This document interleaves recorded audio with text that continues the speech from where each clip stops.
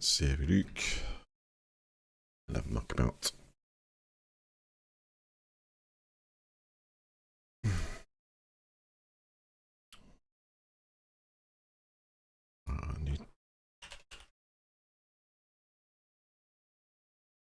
Let's go chat to the AI.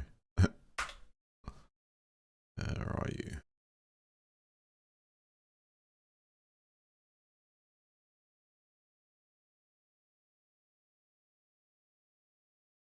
Engagement. Engagement. Energy overlay. There we go.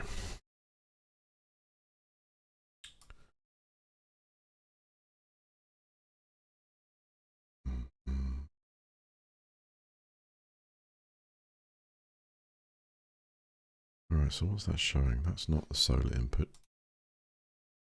That's wrong. Right, I see what that's scraping. That's total energy it could gather. So wrong. I need to correct that.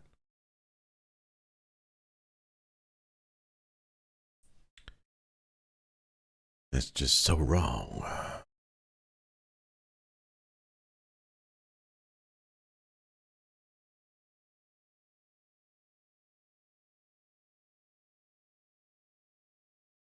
Right, so we're running the fetch happy cloud, which is this one.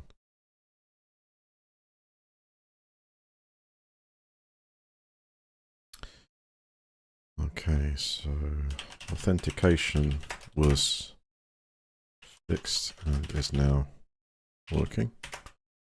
The solar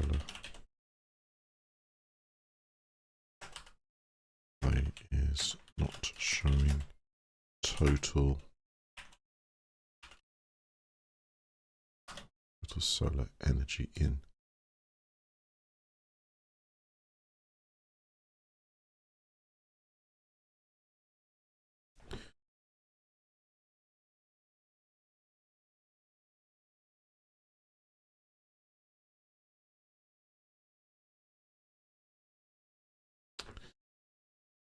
Let's have a look at the app.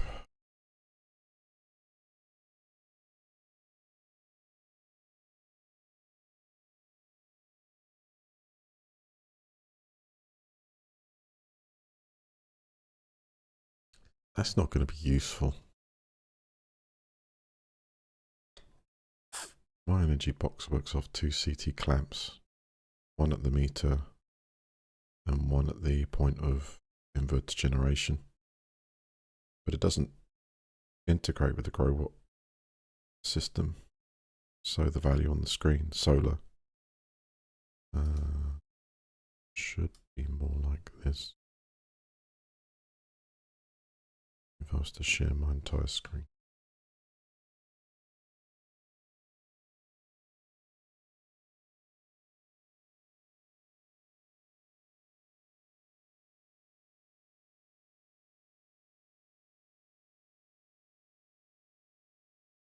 Yeah.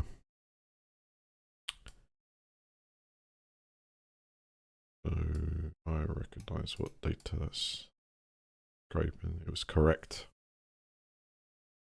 to read the solar output to the charger because that's what it recognizes. It's like you've got this surplus, I detect it coming out. But it's not actually the telemetry from the solar array because you can see there's way more amps being pushed into the battery there. In fact, the battery's almost full. So I need to see, the problem is with the GrowWatt API. How you doing, Retrowave? Yeah, we're exporting tons of energy. I export probably at least 20 kilowatts a day at the moment, surplus. That's after batteries charged full. It's, I tell you something, guys. I can't believe it, but I'm now in profit territory. In other words, what I call profit territory is it's pushing against the bill. So it's a surplus against the bill. You know what I mean? Which was great. If it continues on for, you know, all the way to like October like this, then mission complete. I've done it. Yeah, and I mean, I could put a far bigger, I could put more solar in there if I could, I can't at the moment, but when I get some surplus, excuse me, I tell you, this chest thing is like lingering like crazy, but I'm better, much better. Have a drink. A drink and a nice mint throat sweet. How about that? Yeah, so I will expand the solar array. I think I need to spend about another between 250 and 500, and I say that between that because that will double the array size, and then it'll seriously start pumping more energy. There's all this to expand, and then of course it's like, well, you're going to take up all your garden, you need to put it on the roof, right? That's where it's going. But for me, for what I use it for everything, and it's like it actually supports more people because we've tested that too. So if you're interested, effectively what's happening on screen here right now is on the let me turn that off so it doesn't double up. Yeah, on the left hand side, top corner, that's my battery. So we've got a 300 amp hours total capacity. There's a little bit more, but these lithium ion batteries are going to probably last longer than my lifetime, it seems. So you've got all the telemetry coming in from the battery system there. And what's happening is it's getting to peak charging. I did a load of cooking earlier. I cooked some dinner, some lunch, which is my lunch dinner. And I've used, as a microwave, and the oven was going at the same time. So I used about like sort of 5, 6, 7% of the total battery. And what's happened is it's gone, okay, well, we've got plenty of surplus. Let's fill up the battery again. So what's happening here, as you can see on this chart, is the flow of energy currently. I've got 1.73 kilowatts flowing in from the solar array. Some of it's going to charge the battery, but the battery is starting to reduce because I could charge the battery at 70 amps, 75 amps. About 3-4 kilowatts. But as the battery can't absorb as much, it starts to taper off. So the BMS is sort of, the BMS is pretty much like open, but the battery can't absorb anymore. So there's a maximum absorption point, and also time to absorption as well. You want to taper things back a bit so you allow the battery time to absorb. But we can see there at the moment they've got a very healthy capacity. State health is 100% after, what does it show? 206 battery cycles. Just to put that into context, the batteries on this system, you can charge and discharge them over 8,000 times before you get to about 80% of the capacity. That's manufacturer rated. Could be more, could be less, but it looks like it's going to be a lot more. So that's probably, I think, by the way, I worked the numbers the other day, that the battery on this is going to be useful to a home for like 25 years. What? Anyway, oops. Smash it. So all I'm watching here is, because this won't take too much longer, is 54.4 volts is kind of like what you'd say is a maximum state of charge, resting state of charge. That is, it'll go above that, and then it'll taper off, and then it'll rest at about 53.2, 53.3, something like that, which is nice rest a bit. If you give the batteries time to absorb, which is BMS is clever at doing, and you can see here that the voltage difference in my cells, once they're balanced, goes within about 2 millivolts. Beautiful. It's like really, really well set up. So it shows all the cells are balanced. So I don't know if you want to know anything about this solar system, feel free to throw it in there. But I think what you've got here is you've got 16 battery cells, lithium iron phosphate cells, and it's the condition of each one of them on this side here. Have I got them? The mouse actually showing up there? No, 1 second. Capture cursor. We got cursor. Yeah, we got cursor. It's just so tiny in that window. Here we have cursor, right? So these are the cells from 1 to 16 of the individual cells in the pack, which I built September 2023. I'm thinking of getting solar. In fact, I could show you guys the Tiger thing, so you can actually see what the individual panels are doing. I got modules on each of the panels. I think I might have shown this to you guys, but let me bring up the system overview. I just don't. There we go. How about that? Right, so this is the current status of the individual panels I've got out there. So I've got 8 405 watt solar panels, and at the moment, with delay maybe 15 minutes, we can see that we're bringing in 1. What was it saying at the moment? 1.73. So it's a little bit higher. And what's the time? So I can probably, let's see if I bump it up. No, it's still probably crunching the data at their end. You know, there's a little delay sometimes, but you can see there the power of the individual modules as the sun sort of transitions across the way that I've set up the rays. These are flat. These capture the morning and midday sun.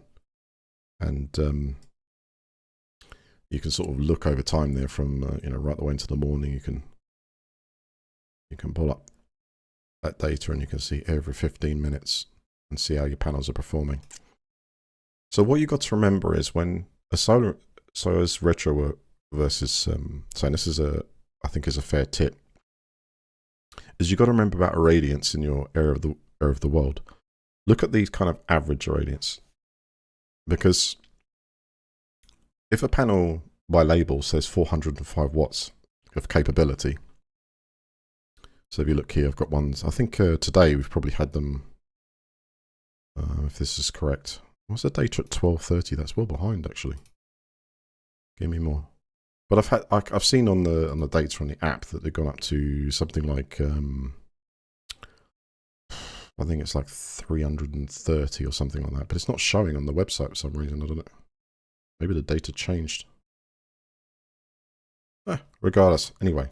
So let's say you're having a solar installer come over and he says, right, we can put, just like this one, say 8 405 watt panels. Remember, when those panels are tested, they're tested at 1,000, hold on a second.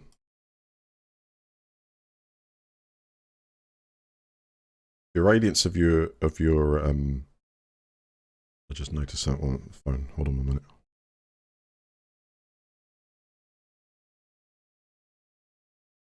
Hey, I'll just go reply to this.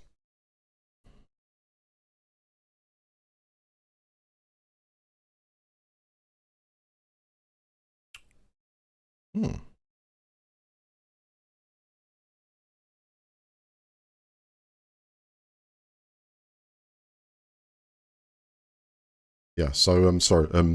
405 watt panel in the factory is blasted with, I think it's 1,000 watts per meter square, far as I'm aware, as a test, and then it works at it's rated 405 watts.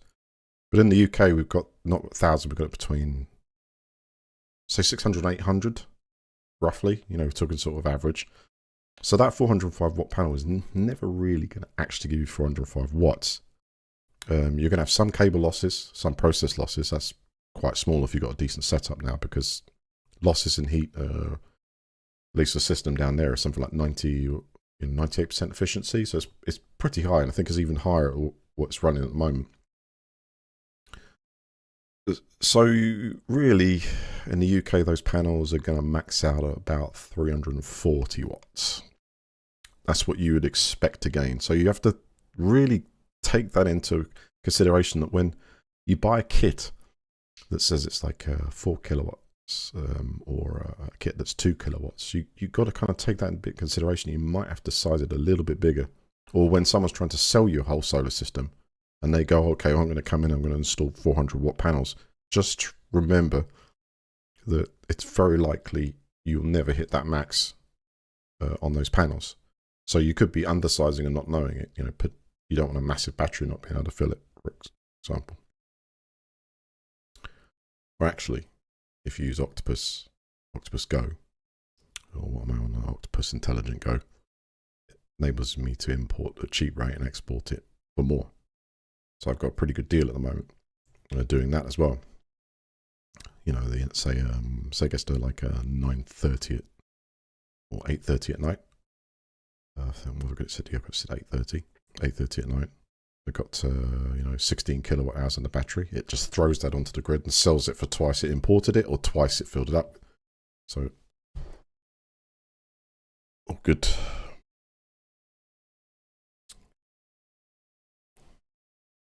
It's really expensive for me to put a system in my house, so I'm saving money. Yeah, it's. Let me see if we've got some total here. You see in the corner here of this on the right, the inverter here, you can see the solar revenue. So what that's working out is if, I mean, here we go. The alarms are going off on the battery because it's starting to reach peak. This happens really quickly because it's now out to max. So they've all gone red because the batteries are getting to a state of high voltage. The maximum is 3.6, 3.65. And it's likely that, yeah, one of those cells has already just triggered it. So one of the cells has gone to the high that I set. I don't do absolute max, but close to. This event just happens really quickly. So what's happened now is it's triggered a over voltage protection. The BMS shuts down charging, and it allows now the cells to start to rest. Now what's happening here is there is a balancer. Now balancer is leeching power off these to try and get them to what I set to say a balance out at 3.4 volts, and it does that as it drops. So I would say I'm probably using about 98% capacity of these cells thereabouts. So that when I did a capacity test, when I initially got them, I could actually set the total capacity of these packs to 315 amp hours thereabouts. But that's okay because it'll just, as the batteries degrade, eventually I might be 2,000, 6,000 charges in. 2,000, I don't know. This is all I think what people are finding is that these cells are lasting longer than they thought. They say we'll be conservative and we'll rate them at 6,000 charges and you have 80%. Well, I'm 206 cycles in and I'm, still at 100% state of health, which means they've got a capacity over 300 amp hours still. How much kilowatts of solar panels do you have installed in the house? So on paper, 3.2. 8 405 watt panels. So 3.2 kilowatts of usage, but they're in a garden and there's a shading pattern with optimizers on. So as the sun goes, across the fence and over to the side, it changes in the days. But usually when they're on a roof, they're all at the same angle, unless you've got different angular parts of the roof. And that's the way they do it. But I've optimized it by doing some on the angle of the fence and some low quite flat down. And what that does is that actually captures more over the day in very sunny weather and much more in total average when it's like diffuse lighting through thick clouds or it's just a bad day, because it captures more of the morning sun. So it's been a much better configuration for me. But yeah, before so the battery's all tripped nicely. That's just how you want it to do. And you can see that because what it is not all batteries are created equal. These are nice balanced packs. What happens is one of these, due to internal resistance, is likely to meet the criteria before the others. It might be the same cell every time until things change condition-wise, or it might be one particular one. We can see that cell 2 is actually the highest. And that wasn't the same last time. I think it was cell 7. Now, what the system's trying to do now is to bring these packs into the same level within about 2 millivolts of each other, which means you've got a nice, nice balanced pack. Health-wise, it's good. But I knew it was reached over 200 cycles the other day, and I just wanted to do this check to see what the state of play is. And to be honest, it doesn't look like it's changed at all. Still got full. I'd expect full capacity, probably thousands of charges into the cycle of this pack. Now, how did I reach 206 cycles already, you'd say, which is not very many after over a year of installation? Well, the reason why is that it's literally, this battery pack has become my cheap energy supplier in the winter and a moneymaker in the summer. So how do you do that? Well, you heat electrically instead of a gas, because this place is pretty energy efficient, so it's really easy to electrically heat. maybe once or twice a month, or people around or something, I just put the gas on. But apart from that, heat this place really quick on the system I got, and that just uses electrical energy. Now, it's not a heat pump, just Wi-Fi connected electric heaters. And the thing is, I just import all the electricity at 7 pence kilowatt hour in the off peak on the tariff I've got. So it doesn't matter if I actually use electric from the grid. It's only 7 pence kilowatt hour, which is ridiculous compared to the 30 something that it's reaching now and ever increasing, right? That saved me a megaton this winter. I think I saved £1,400 over the winter season. So let's take halfway through November, December, January, February, maybe March as well. It was something like a £1,400 save, which is significant, which means the payback of this is kind of worth its weight in gold. So the revenue thing here that's tallying up is basically saying, okay, how much do I output?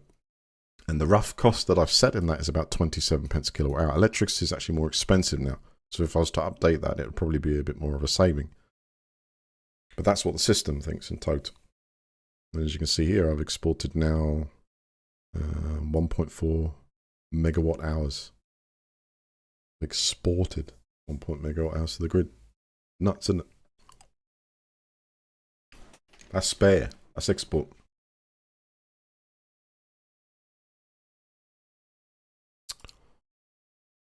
Oh, go on a day, get nothing done here. All right, what was I going to do?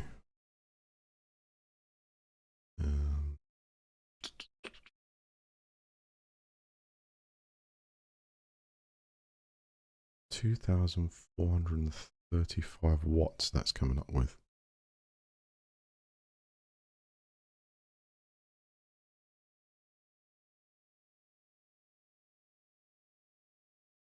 Oh, it's a dishwasher. Oh, right, okay. So this is not useful to me so much. The problem I had, okay, what I'm talking about here is the overlay. You can see a script running here, which is scraping my energy's data, which is effectively my charging system for the car.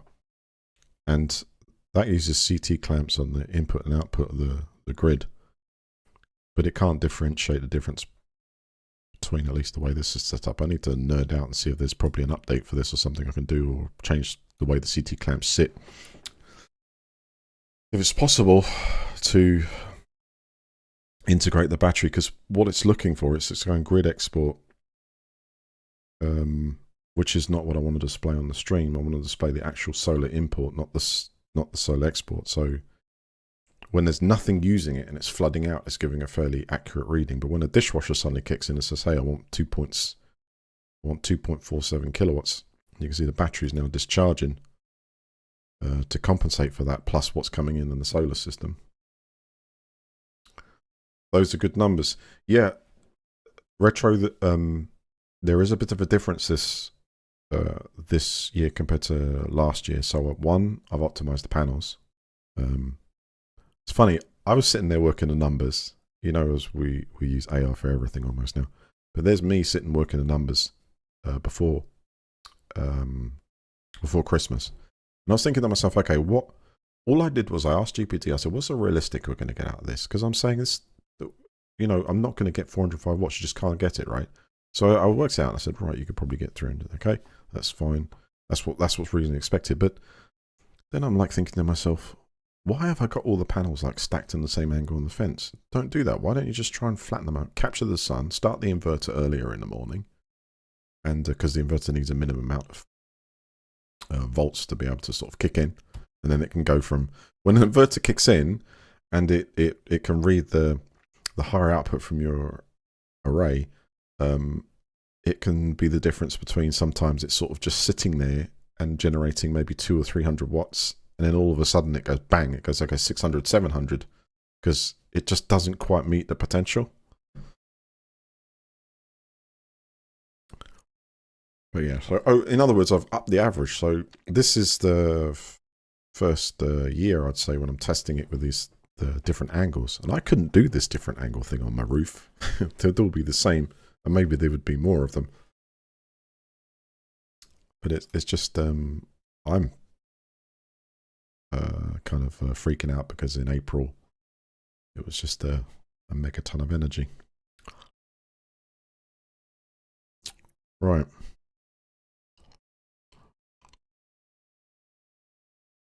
So back to where I started here. This is not going to fit very well with a purpose.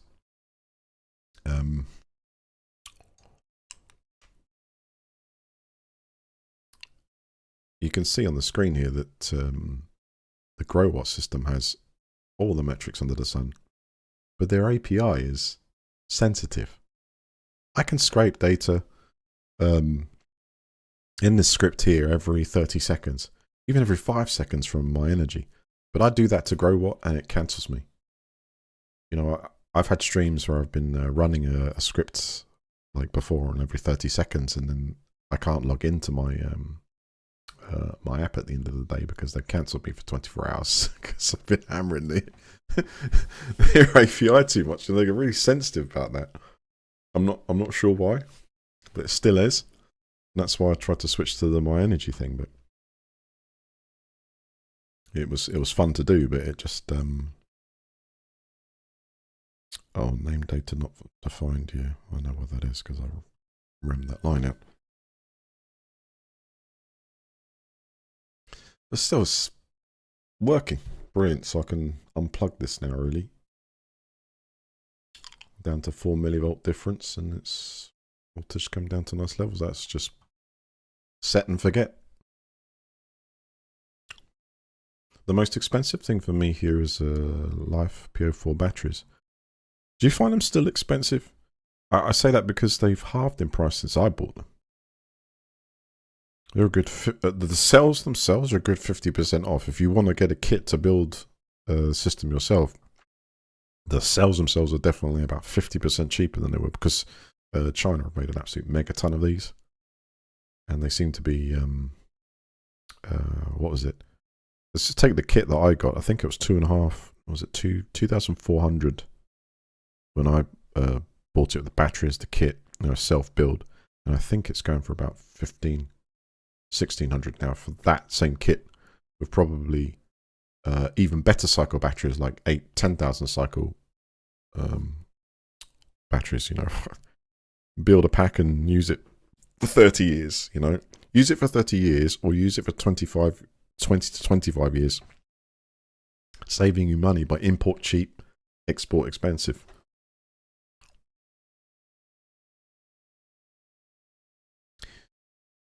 They're on quite fine lines, I find. I don't want to say they're going to pull the trigger now, but I just wonder how long can they keep paying me 15 pence a kilowatt hour for my exported energy.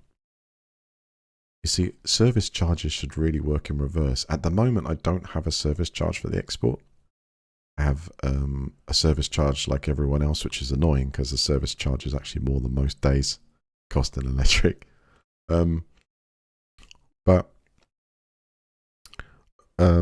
So my service charge is like, what, 49 pence a day, 50 pence a day, something like that. Actually, it says it on the Octopus app. What is it? The Octopus is doing well. They can buy like 25% of the UK electric market now. So it's 48 pence a day standing charge, right? So here's the thing. I'm a generator. I aid the grid. If you want to look at this wonderful thing about that, I'm part of this. Like, I'm not just a consumer, I'm a generator. Right, so we have this wonderful website here called National Grid Live. Grid.imk.com. And that shows you the state of the UK grid.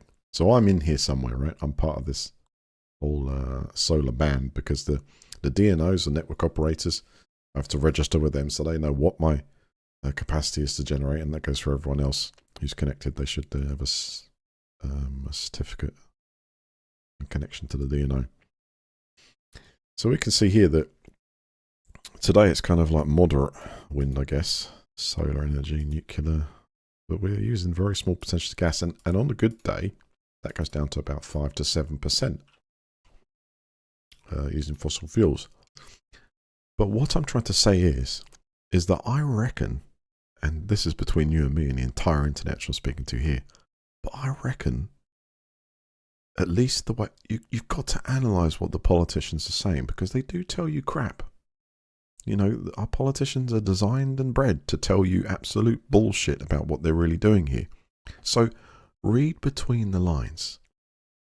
The idea in the UK is that this here, our current fossil fuel price, dictates the price that we pay for energy regardless of where it comes from or how cheap it's produced. If you are a solar and wind energy generator, you get curtailments in your contract, so it doesn't matter if you're on or off, you still get paid for that energy generation. And our standing charges are wonderfully high because of that partly. But here's the thing. The way the politicians have angled this whole renewable energy thing is that the more we install at great cost on our service charge, and of course we've got a couple of nice nuclear reactors coming along, they look fantastic. The more energy that we produce like this, our bills are going to eventually be lower after they're tremendously higher, right? So we're going to save you £300 by 2030. I'm going to tell you why all that from Labour government, and Labour are so toast, aren't they? Labour are just so bad in the UK. It's unbelievable. It's just so bad. Anyway, what I'm telling you, the reason why I'm telling you lies is this: is if the UK is still, they're talking about regional pricing and all that coming in, but that still doesn't change the fact that our energy costs are set on this figure. It doesn't matter how much renewable energy, battery systems, nuclear, wind, hydro and everything they install. If fossil fuels are 0.1% of the generated capacity of the United Kingdom, then our prices will still be as such. And as this starts to be reduced in demand, the cost will rise. Not just with inflation, but to meet the expectations of the people that produce it and can charge the costs. So it doesn't matter what we're being told, and everyone's being told about this wonderful, great thing about this going to reduce our prices. It is a load of horse crap, because while our energy system remains pegged at fossil fuel prices, it doesn't matter how much the government thinks they're going to convince the government. The only way you can do it is to get a solar system, to get a battery system, and completely go off the grid. Rely very little on it.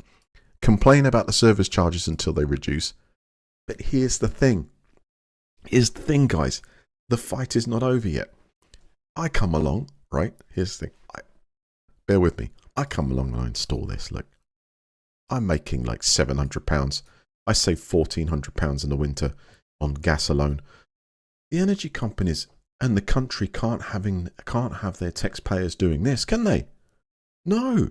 Once they realise they're losing out to people who are on solar, what are they going to do, like Australia? Because Australia got too much energy on their grid now, believe it or not. Too much energy. Nowhere to store it, or not enough storage. So what the government going to do then? This is what I bet you they're going to do. And this is me. I don't have a crystal ball, but I bet you're going to do it. Energy will continue to rise in price as the continual rise in gas prices. It doesn't matter if it goes up or down. The blame will be on that we need to install this. Okay, that's fact one side. But what about us generators that have surplus and are literally living energy tax free almost, apart from the required standing charges? Technically, if I installed more panels, I would be very close to saying, well, disconnect me off the grid. I don't care. I generate so much surplus, I don't care. I'll just get more battery capacity or more solar capacity.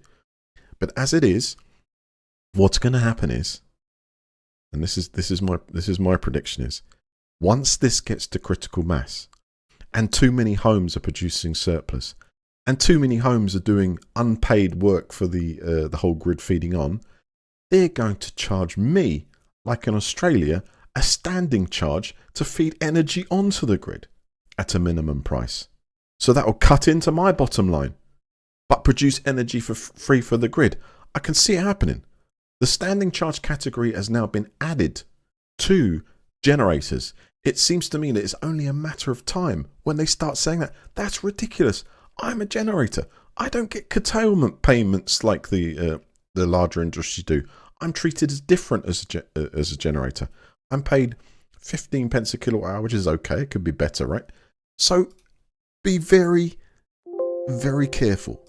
I'm pretty passionate about this and I can see how it's going.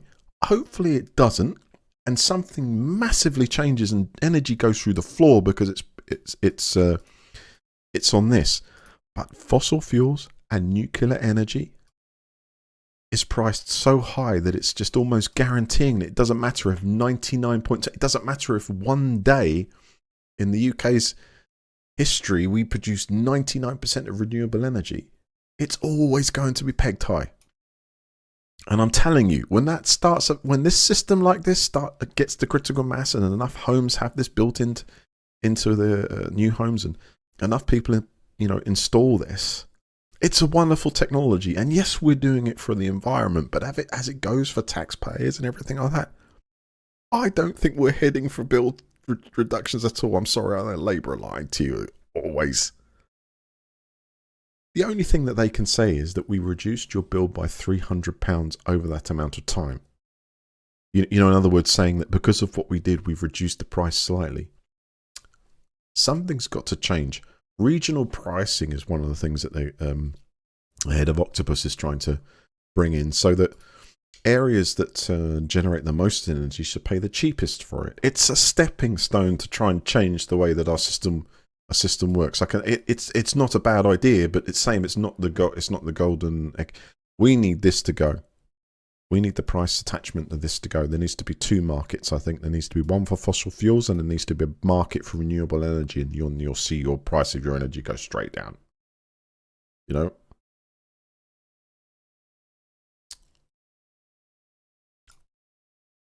Anyway, that's what I think. I look a lot into this.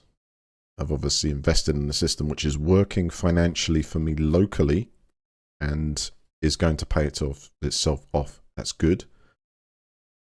Maybe by next year it will have, I believe.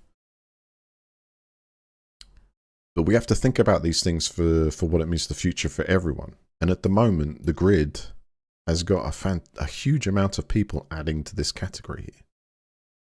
It's got a huge amount of people adding to the solar energy, and we're all generators, and yet we're not getting paid standing charges.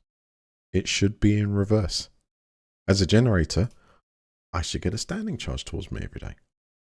There's no privilege to be connected on the same incoming pair to actually feed on. The only privilege is that you tell the DNO how much you're generating so that they know how much potential could be flooding back onto the grid to balance it their end. That's fine. But I'm a service. How can you treat all the solar energy producers in this country like, well, you're using us? At the very least, pay us the going rate. Pay us the 29 pence a kilowatt hour. Don't do the standing charge. Just pay us a thing.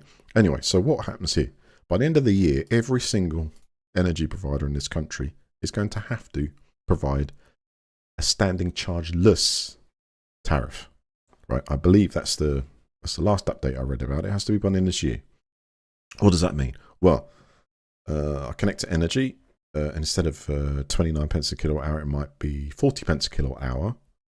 But I drop the standing charge every day. That will save me a small, nice bag of money.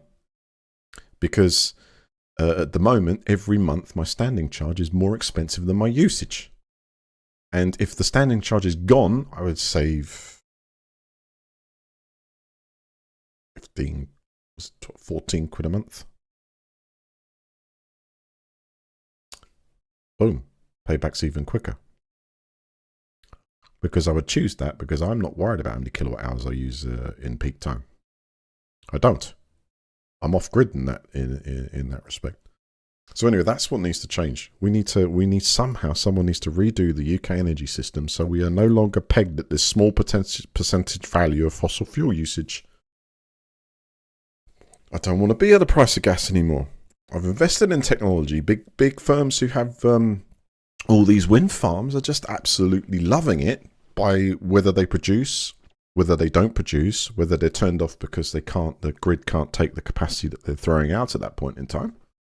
All those different scenarios, they are paid regardless in their contract. That's great. Good for you. Managed to guarantee that. Thank you very much for the high charges on the billing end. Or the nation thanks you so much because you're flipping energy poverty, man. So something needs to change big time. And I think for the short term, it will be the standing charge-less tariff that they hopefully give to solar generators, because that will level the playing field. That will bring great value to homes that can generate enough energy for their base usage, and even better if they can throw it back onto the grid. But I pray we're not going to go like Australia, where these people went the extra mile. Instead of having just a solar array that they can survive on, they built a big one. So they thought, oh, I tell you what, this will pay it back in a few years. And then for the future, I'm going to be making a nice bit of money credit on my electricity bill. Swoop come the government in. Oh, all of a sudden we've got too much. We can't take any of this from all the customers that we've got there. People have done exactly what we told them to, and we've got to find a way to make money, because if they're all generating all the electricity, what do we do? It's like, oh crap, oh yes, let's charge them a nice big fee for actually feeding on. That will be a dark day if that happens here, because overnight that will throw people into not making anything from their spare electricity.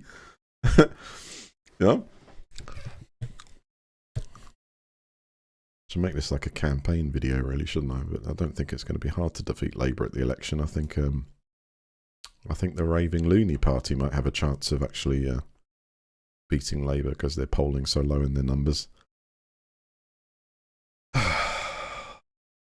It's a crazy situation. Keir Starmer just needs to call a snap election right now, because I don't know if we can take this. This dude's out there in Europe, and they're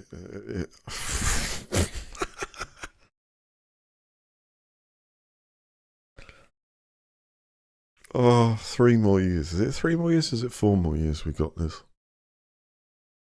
And the Miliband. They gave Miliband the control over energy in his country. It's like, Christ. Listen, I'm massively for the guys. Look, see this target here, right? If you add up all the output from the UK over since the Industrial Revolution, then we've basically put out huge amounts of carbon into the atmosphere on our great run through until we've now at the other side of producing renewables. We've had our time of polluting, trust me. And it's not that the problem is we don't want everyone to go through the same period of time, So this is starting to be deployed en masse. But there is one figure here I just want to show you.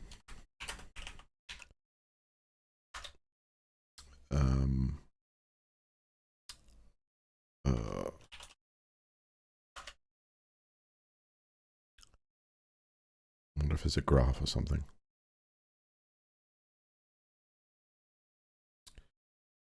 Let me see if there's an actual... Yeah, here it is.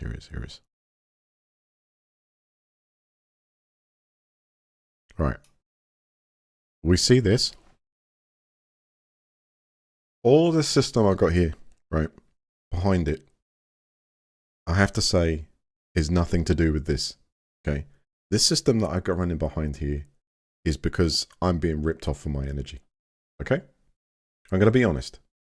99% of my motive has been because in the UK I'm ripped off for energy, and this makes it affordable for me. And for however long it's going to last, hopefully it'll credit up. This figure in front is really the important thing of why we were meant to be worldwide doing this thing. Because it's the average carbon dioxide levels in the atmosphere from 59 to 2024. And there's no dip yet. In fact, I think, if I get this right, what's the current parts per million CO2? It's, oh, there it is. I knew there was the website's daily CO2, isn't it? Right, so as of May 18th, oh, did it go down? No, it went up. We can see that over a 1-year change, we've got up to 430.51 parts per million CO2 output. This figure is the God figure. It is the figure that by now should have been going down. Otherwise, we end up in a desert by 2050. or 2070, I think it is. So this is the figure. It doesn't matter what anyone says about prices or renewables or anything. This is the figure, and it's still not going down.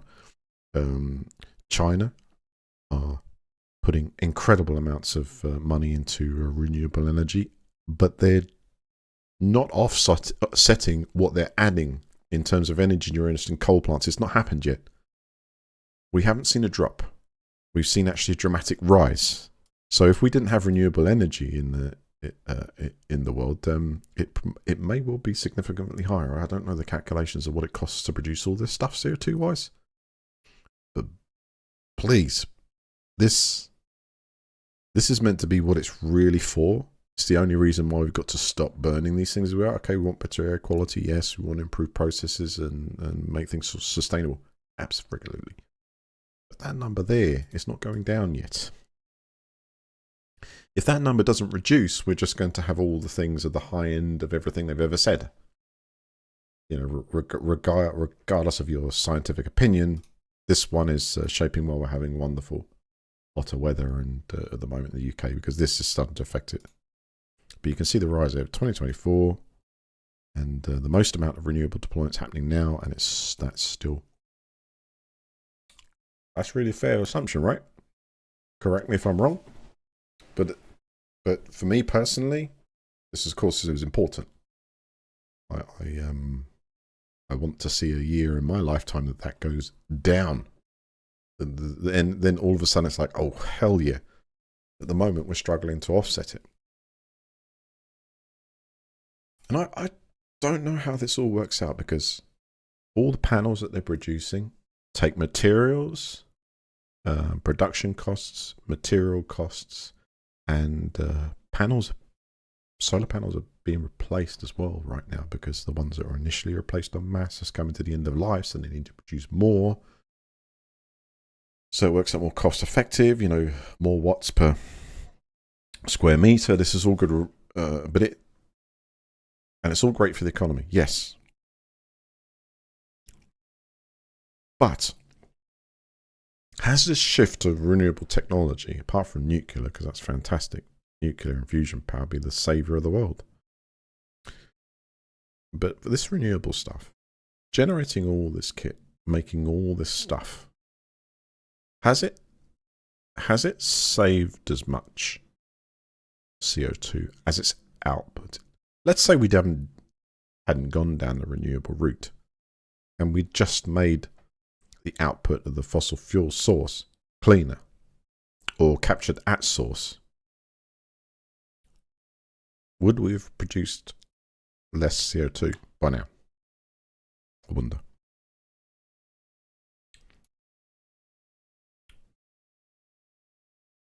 Anyway, yeah. That's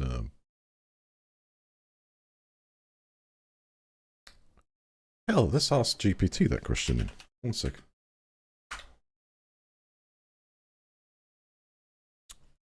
If you were to roughly calculate,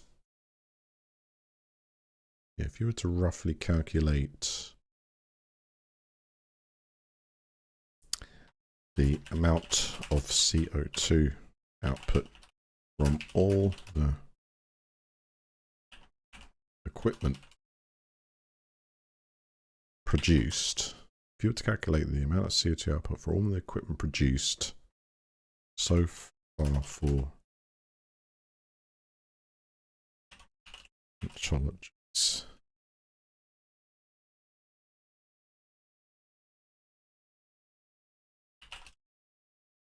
would we have done better just capturing it at source from oil and gas? Because then we would have never seen the price rises that we've seen now, right? At least nowhere near it. Inflation's inflation. As always. Oh, GPT says that's a very insightful question. Actually, I should press deep research, and then 10 minutes later we might come up with an absolute cost of building renewable energy infrastructure, embodied emissions and renewable approximate averages. Wow.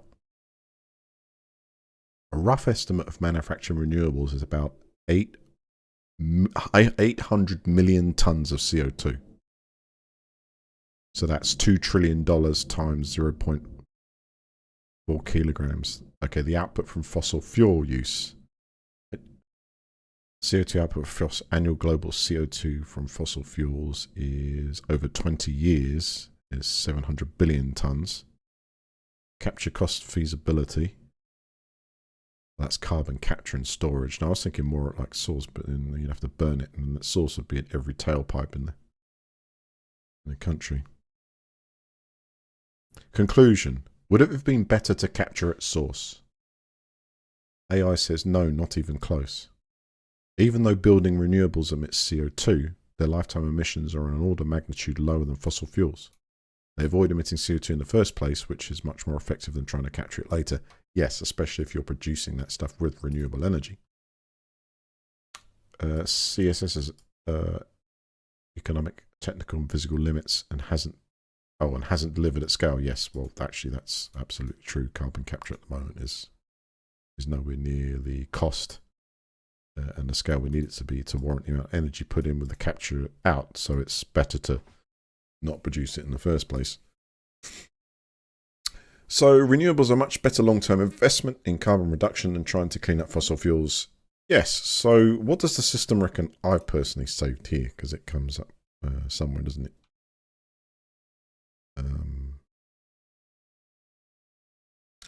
Where's the bit that... here it is at the bottom. So apparently so far I have reduced my emissions by over just under 2.5 tons of CO2. And apparently that equates to 135 trees saved. And I haven't burnt just under a ton of coal doing it.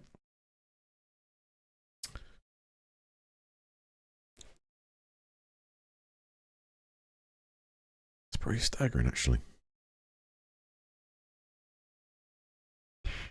For just a single system.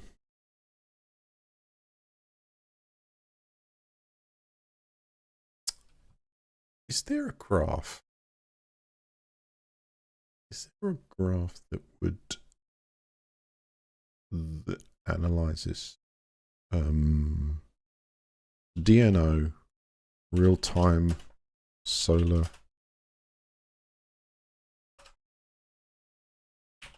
production?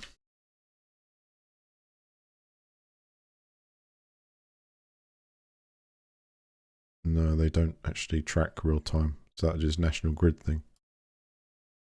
Oh, geez, look at this. Whoa, Sheffield University produces this. Look at a mega dash.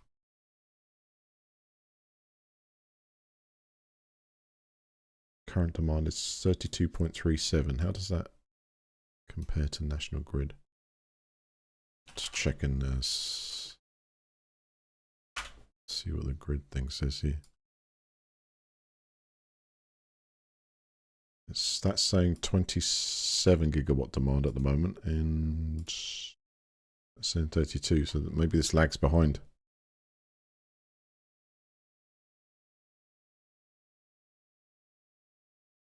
Solar, no, there's nothing to differentiate those residential production from commercial production with solar. I think the numbers just go into the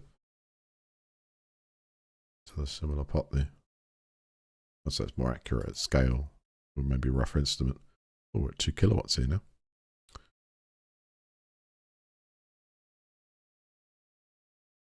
Well, that's a reassuring answer to that question.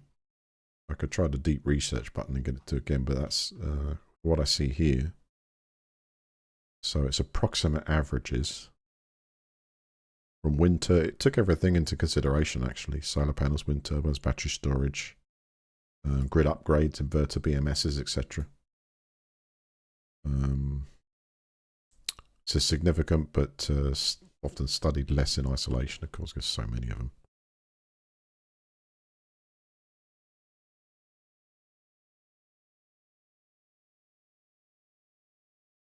2 trillion, let's say 2 trillion invested in global swing, say 20 years average embodied $20.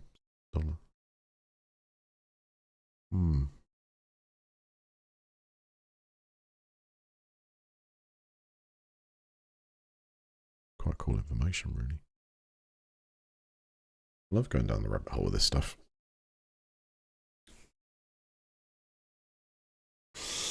What do I want to look at next? Before I might start shooting some plasma.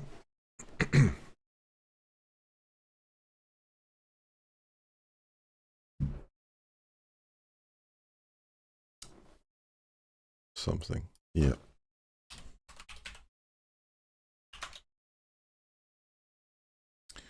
I need to find an up-to-date Grow What API on the latest on that September the 18th, 24.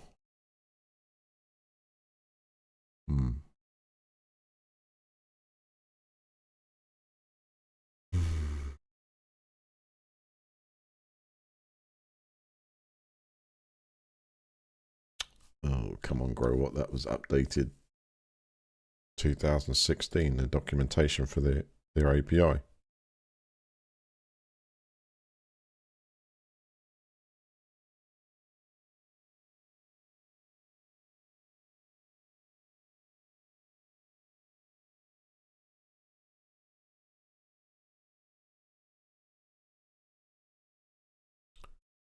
I'm going to try and search specifically.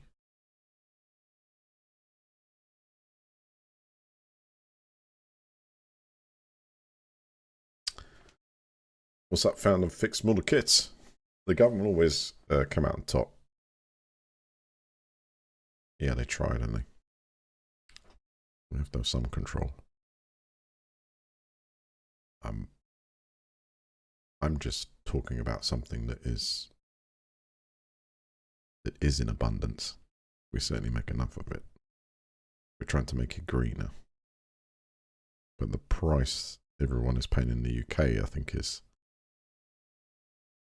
forcibly holding people into a jammy situation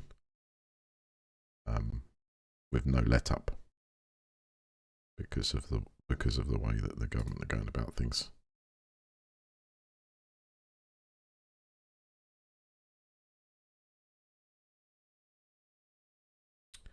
What's this? This is a Grow What API for inverter. When was the last time this was updated?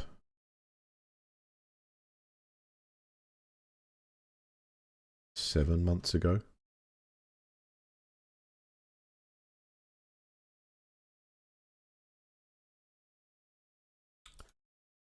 Let's try Grow What API documentation.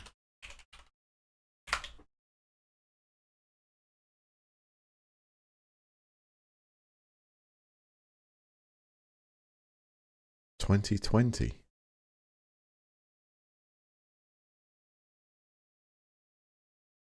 May 11th, 25. That sounds. Oh yeah, released May the 11th, 2025. This is the one. Who's that done by? In the knowing.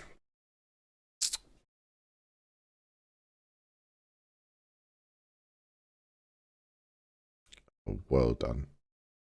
This is exactly what I needed. 404,000 downloads.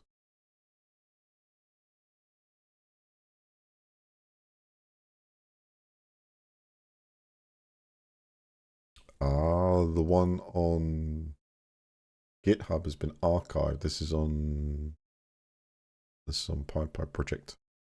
No, PyPy.org project.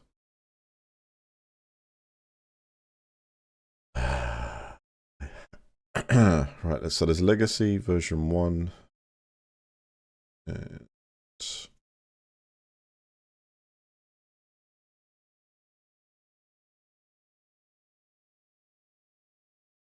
going to grab these files.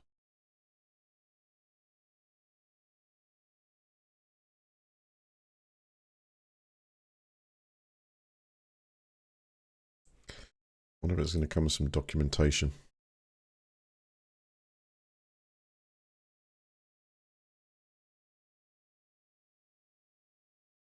I think, oh, this is beautiful. This is a proper developer.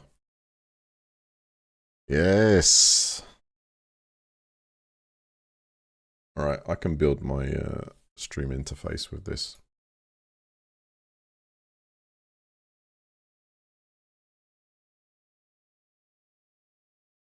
Have a look. Set up tools. What's so unique? That's the email the developer, by the way. Email, thank you. Oh, that's just the setup. Where is the meat? The meat of, here we go.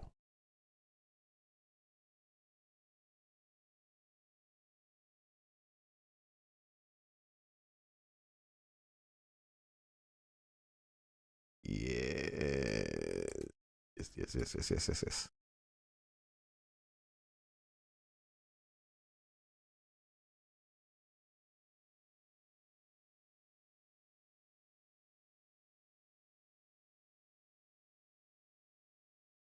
Brilliant.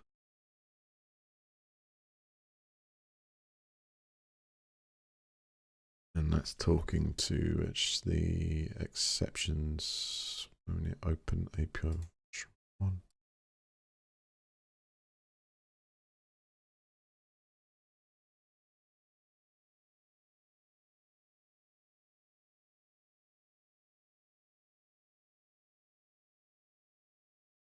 Self get to parameter data.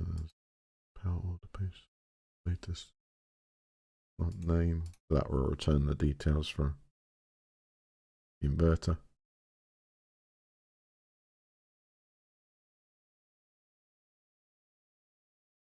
Right. That's a knife. Alright, so I want to extract this to, where should I put it? Like, that'll do.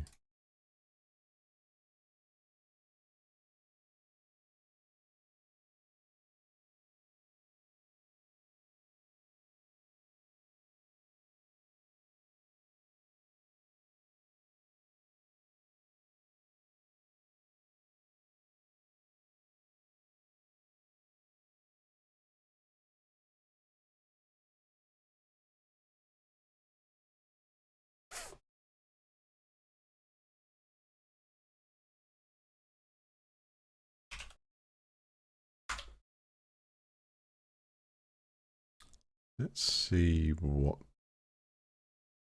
if I can convert the integration.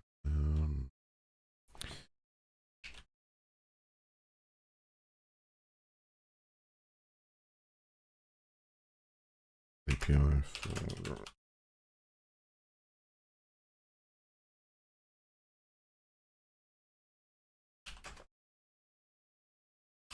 energy with a GI.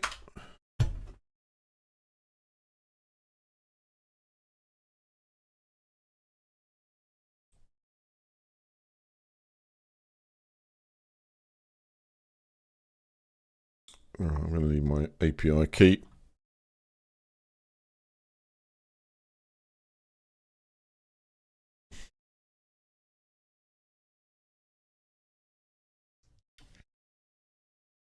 Right, let's install the package first of all.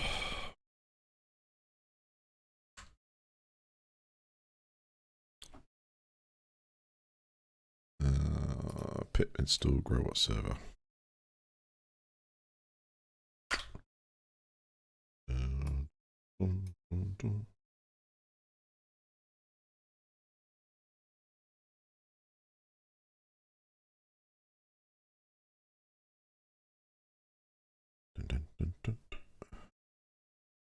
And that's installed. Wonderful.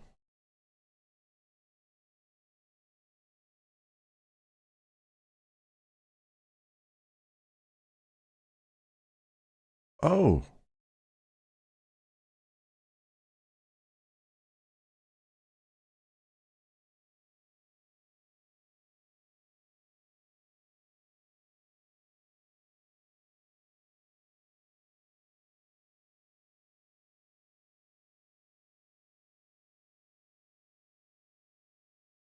You may want to add logic for grid input export more accurately if your system supports batteries or bidirectional metering.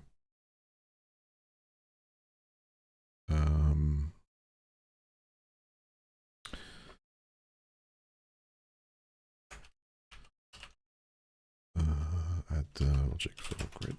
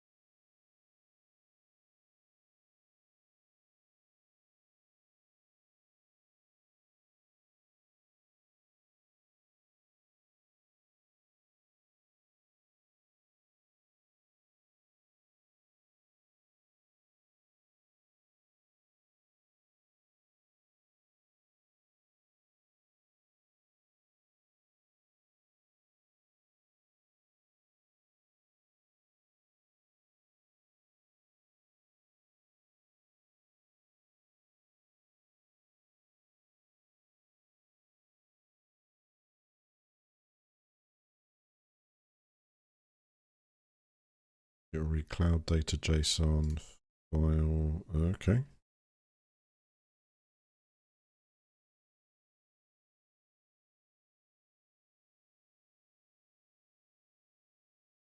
Here goes nothing.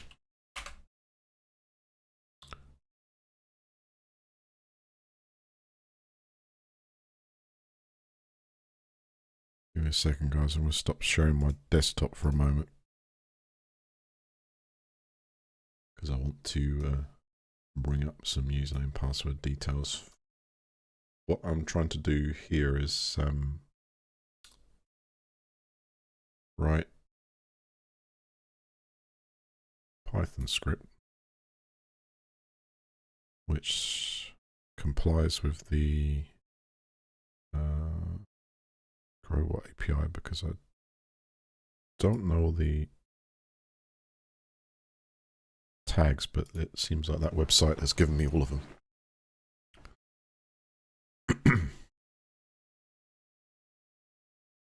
So I've got solar, house usage, grid import and export. So the HTML overlay is going to remain unchanged, and the EV charging is still a placeholder until but I need to get my username and password now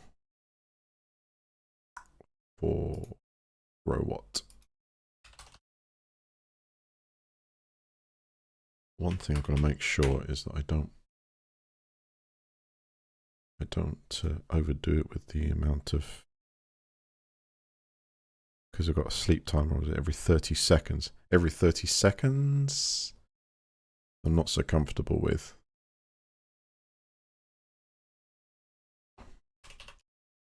I'm going to just try my username and see if that works. So you see the overlay on the screen here. I'm completely changing the code at the back end to now use GrowWhat system. At the moment it's scraping my energy. But what that would do is it will directly talk to the inverter and should pull the data from there. It looks the same, but pulls the data from a different source. If it logs in, okay. Should be solar, house usage, grid input, export, and I can re-add those afterwards. That actually works. That's it. Okay, let's try and run it.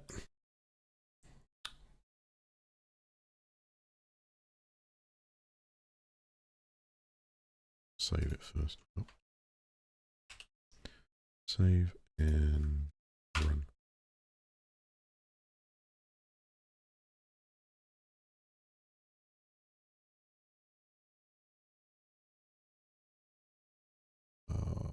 Let's try the email address then.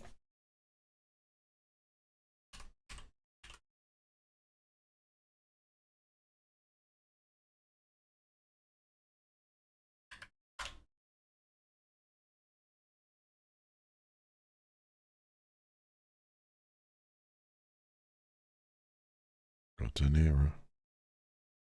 I got an error.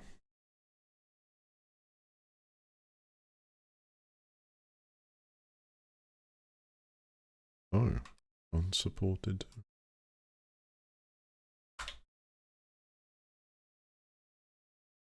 It wasn't necessary, it's going to work first time.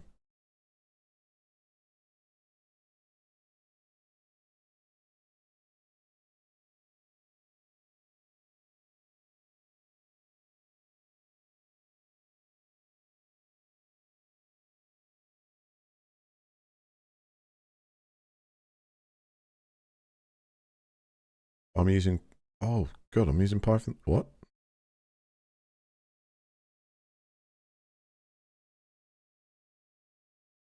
I'm on 3.7.9. Oh, okay. I need to be at 3.10. Fair enough.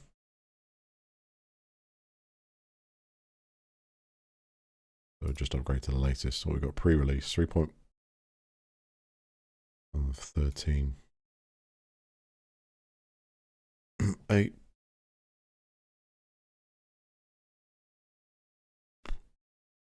What?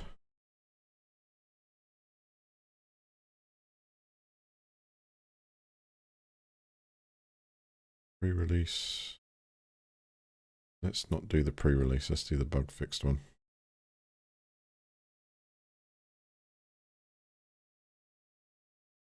.13.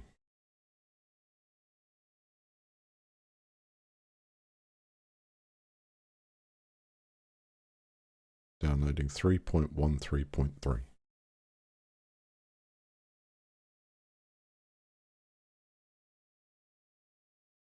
Upgrade now.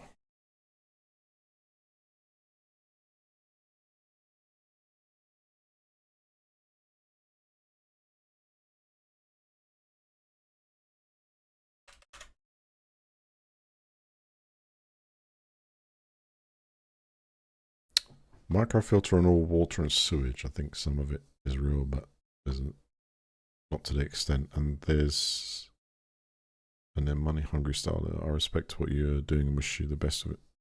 Thank you, found a fixed. Thank you for stopping by. I mean, just put that over there. I think of it, you know, regarding this, everyone does like a little bit of it, and it'll work out just fine.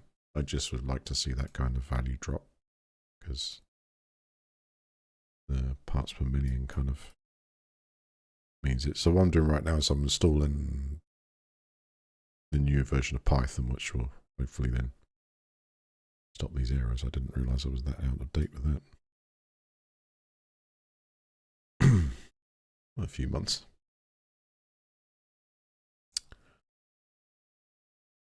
It was successful. Let's just check what.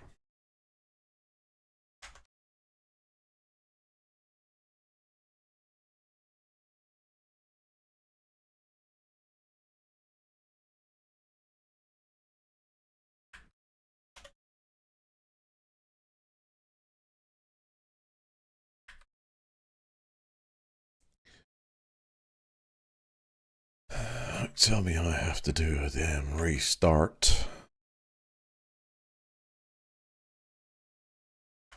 I can reinitialize. Ugh.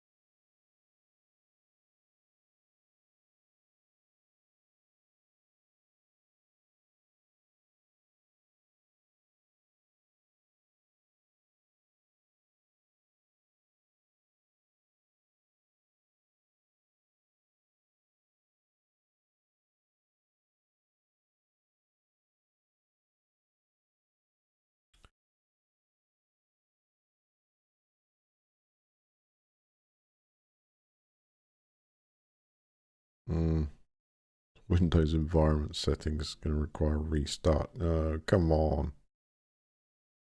This is when Linux is better. Wouldn't be installing it. What's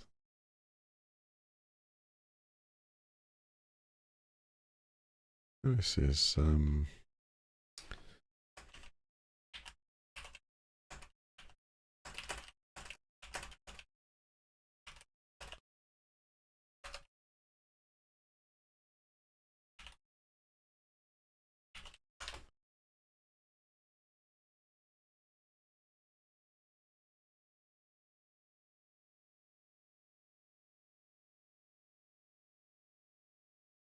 let me see if I can do this without restarting. I don't want to restart.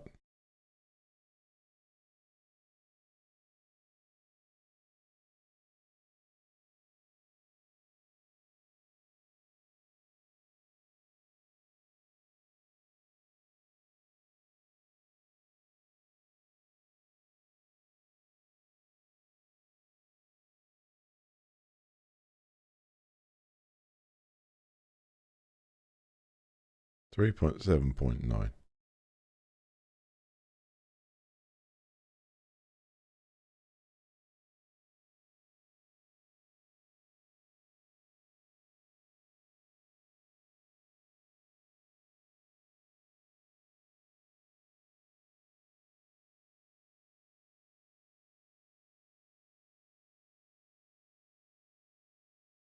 Oh, here we go.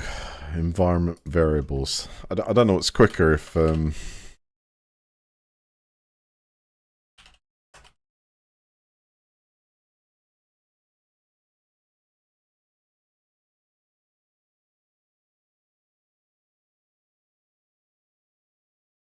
this or restart.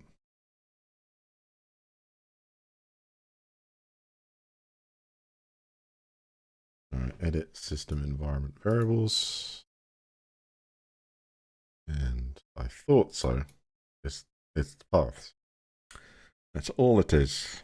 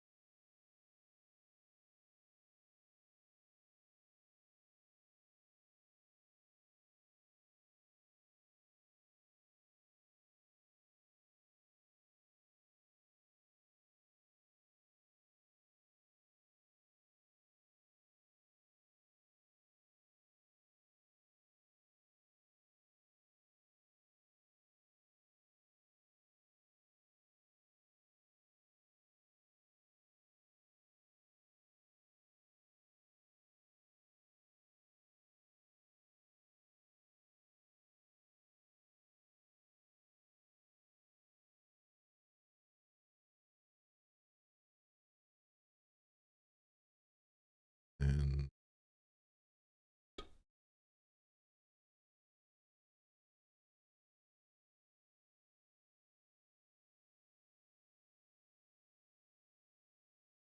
that's not going to be the only one. I need one for the scripts folder as well.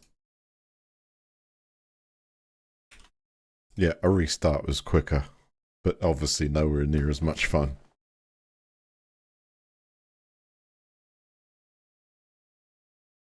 All right, now let's check my Python version. I'm having the time.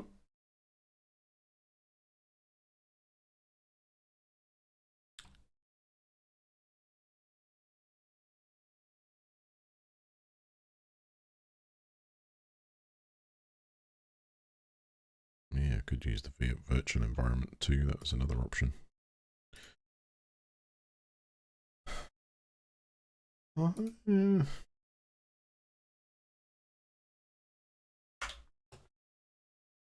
Environment variables, system variables. We've got two paths there.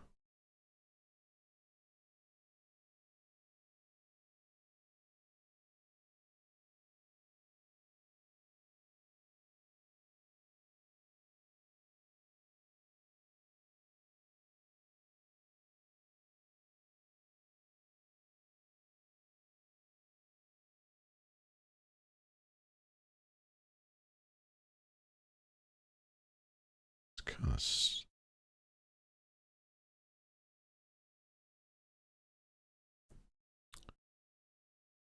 right.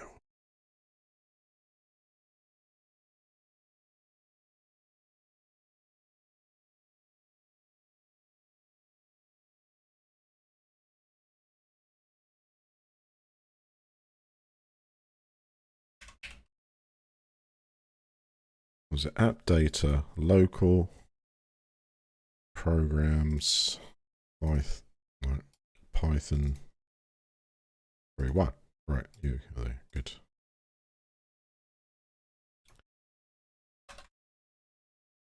Done, and one more function is scripts. Yes, I could have restarted the computer 4 or 5 times by now. There's nothing like diving in the deep end. Right, tell me which version of Python I'm on now.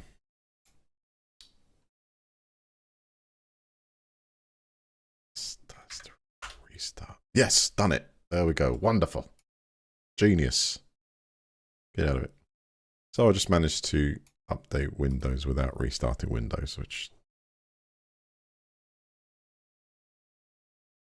at least the path to the latest version of Python when you're on PowerShell. It's not exactly rocket science. It's just I needed to add my username in. The correct one, which is a short dead cert. It's not dead cert. I instinctively type that in. Okay, let's try again, shall we? Let's run my... Go to my folder. Run the script. And what do I get back?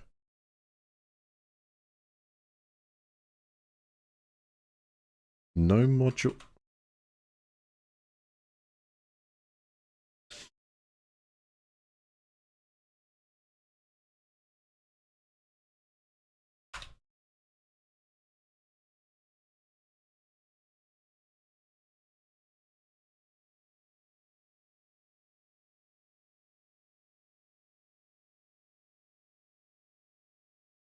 New version of Python requires Growbot server to be reinstalled under it.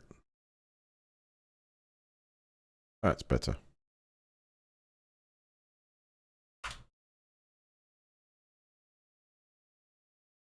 Forbidden URL. Or at least it... okay, so the actual code run fine.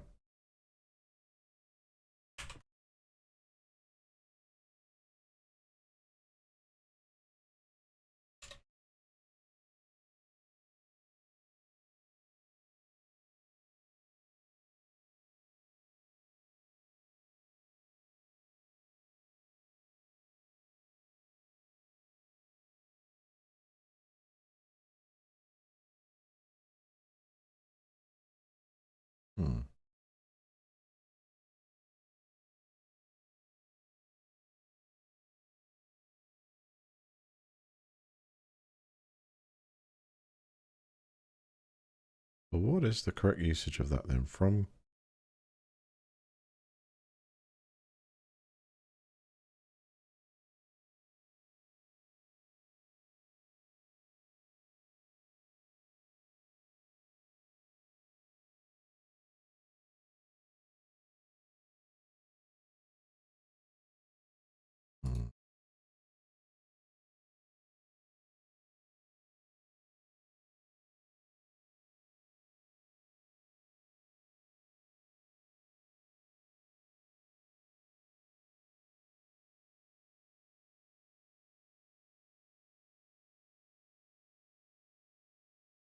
Use Growbot server to scrape Growbot portal data. Yeah, that's the point of it.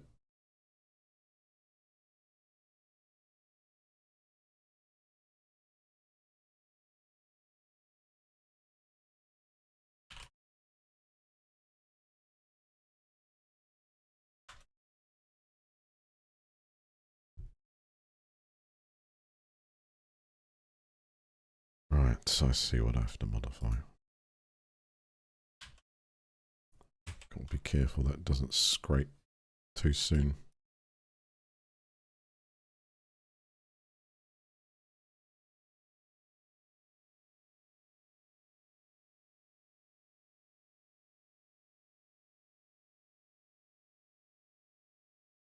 Don't scrape too soon.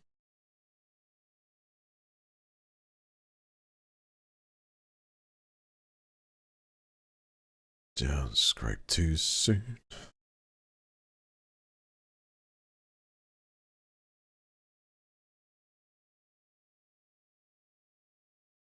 I can't find anything in the documentation, which is like a bit of a guesswork, this. So the only hiccup I can see now, I think this is good to it. The only hiccup I can see now is, check, is the period of time between refresh. We're at 30 seconds, but I don't think the website does every 30 seconds. I think maybe I'll just start at a minute and see if I trigger the block. Right, I've got icons for each of the categories.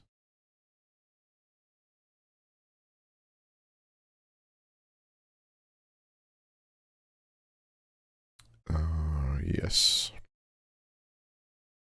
Difference between grid import export icons.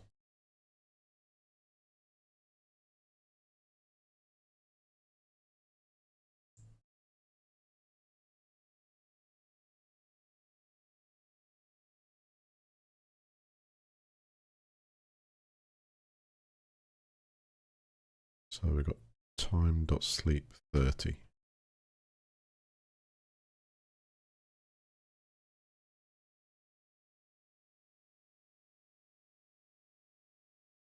All right, here it goes.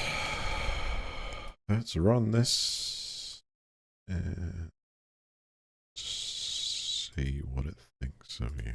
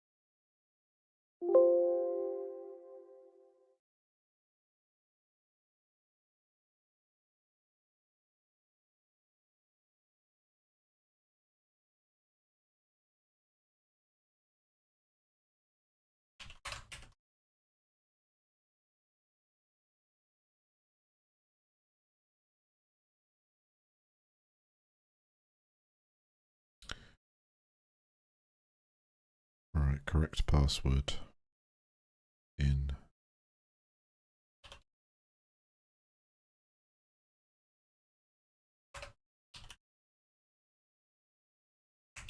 Done. Run, you fool.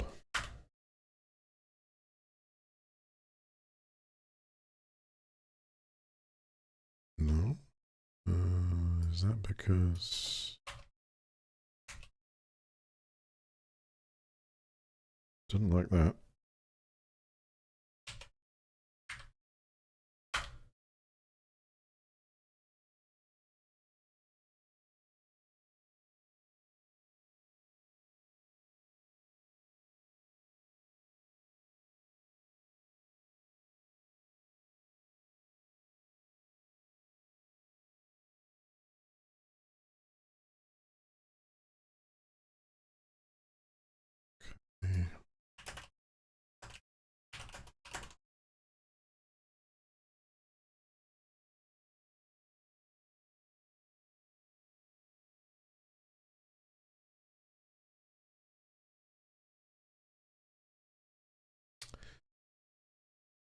Yes, that is the endpoint account.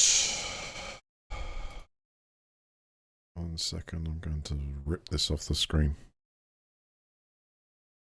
Because I have an API, or I should have an API token. I do. There it is.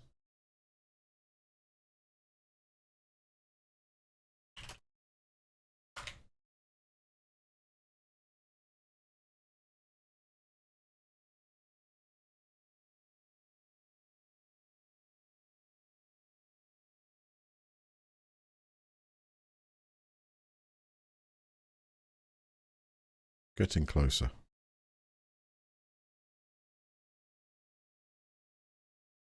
See, going by the way that was first constructed, I don't know how they're getting it to work by talking to the GrowWhat address, because it requires the API token. That's not in the start of this script at all. It just says username and password. And so, of course, I get the error back saying, well, I need your token. Yeah, of course, you need a token. But why doesn't it have a field for that? It's as if it's logging into the website, but the actual link requires the... Yeah, okay, well, I'll get there.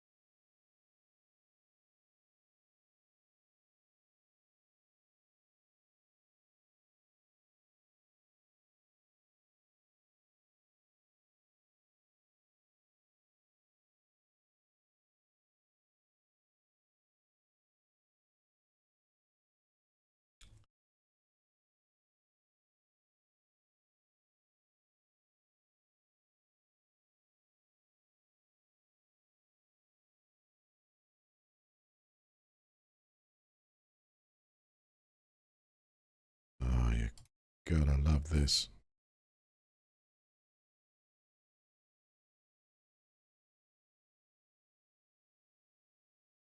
Sometimes...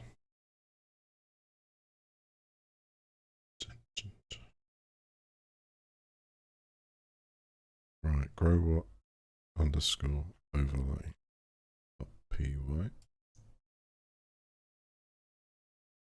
That's going to error out.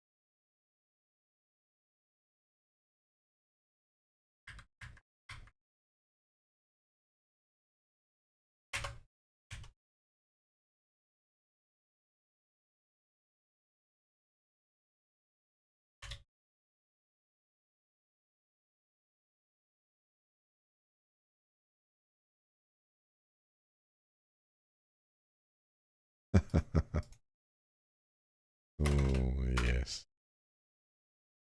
Come on. I'm so close to getting this to work. But in my opinion, it's like, well, it's not documented properly. But why are they...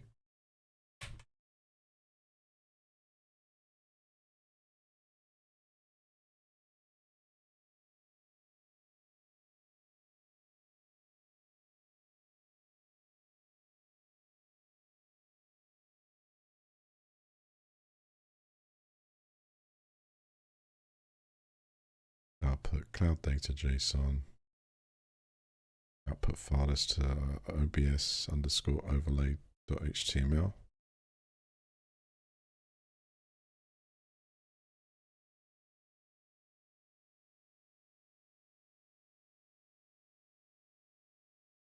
So from GrowWhat server to import GrowWhat API.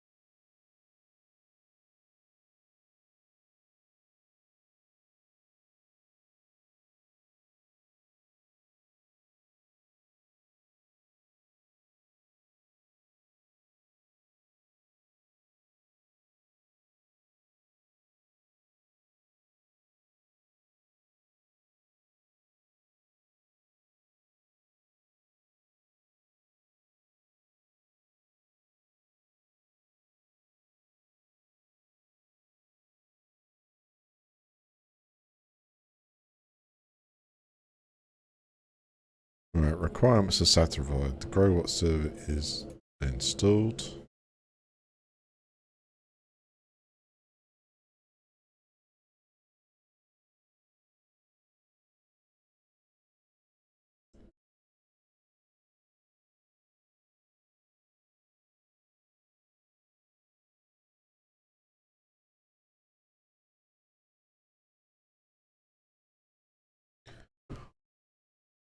Okay, let's see. So it's trying to emulate the behavior of the app.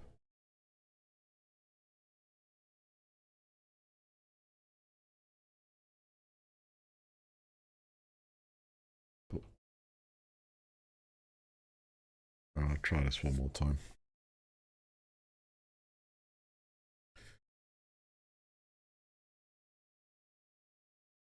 There's two sides to this. There's the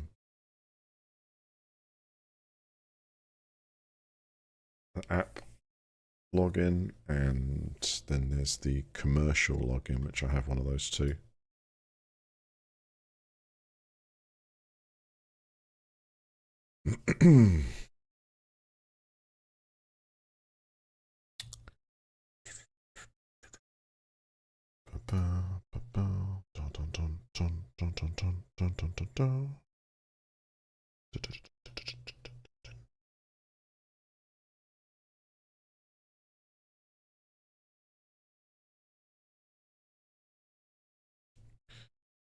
Just a freight train.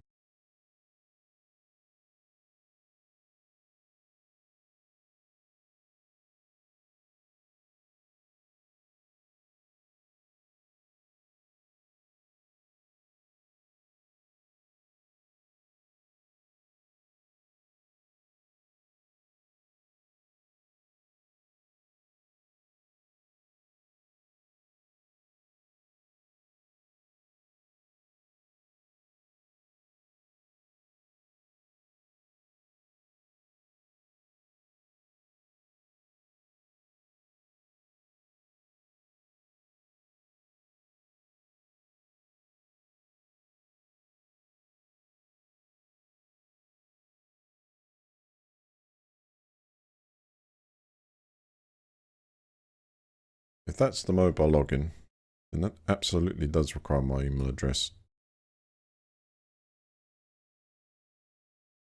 Right, no 2, 3, 5, 6. Now I'm worried about that. So if that requires what requires, then I have to give it. And I know what that is.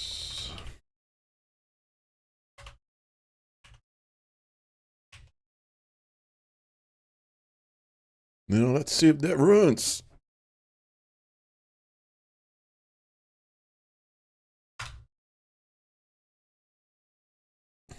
I still, what did it?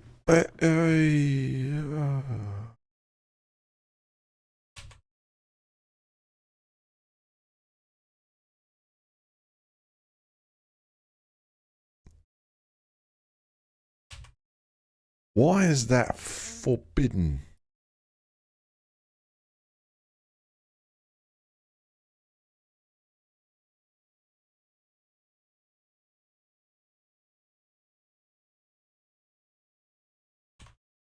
I'm trying to understand why that's forbidden, because this is apparently working, or as everyone says, it's... Wait, let me try and refresh the app on the phone. Have I gone and blown the amount of refreshes required? No, I haven't. That's okay. That's still allowing me.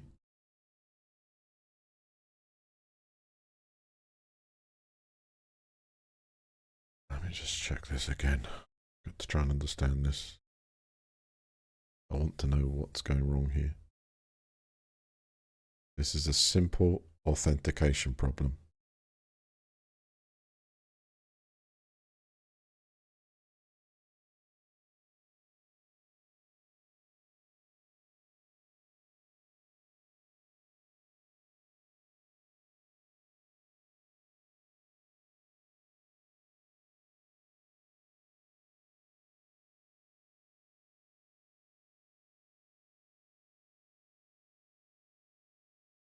1 second. I'm going to log out the app. Because I'm pretty sure.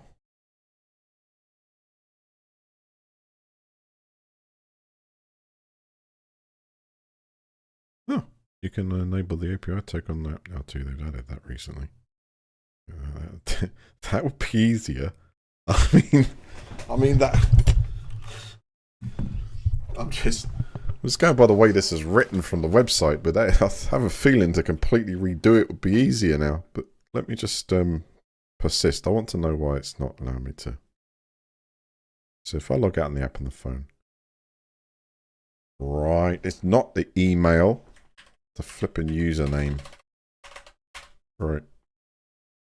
That was wrong in the documentation, or at least maybe some people have their email. Hey, let's see if it runs though. No, I'm still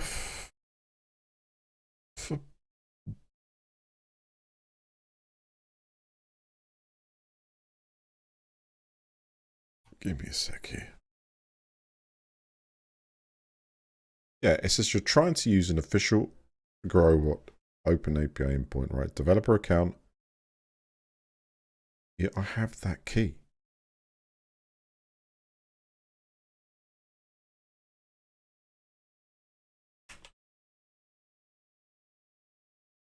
Let's see what I'm missing here. I bet you it's that.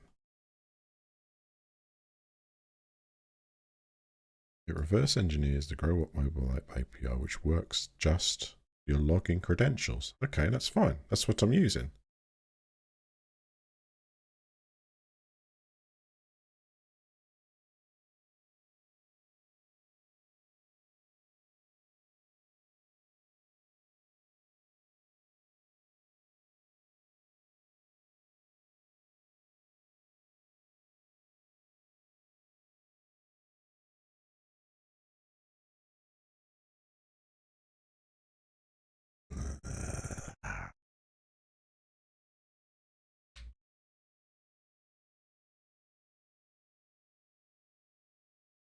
So they blocked it somehow?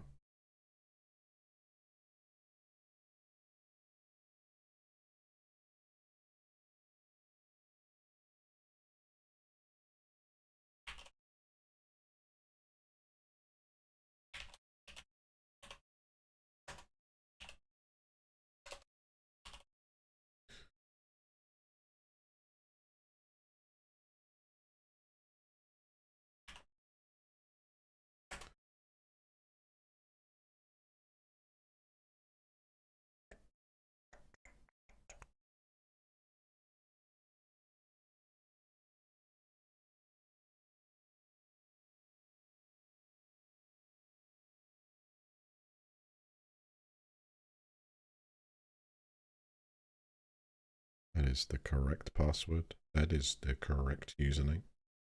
The only field that the app requires is when you log in is to enter your region every time. I wonder if that's going on. Like you have to say yes to country and region, and that resets every time.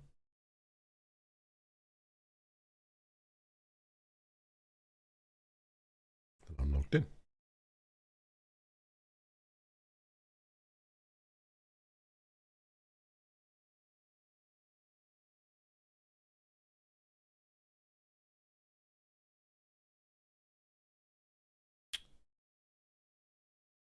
Alright. Let me grab the token.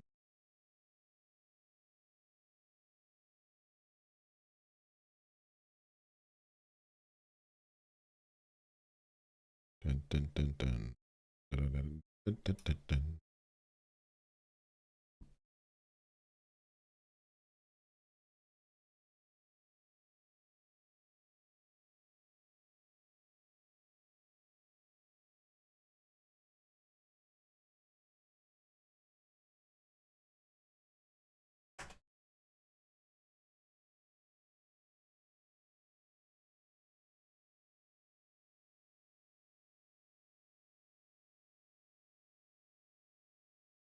Okay, I'm going to now attempt to use the API token, see if that works. That's not documented in this whole affair, but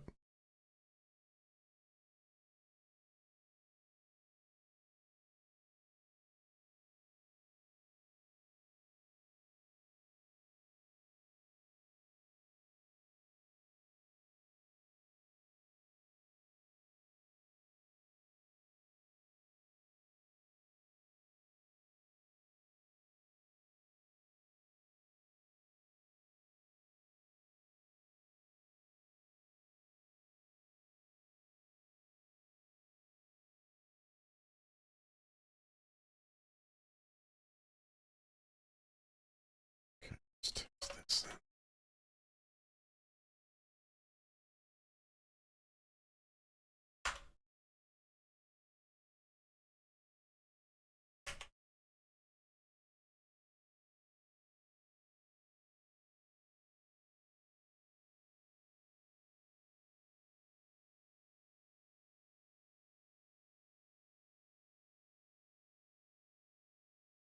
Still chucking me out.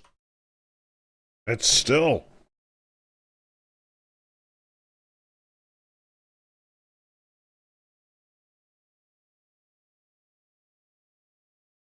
I'm trying to work out how this wrapper properly works. Like, it's as if it's talking to the wrong. That's. Wait.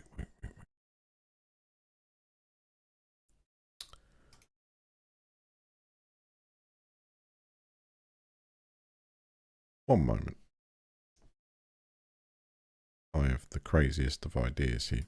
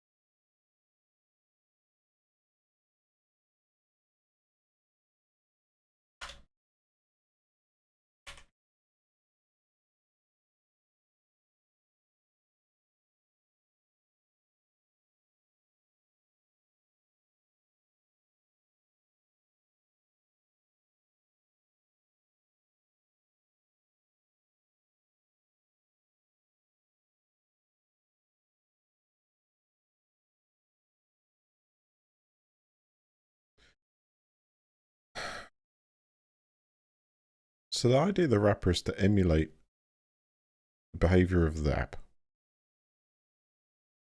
So the app's trying to log into GrowWhat, and GrowWhat's throwing back an error as if I'm talking to its corporate part of it. So where are you trying to connect to?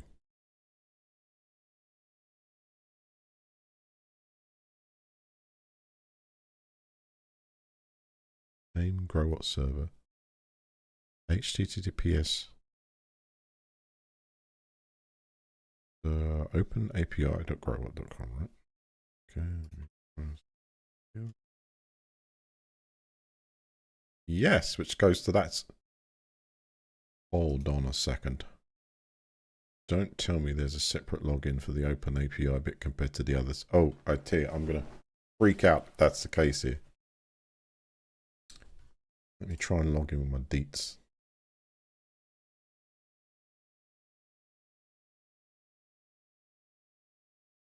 Just going to turn off my desktop here for security reasons.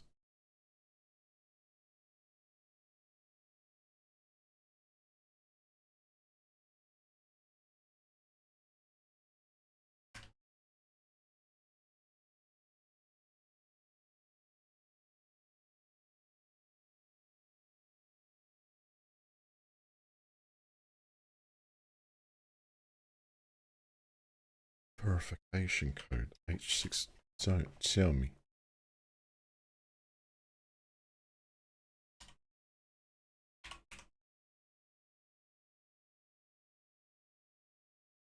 Oh, it is a username and password error. No way. So there's a different. Oh, what are you asking me for, GrowWhat then? You nutcase. No wonder. It's a different account for their API. do have a corporate login. Oh, boy. So it's not your, that's not my app account though. But you go to the website and it's coming up with a completely different login. How about that?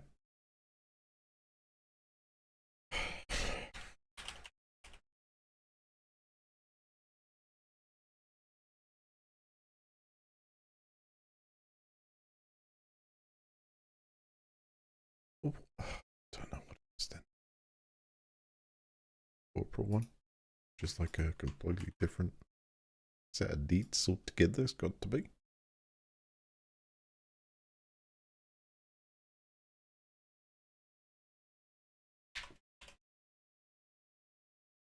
That's wrong.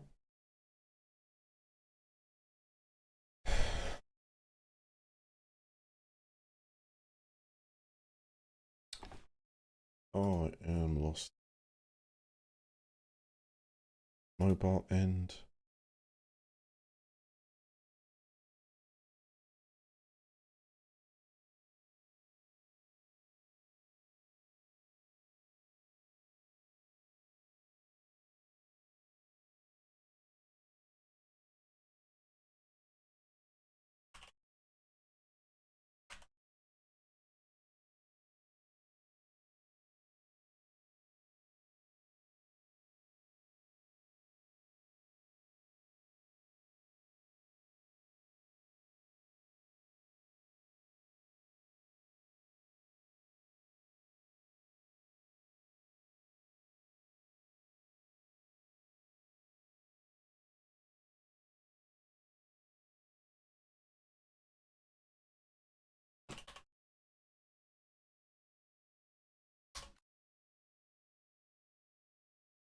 Oh, it worked.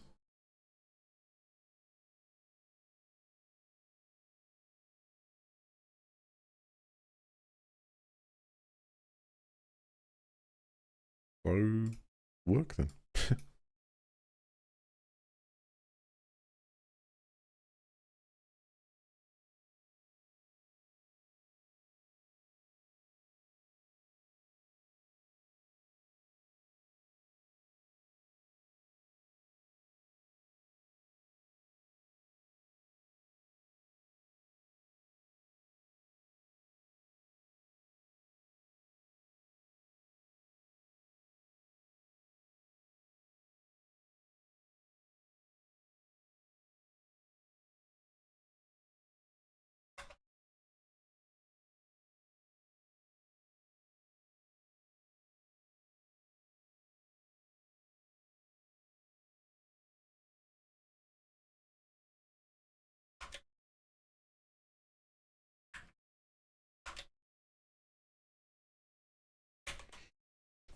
I don't know.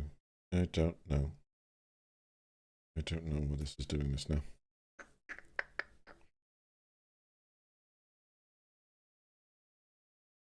You must have.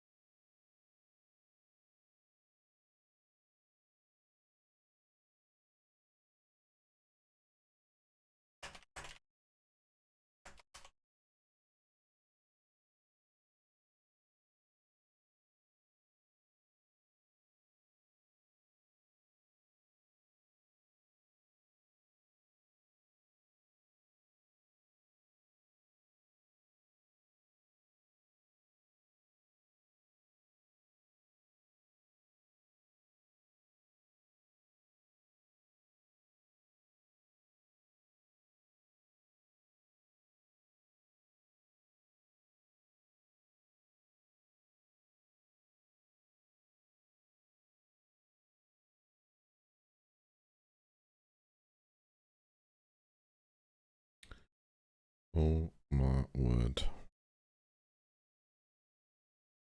My word, my word.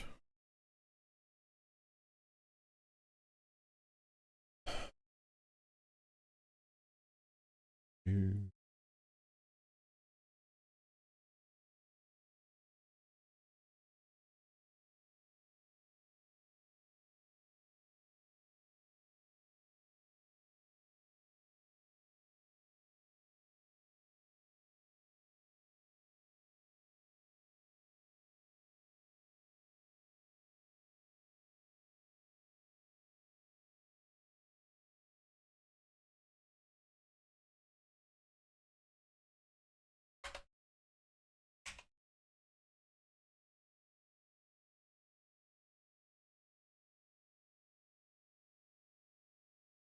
Yeah. Oh, yeah. I got a response. That's better.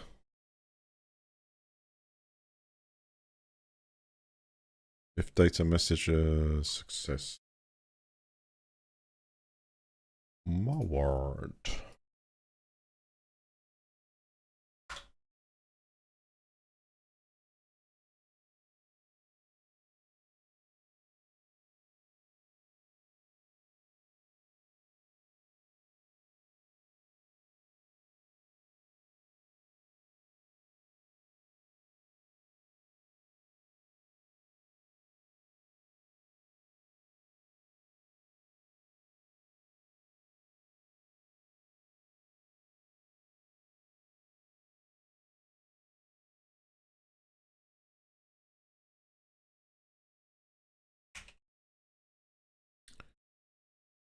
Diagnose.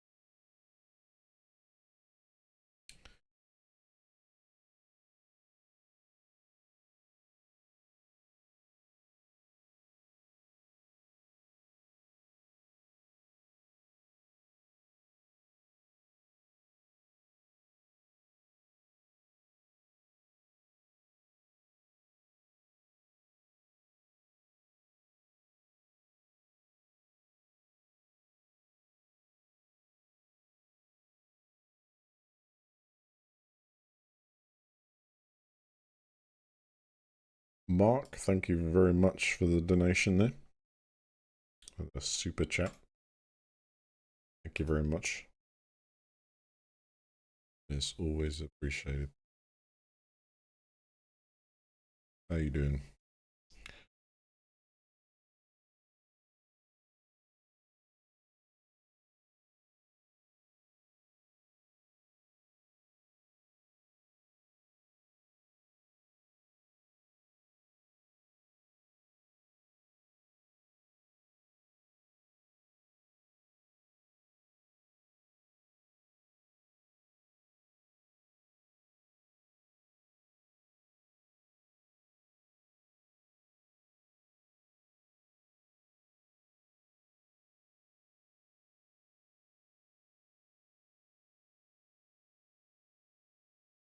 What the hell is going on here?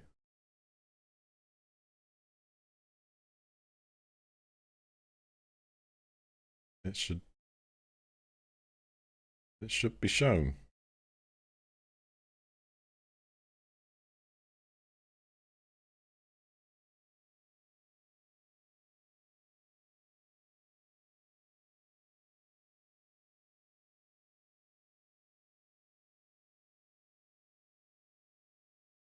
Here we go.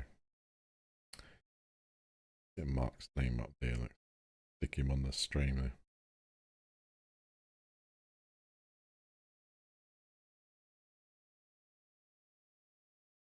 There we go. Thank you very much. Monday, you're right. I don't want to give up because I'm so close, but it just amazes me how awkward. It's kind of like almost like how awkward this has been made to work, because someone's created a wrapper so that you can log in like you were from the app, but that wrapper doesn't work as documented, at least for me. Because I should just then use a username password that I use for the mobile site, which I have. I just checked it; it's exactly the same, and then it fails to log in. Even using the key.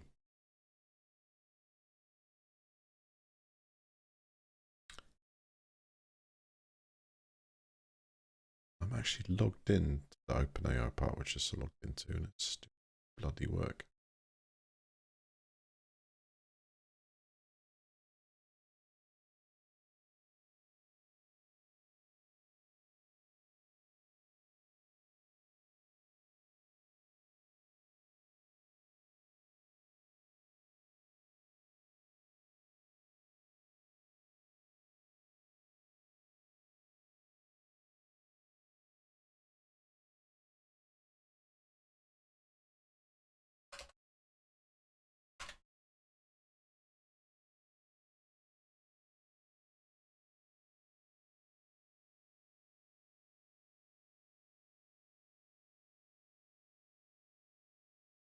Code.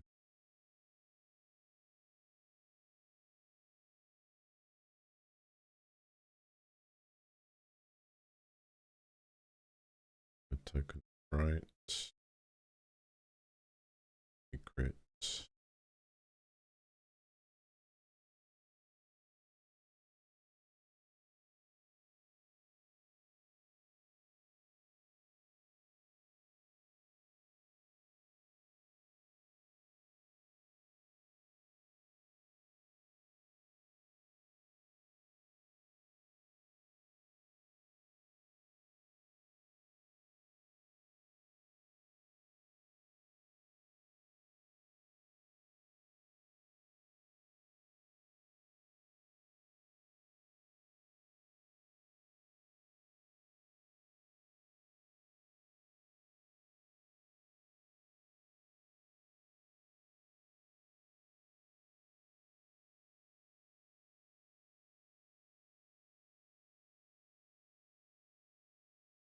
Would you like to proceed with? So we'll log in the server, in the official. Okay, let's go for A.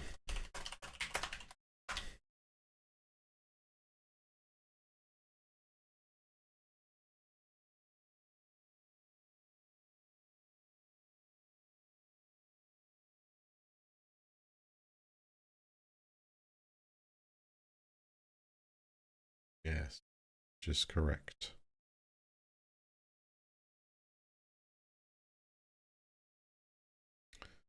Alright, I think I'm going to throw the instructions for this out the window because it doesn't work as is instructed.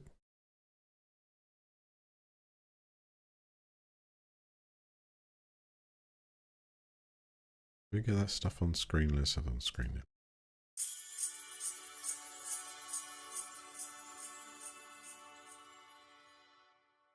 Capture of the text. So good at it. There we go.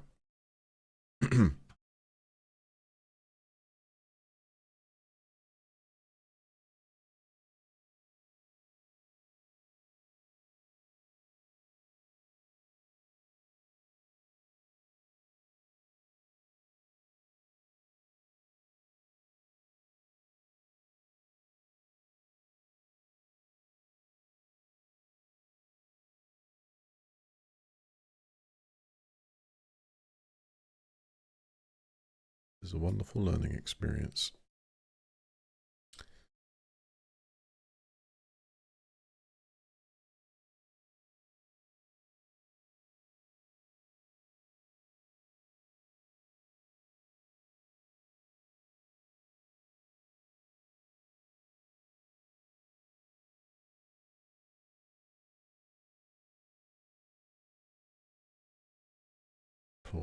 Correct.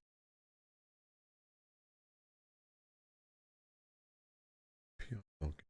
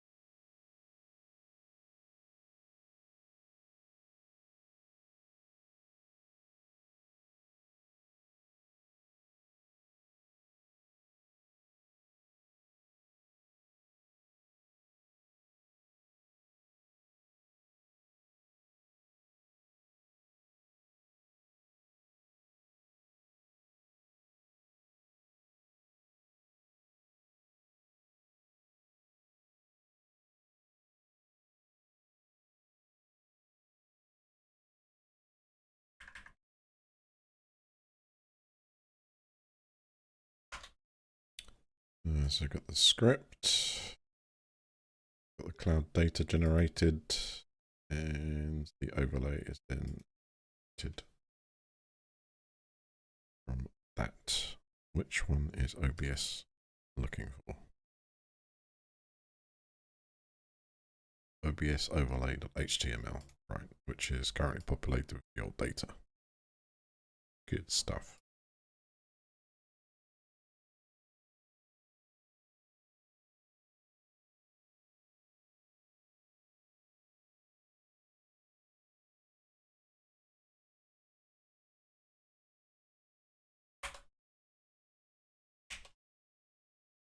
I know that my username is this. Password is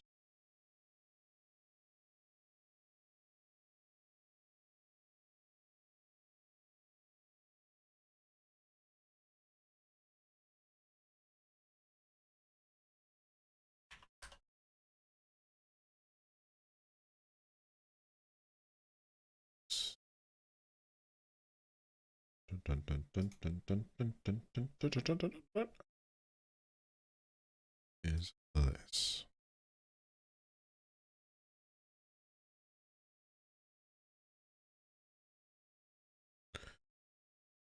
Got that done. Then to run.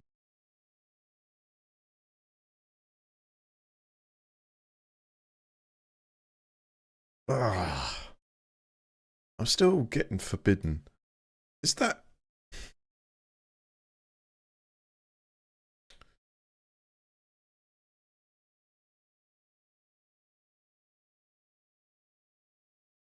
You know, this makes me think that if I go to the actual packages folder here,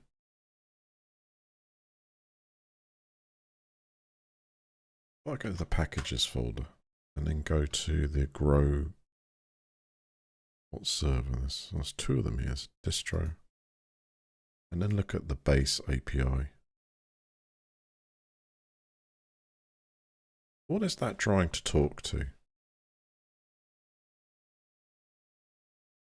Right, what happens if I change that to server.com instead, or server.growwhat.com instead of this API thingy? Because something.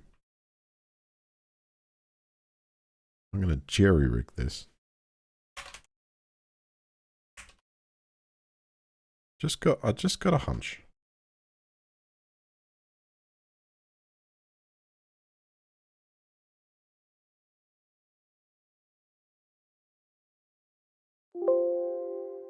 That's the only entry that should need to be changed in that code. Let's try and run it now. Still forbidden. I don't know what to do.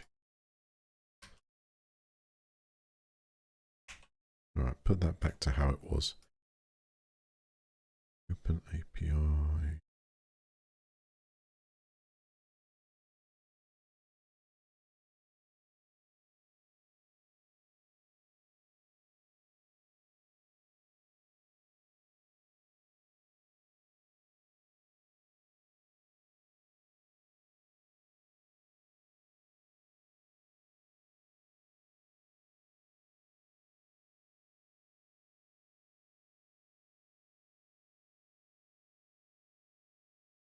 Let's see, you go spray your car.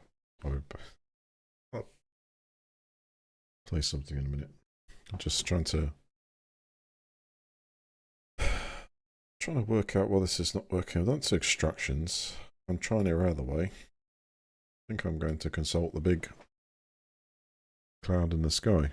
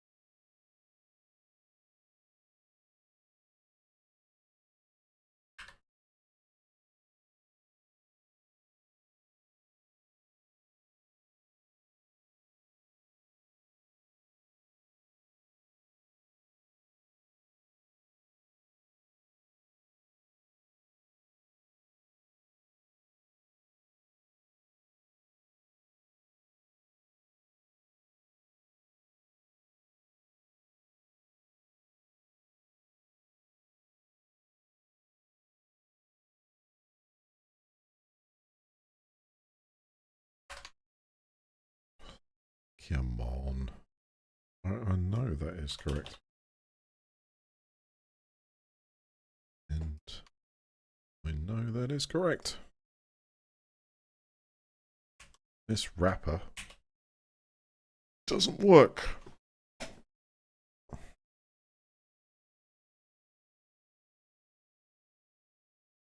And from the OBS folder, absolutely. And we're going to run it from the OBS folder.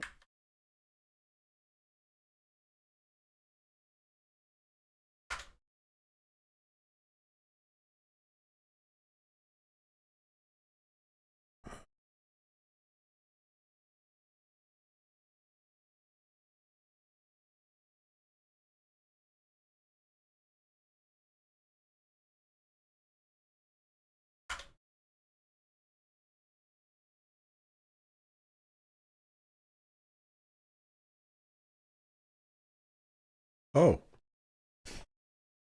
Okay, so now GPT is telling me the return is now very clear what's wrong. The script is trying to connect to OpenAI. Yes. Yes. I tried to change that already.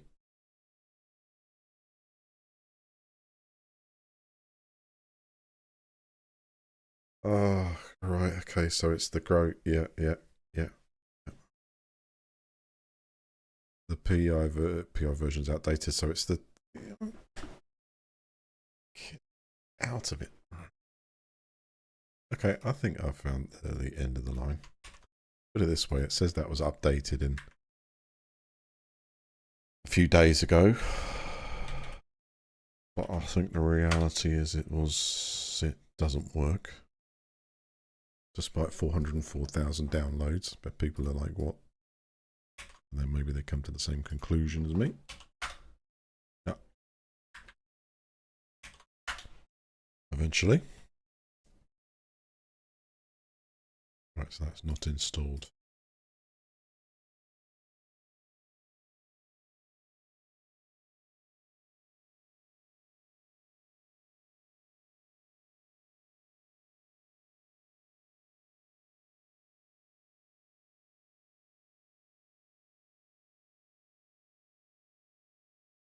What error did I get now?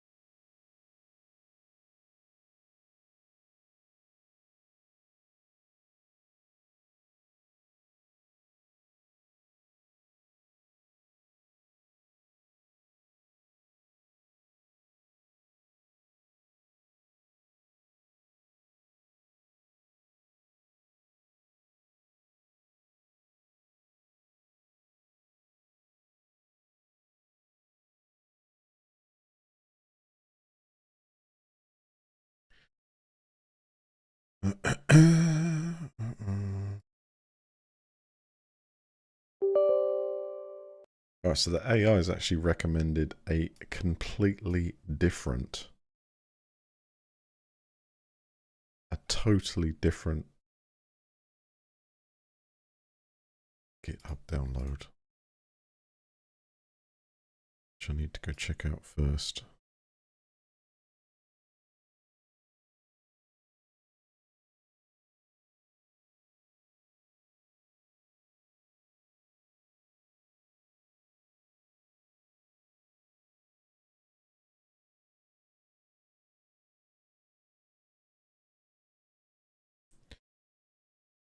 I'll consider this amazing if this is correct.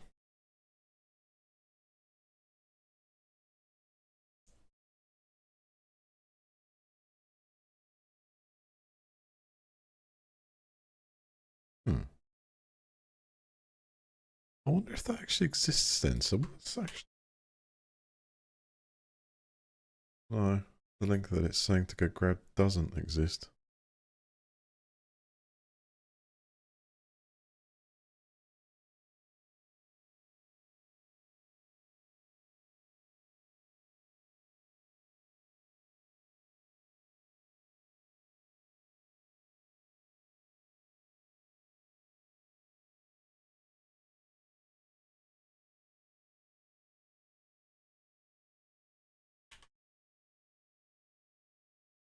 Done.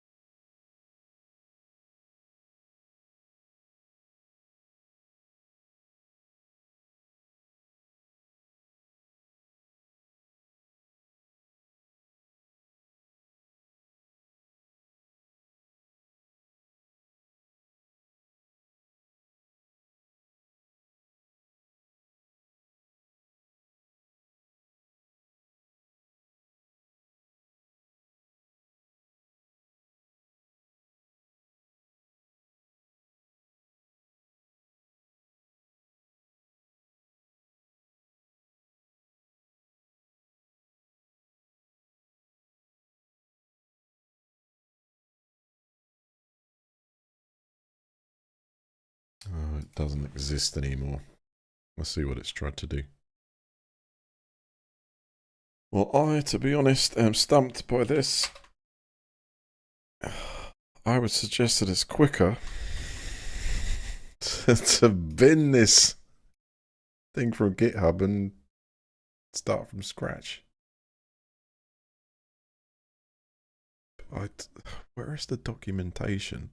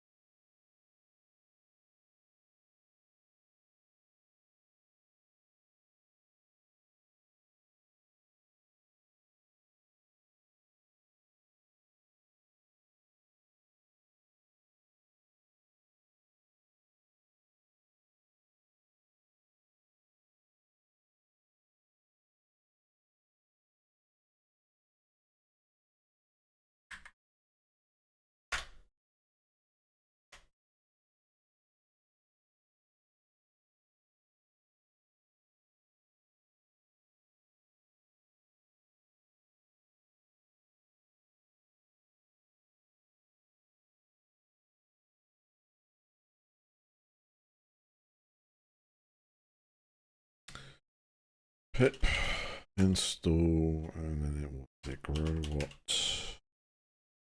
server.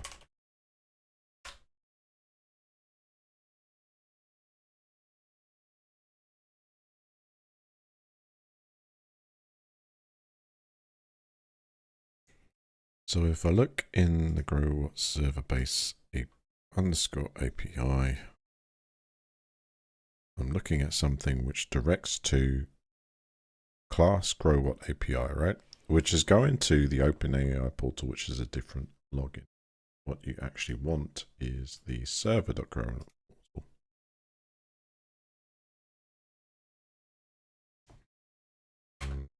Let's try that and try running again.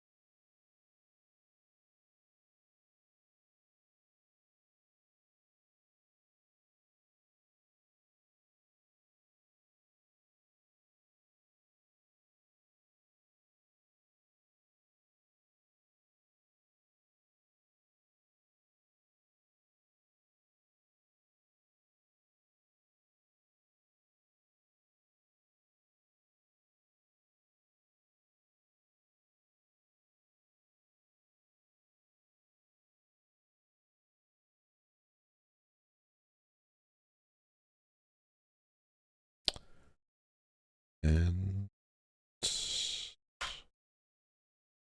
oh, we got a different response.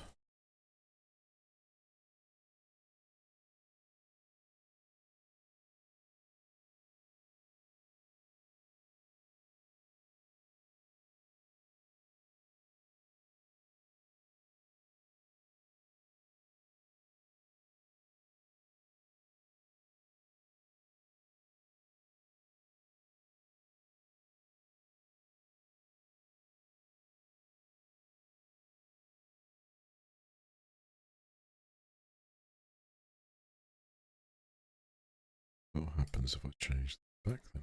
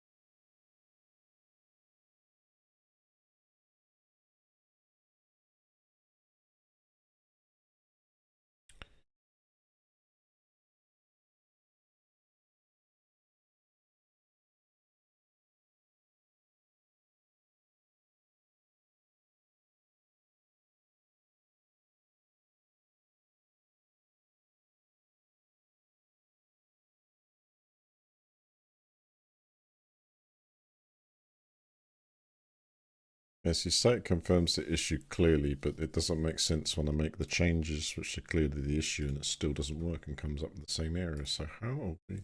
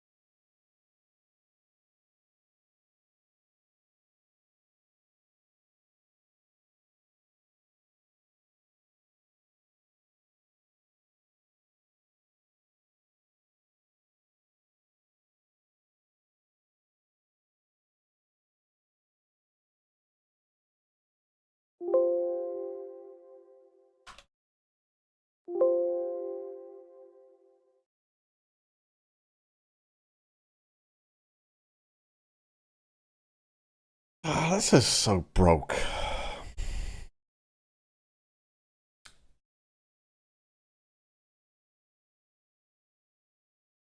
To me, it's like really sloppy because you're basically telling everyone to enter your details for such, and that's just never going to work. Poorly documented. I'm doing it exactly as it says it as. And the AI is confirming exactly what I said before, which is effectively it's to do with authentication. And the site of authentication is openaigrowwhat.com, which is specified within the script. But the script is designed to work like the mobile app. But the mobile app doesn't access openapi.growwhat.com, it's server.growwhat.com. Because that's the only way you can log in without having to use the API token. This is absolutely peculiar. It's like backwards and forwards ping pong.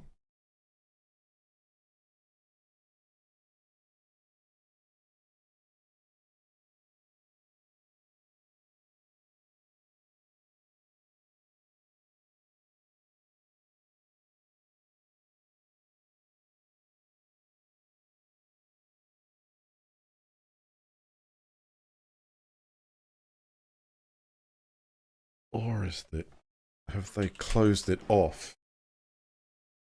Have they closed it off so the app is basically adding an extra, I don't know, authentication layer, like, no, that's the wrong way of putting it. An extra field, so that, say, if you're logging in and it generates a certain validation or something like that, like, oh, I've got to get it to the output into a log that's more detailed than this.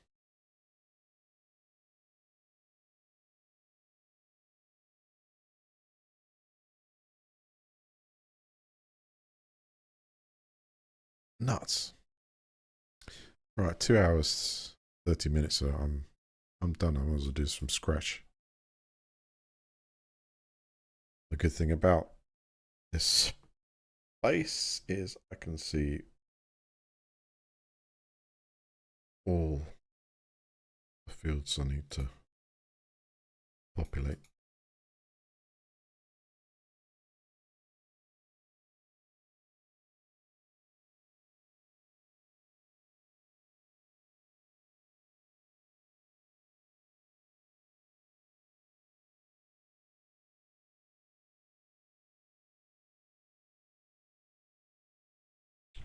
I'll stretch my legs a second, play some PUBG.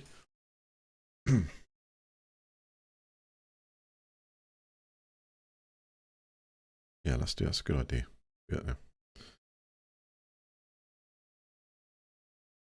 I'm just going to check my messages and we'll play some PUBG. Just load it up.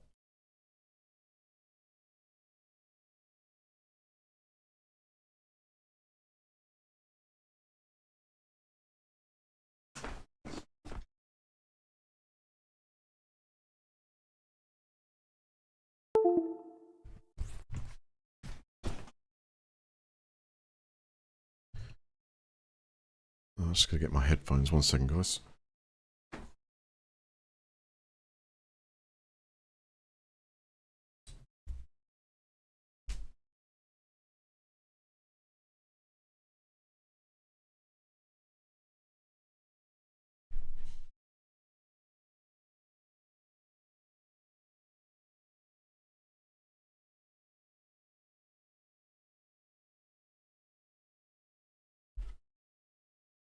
Wonderful world.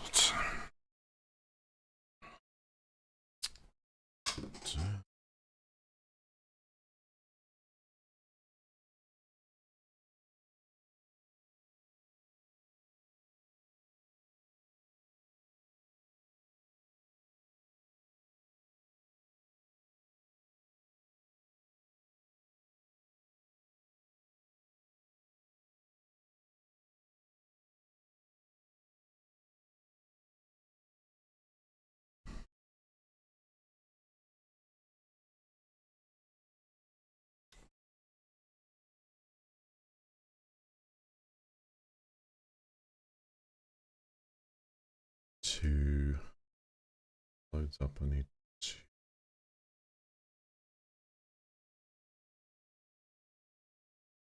load Bob. Yeah. Oh, wait, so that loads up before I capture it. Meanwhile, message.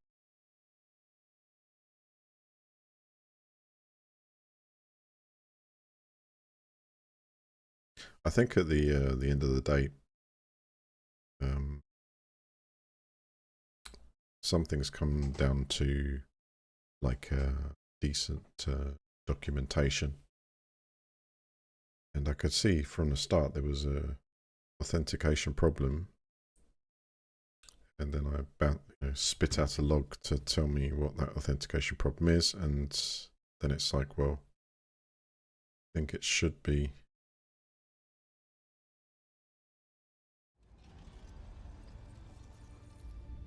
let's get another message.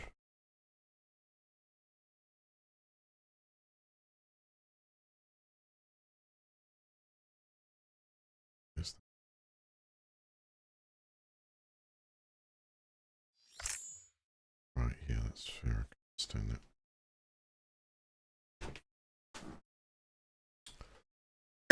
Oh, excuse me. Right. PUBG's up.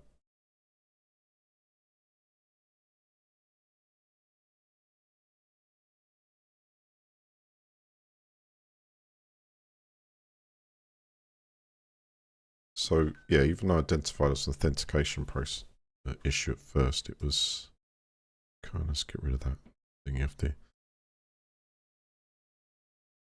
Dun,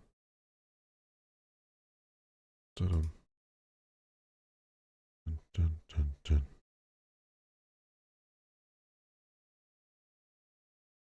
Someone writes something, put it up, says it works as this, but actually, unless maybe, just maybe, GrowWatt have changed the way that they work with that. I think they've stopped that, everything but the app, from being able to authenticate, and I believe what's happening is that the app has something about it, the way it authenticates. Otherwise, if you were to challenge it on a website, they might say, okay, work first time, or every time it requires you to type in like a 4-digit PIN or a 3-digit code. You know, almost like I am a human thing. But at the same time, it stops like an external script from running and basically just connecting as you'd assume it would.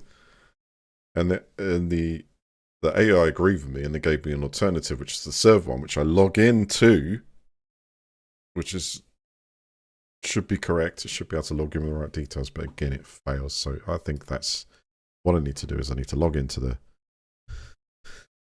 corporate part of it, request the AI key from there, get the secret token, and then just write that from scratch using those and just access it that way. And it will be scraping exactly the same data and has access to the system. So I think I see a path. Probably one was quicker, but I learned a bit the long way.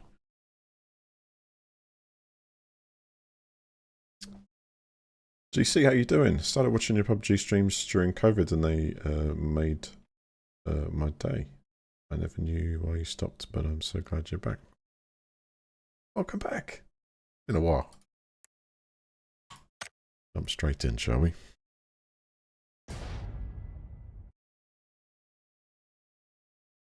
Yeah, I never stopped enjoying. If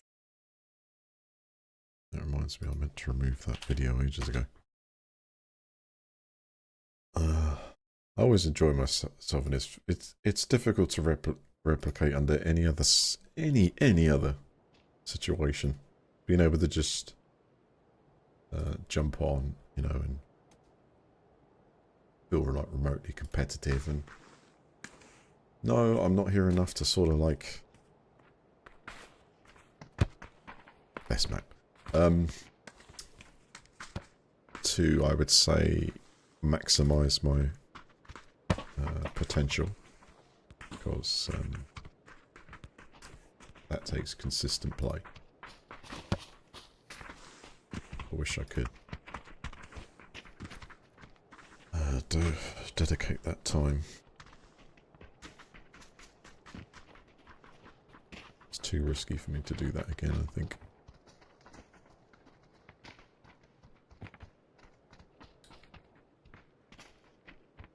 So that's the one I wanted to remove this video.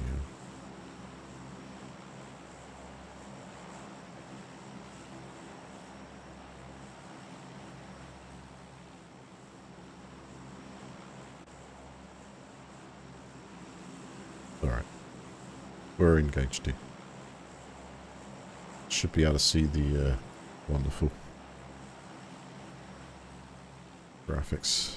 Oh, I'm solo here. I didn't even notice the team drop, so this is going to be fun. Let's go into... let's go to pop and do a quick disruptor round. Does it look alright? Does it sound okay? Are we in balance?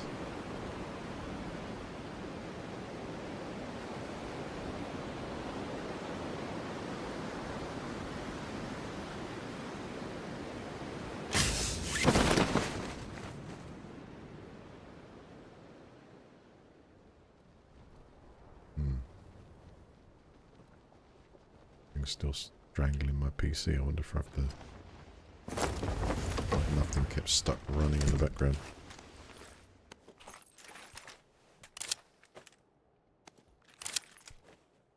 Oh, this is running choppy, guys. Might have to do something about this. Who moved in next door? Is it this one? Someone just popped out. Who the hell was that?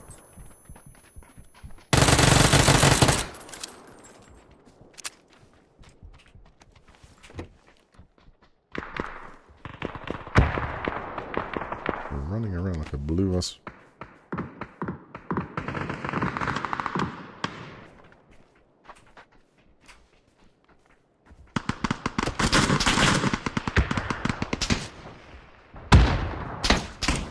On the window! Oh my god. Good. It's just like warping everywhere. This is not good. I literally skipped past that person frame by frame. It's that bad there. One moment, I need to check I've got nothing running in the background that's saturating this. From all the stuff I was doing earlier.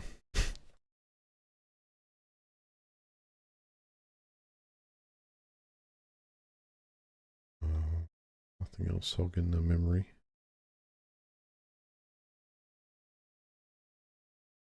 One second, might be worth shutting down Google Chrome and then open it back up.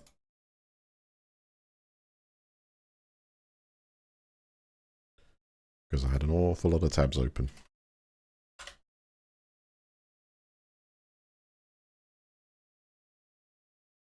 Let's see if that drops my CPU usage.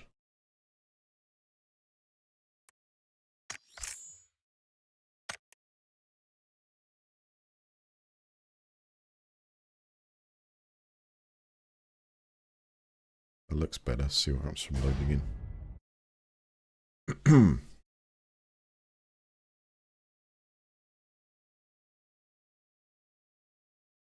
Funny enough, I did that last stream. I had like a couple of games where it was like... That's... The CPU there is 100%. Just need that to tick down lower during gameplay and I'll be fine. Task manager again, see if I can spot anything else. Not really. Yeah, there's less usage by Chrome now.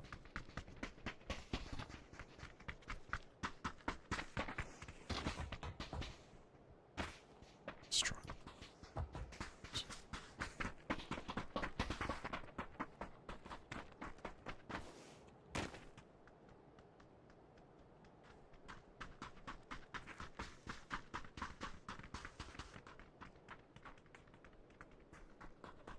I'm not going to touch that because that's all the same as before.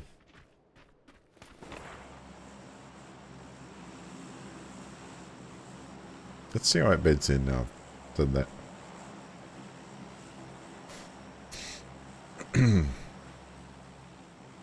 Wait, am I selected as like solos against the thing, or did I just miss old drop because I'm going Picard again? Let's make this another test round. They got unselected teams.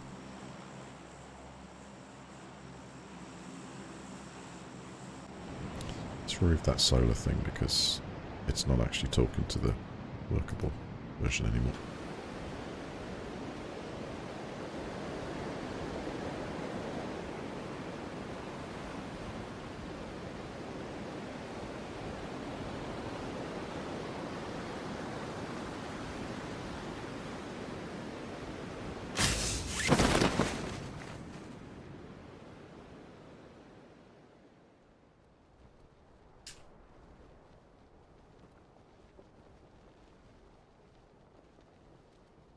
Your next door neighbour here.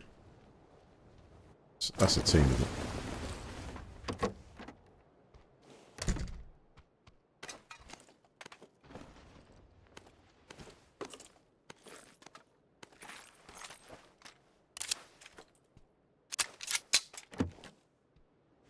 Who just floated him the parachute like late there? There you are.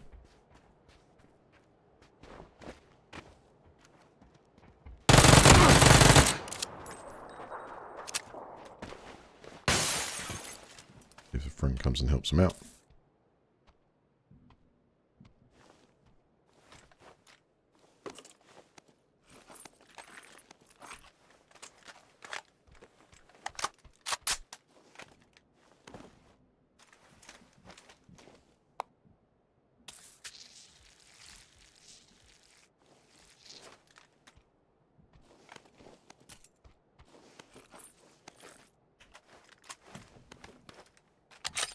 Still don't hear any sound of them.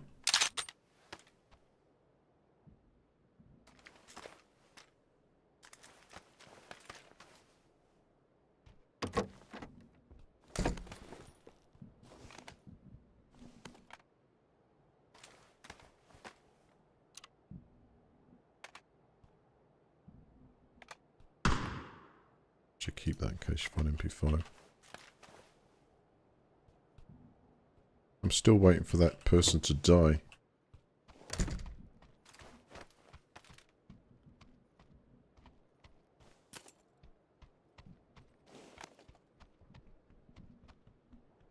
Here they come.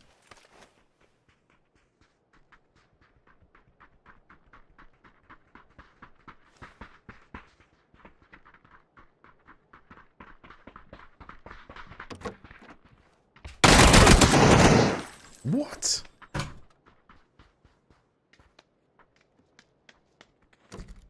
Oh, I'm not even. I bet you if I look, I just.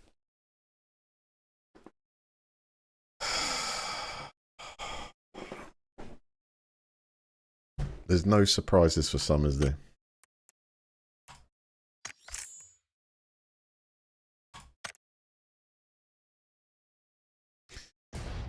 Oh, change the game type.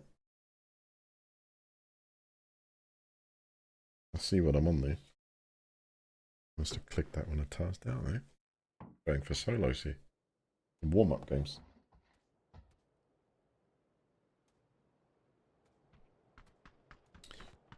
I'll play this one and then switch.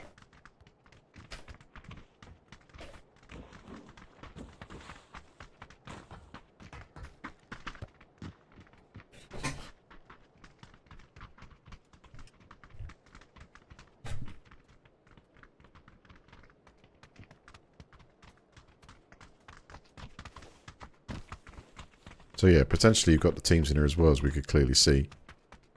I'm just so surprised that I'm standing there, right? And they go past every single door. Right, and I'm standing there, and as soon as one, instead of one running past the window, if they could see through there, of course they open the door, come in. It's like... yeah. The likely chances of... understand if they're wondering where someone is. We'll go through this door, go through that house. No, it's straight in there.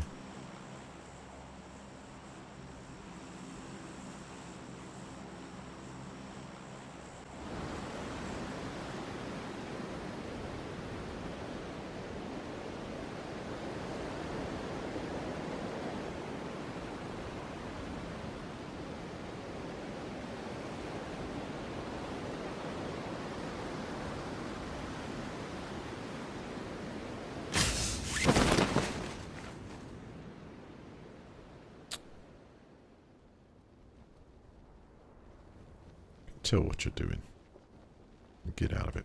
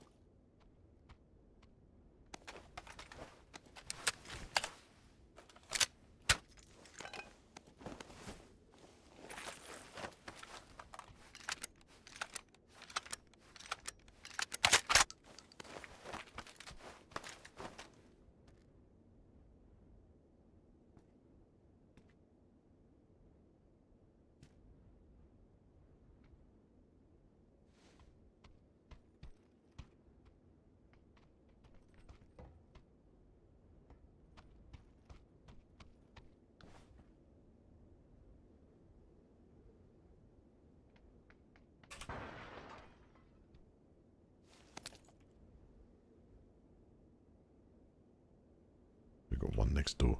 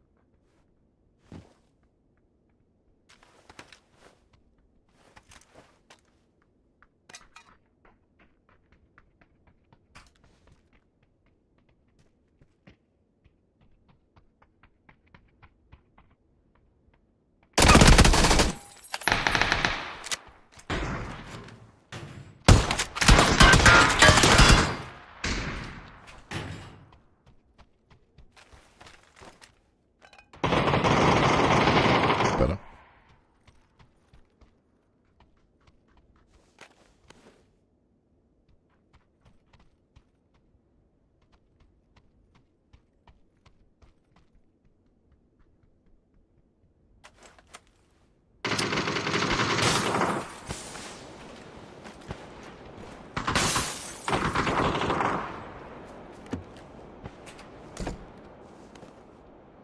I like being a disruptor, one versus teams. It's actually a different dynamic of play, you know, something to get involved with. It's difficult at first as things get a bit crowded because one can, you know, report your position to the rest of the team, and then you get ganked by quite a few. But sometimes you can break out of that mold and take out a team. See, the transmitter's right over there, so this location is likely to be a popular one of sorts.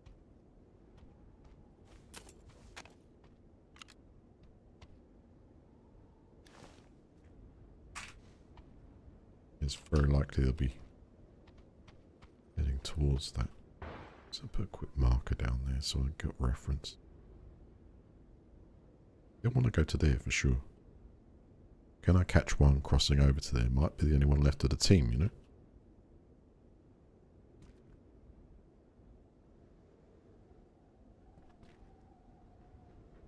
Here we go.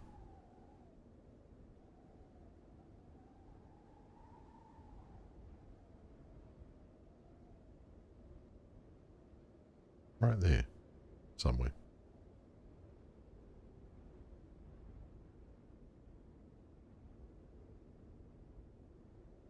So they ran towards here and have stopped.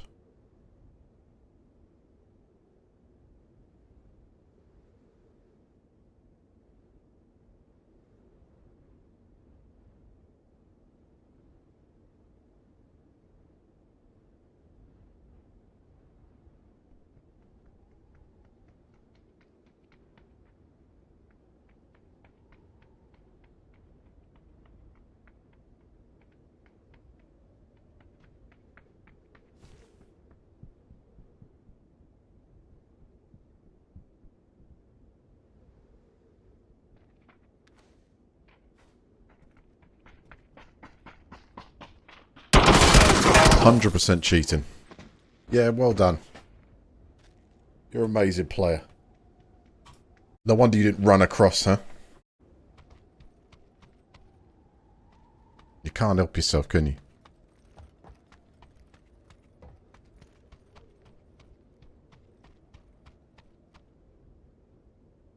Get the hell out of it. Get the hell out of it. Look, you can see me through the wall.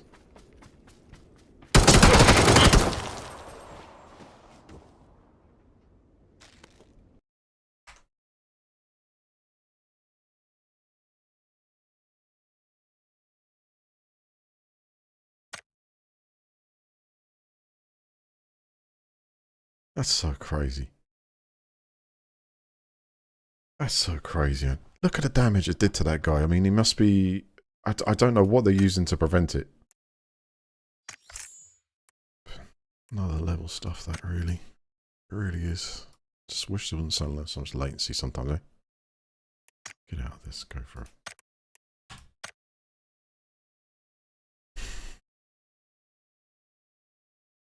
That's crazy. How stupid that is when you're up against people who can see you through the walls. It's no wonder you sit there. That guy originally probably ran towards me. That's why the footsteps stopped. Because he could see me. He paused. He realised he was running across my path. Decided to go back, go around, go through that building, go to the top, out my line of sight, come back over, still looking at me through the wall, charge towards me, then maybe relied on something extremely fast to take me out so quick. Despite, as I'm watching the replay now, me hammering him with that gun all the time in the world. Am I wrong in that explanation?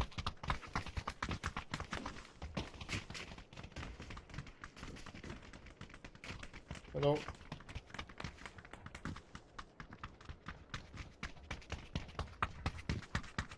How you doing?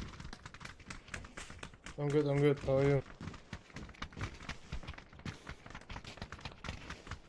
Why are you on the GoPros? Bringing the game into disrepute.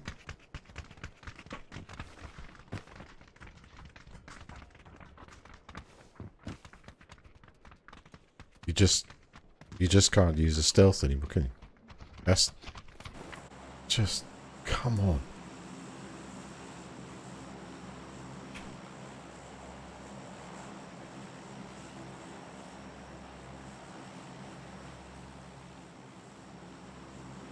Cheaters.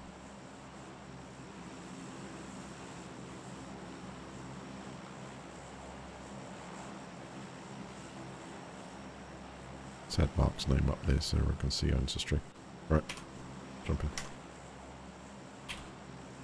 Toss back in. Jump, green.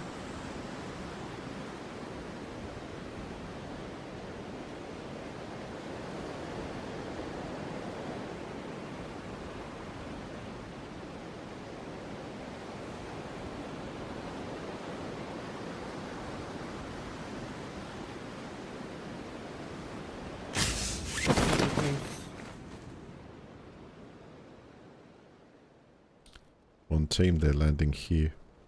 Oh, closer, closer. With us.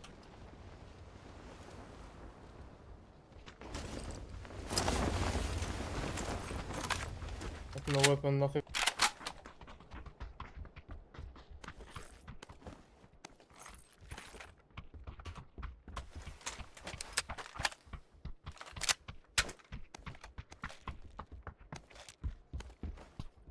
On the corner.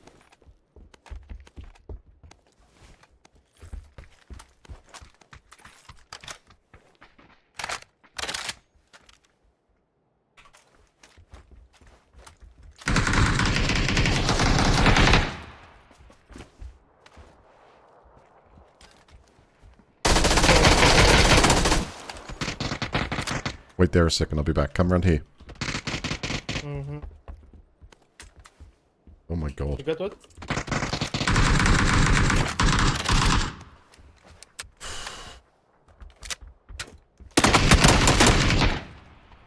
Bro, Blue, I don't know what you're doing with yours. Where is he? Give me some information. One inside and one on the corner, bro. You're hiding.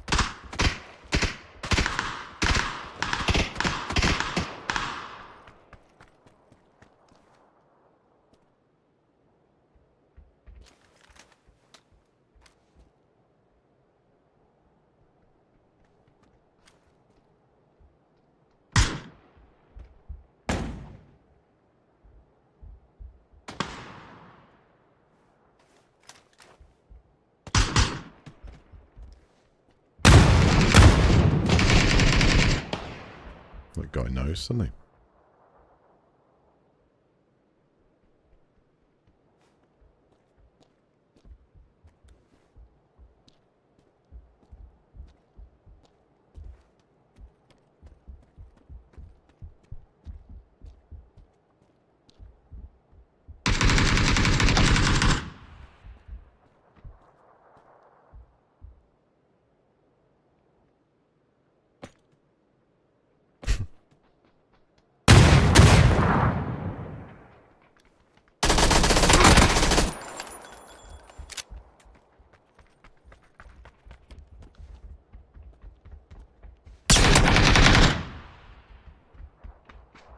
There's a lot of very psychic individuals here.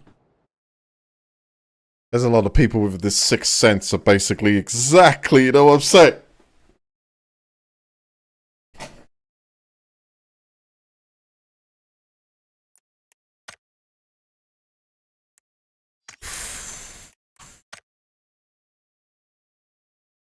I still have to get stuck in there then. I can't do, there's not one example here where, like, stealth is working. It's like they're popping up exactly where you're looking. Only rest part was at MP5K, which is nuts. So I rely on a bit of reaction and a bit of thing, but they're just looking at you.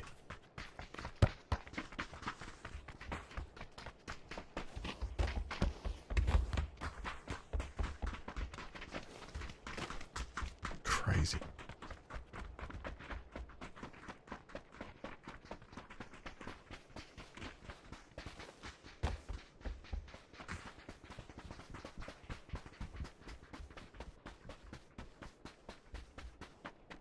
There too.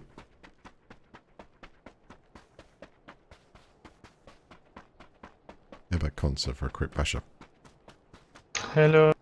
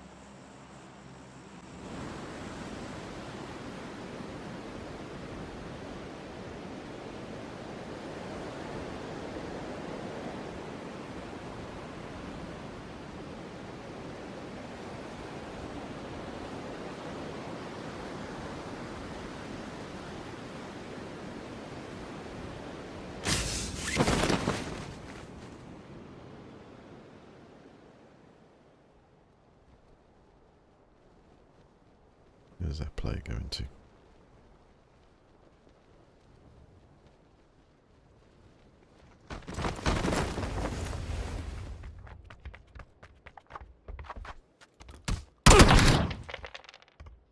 That's over quick.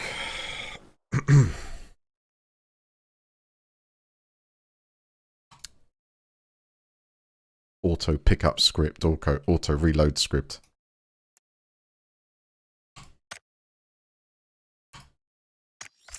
Like the mobile version, you know? You just walk over to it and you start crouching.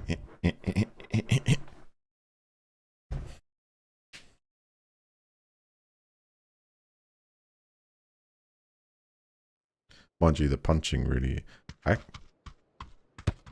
Interesting question. Does punching someone cause aim punch? Because you know what? I was so close to that character already. Yeah, I was instantly killed.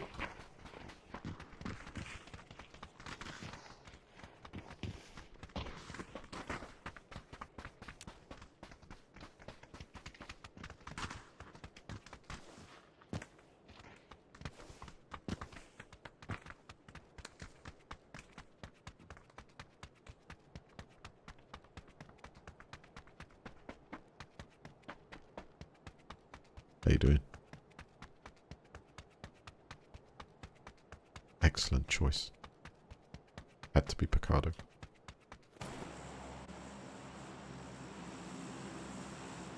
I'm looking forward to this one because there must be so many people going to land here. Looks like they're going for that office corner, so I'll go there too. See what happens.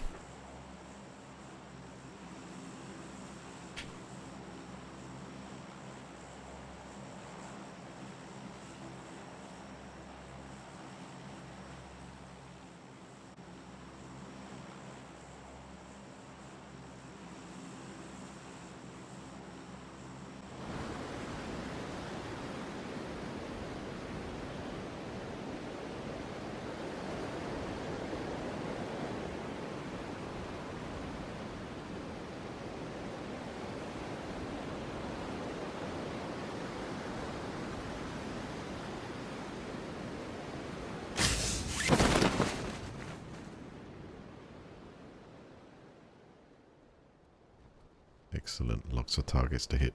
Good luck, everyone.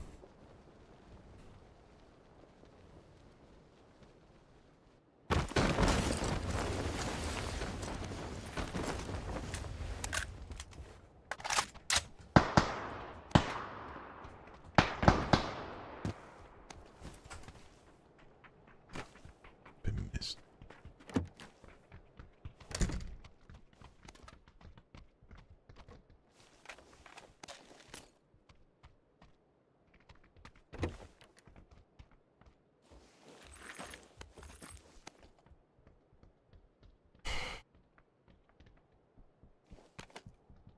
This frames per second, mate. Oh, I want an experience here.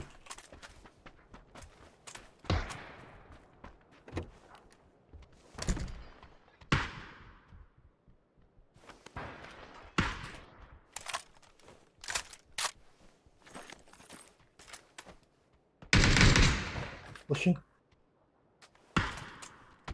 Let's go. Where are they?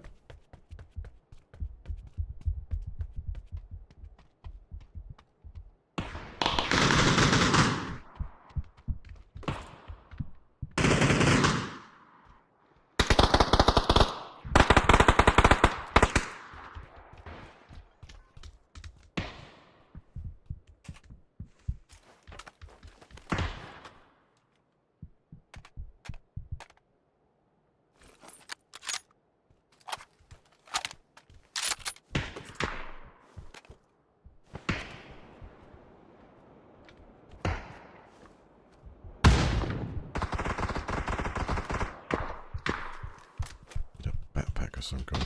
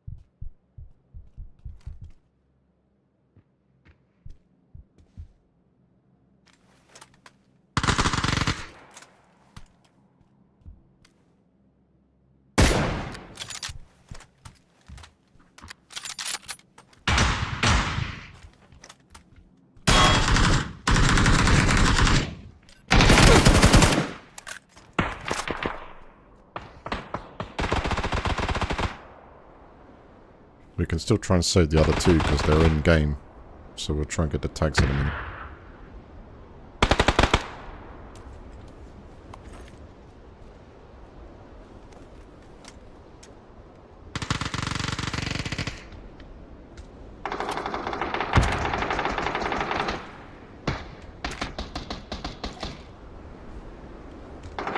Let's go get backpack with this stuff.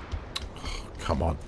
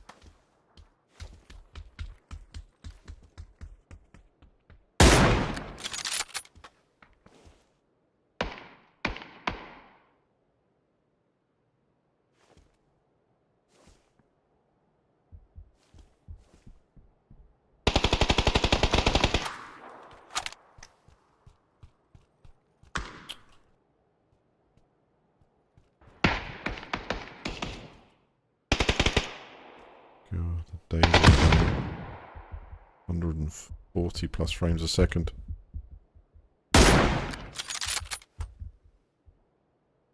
This pea suit, eh. Poor machine. Just ain't doing it.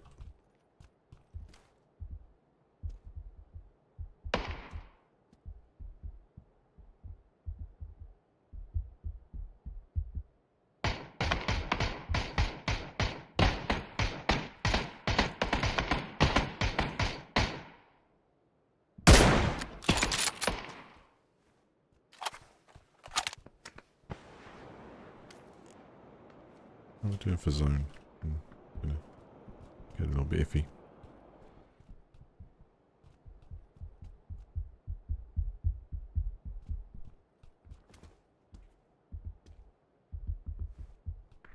Oh, we need to try and pick up some tags. We've got limited time now, eh? Suggest we see if we can help them out.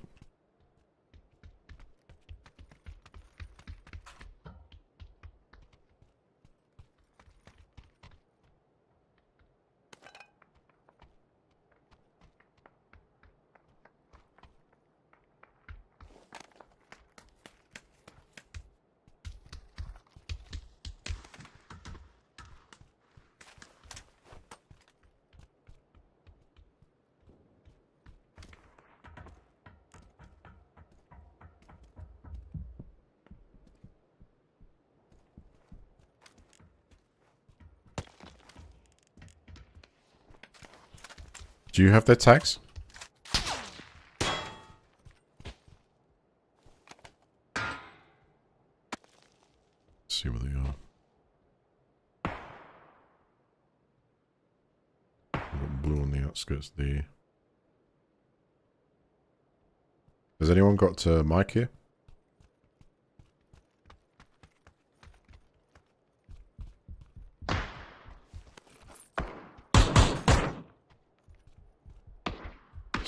I don't know what floor he's downed on. Excuse me. Did we lose one here?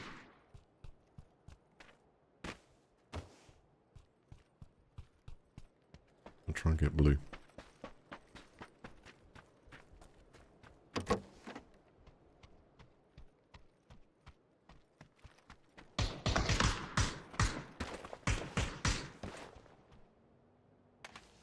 Alright, that's Chuck.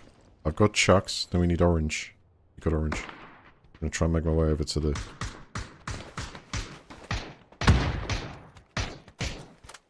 Hang on.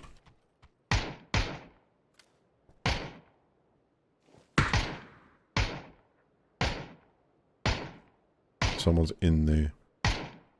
Car.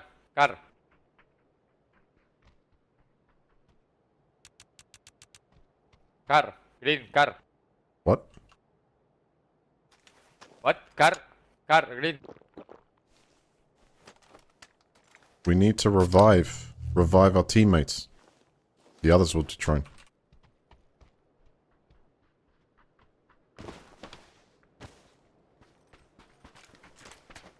Alright, take the car, I'll try and revive you. You got smoke?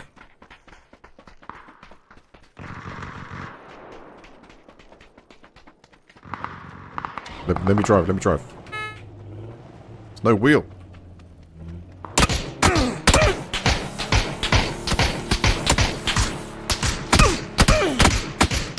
Screw loose, Christ. Damn player. Flipping hell. Flipping car, you got a mic, for God's sake, I'm trying to talk to you like two rounds. Oh.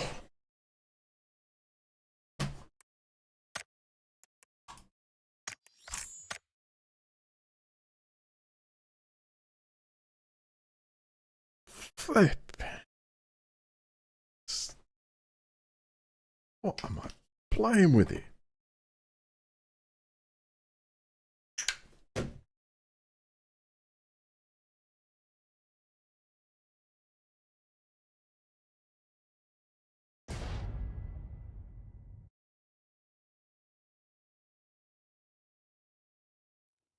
Dude shooting us. Just only one that responds.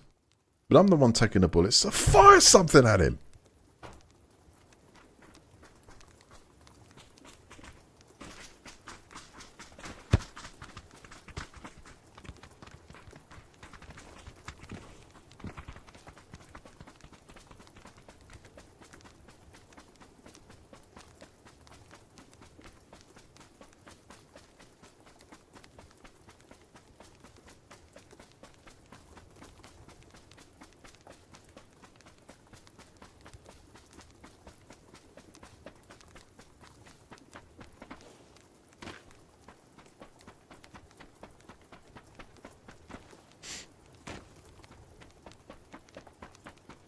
Hello there.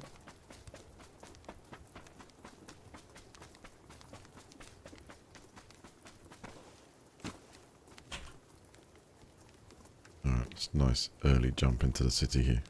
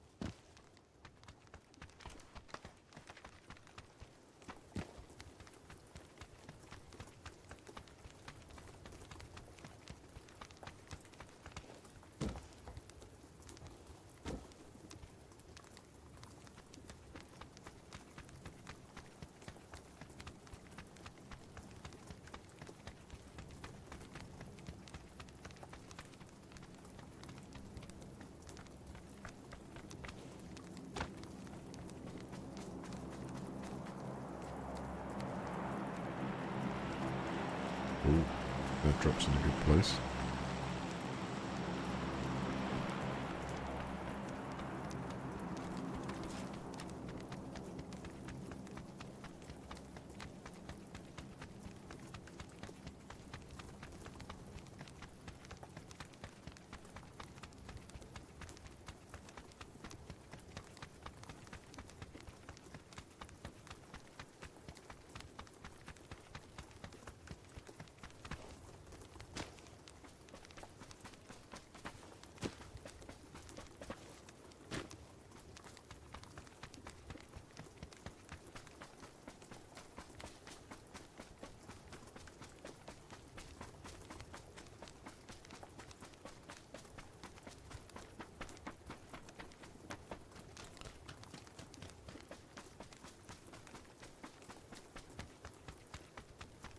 Got 50 cars on the way, but I just can't find one.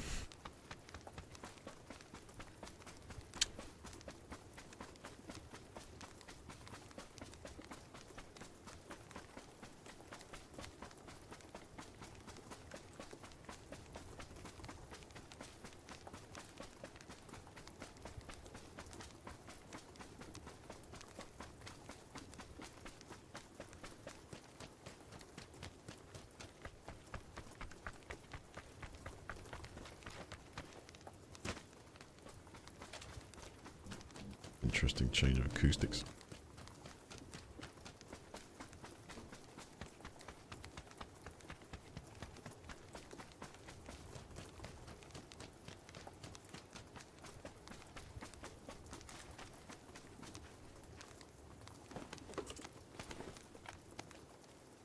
Should like ammo pack.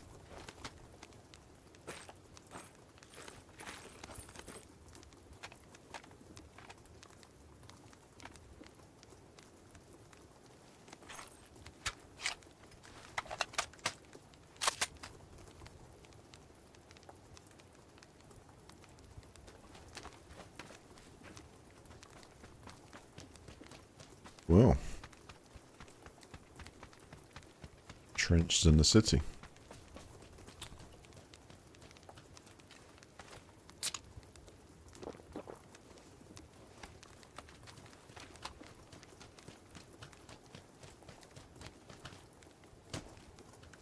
One needs smoke. Enough rounds for years. Might as well loot a little bit more.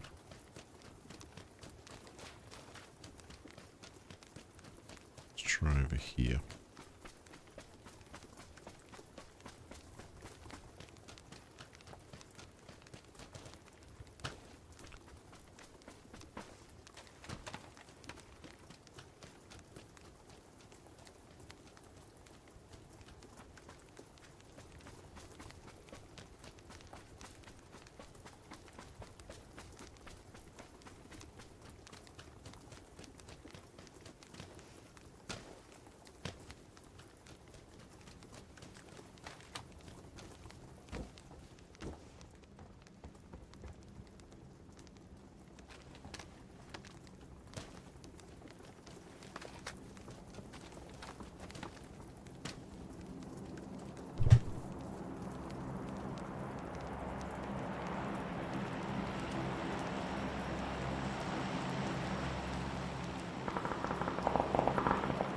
There we go. We got some fighting. Someone's popped in.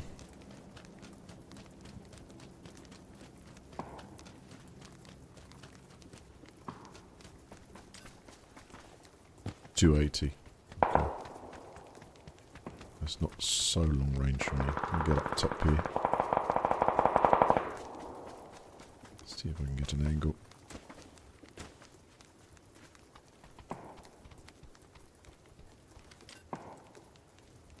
Long range 270. Good spots. Let's go up here with some elevation.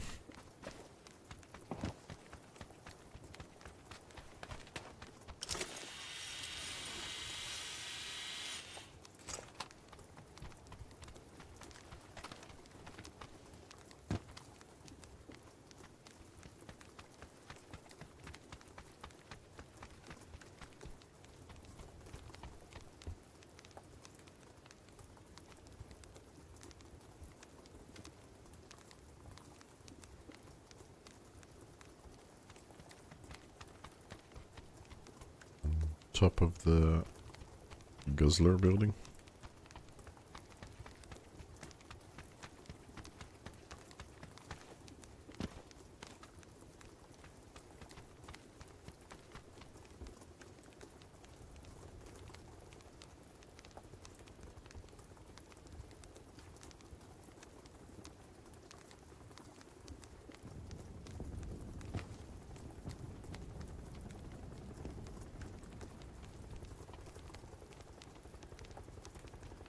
Hold up.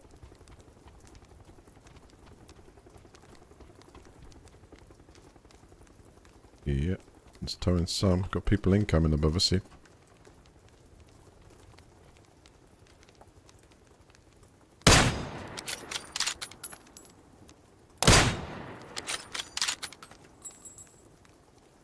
Landed up there.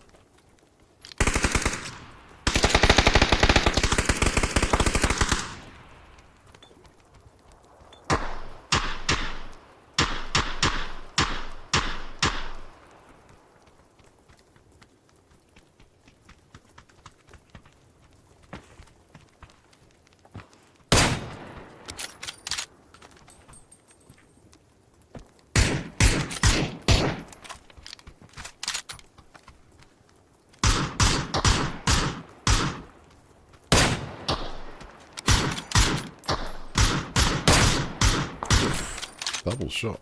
Nice.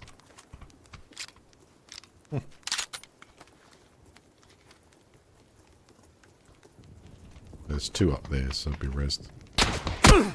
Or not.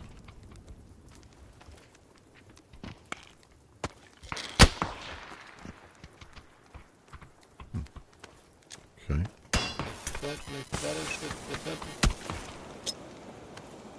Can't hear you very well, buddy. Mike's very broken up, dude. My parachute didn't work, bro. What is happening?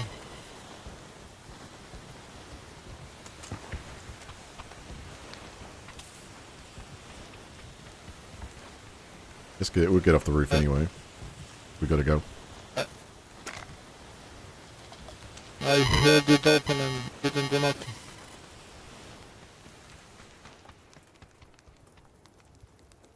No, it's Mike's doom there.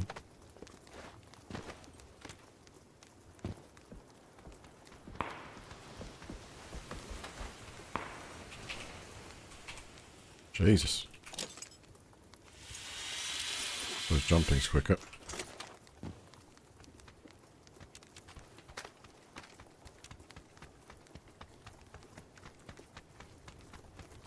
That first shot I took must have hit me in the legs or something, because it didn't do any damage. That second shot straight on the head.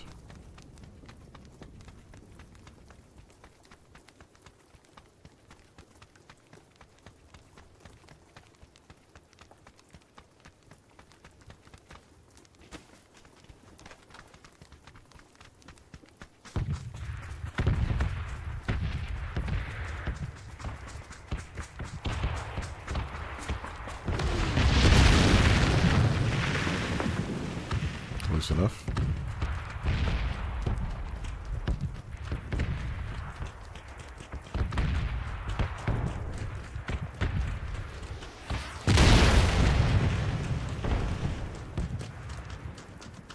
Left on the 36, I'll keep it.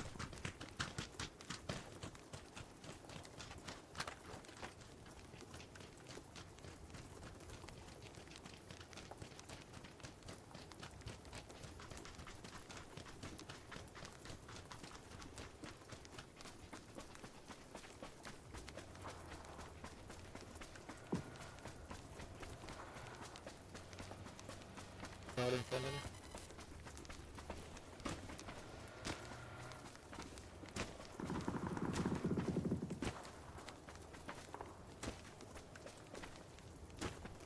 God, I don't know what kind of mic that is. Painful. It's just digital.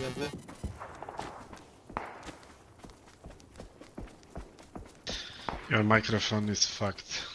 Indeed. I think he's saying go this way. Enemy on blue, bro. I'm telling you.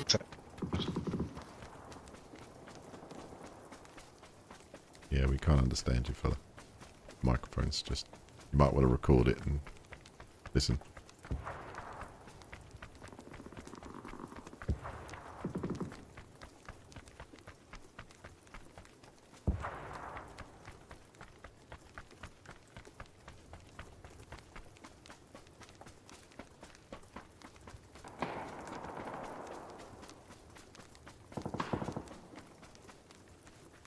Yeah, green's marked. Something going on there.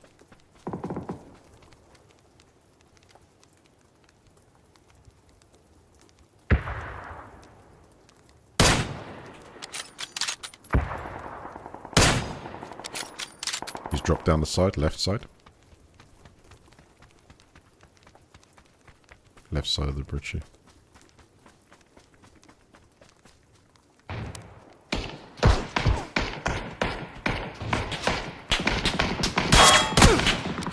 Knock second. Oh, you get green, I'll push this a little bit.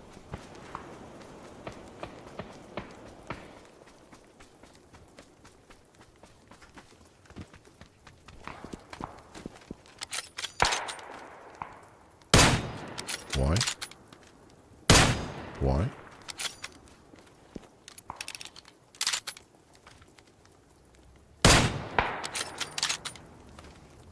Okay, there's resin and smoke in front of me.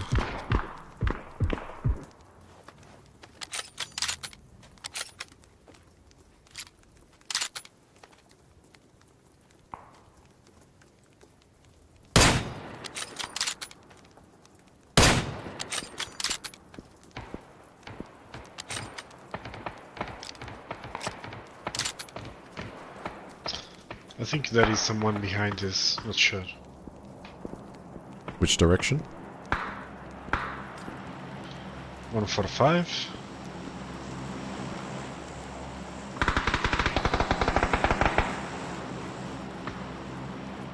Seriously, 145? On the bridge. Just forget it. Alright, I'll move under the bridge.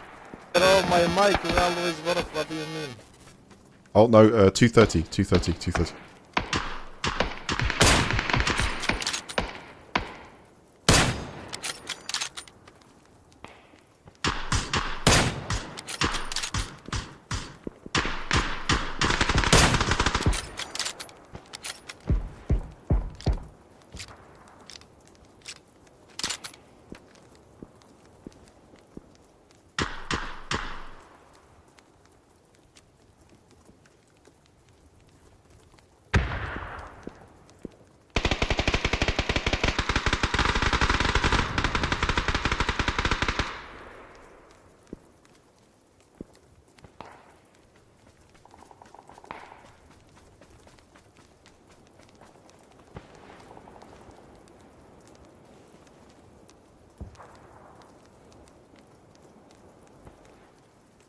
Not got much cover here. Is that that orange marker no longer valid? Because you're saying behind me, right?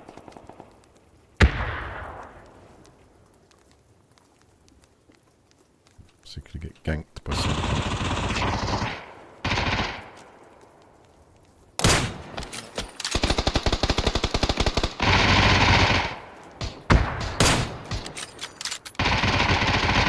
Green mark.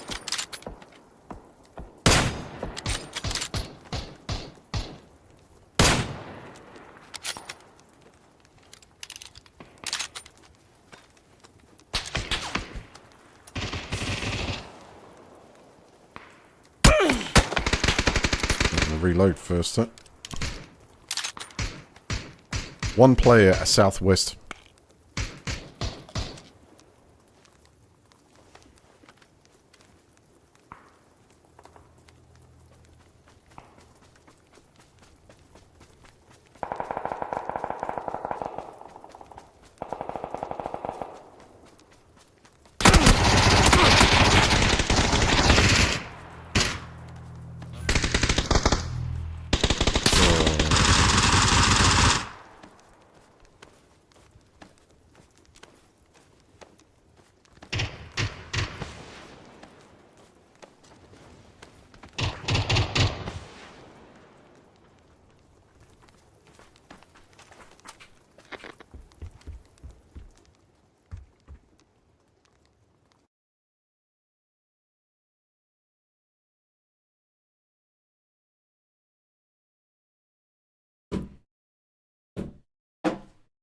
So we had one player couldn't understand a mic, another player where the communication was like in one direction.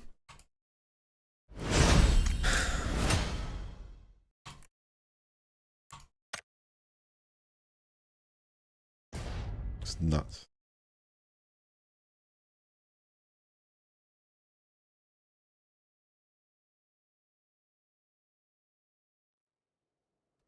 It didn't work so well. But a few good shots in there. A few good shots in.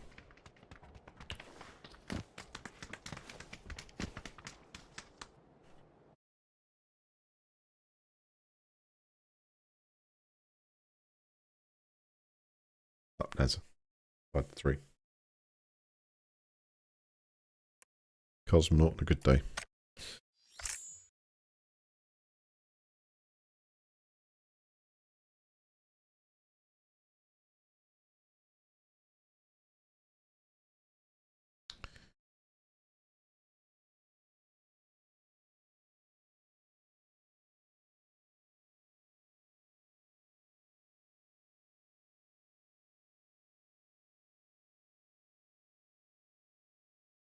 Oh, look at that. A new era of UK-EU relations has started today, apparently. And then what is the opposition's response? It's taking us backwards.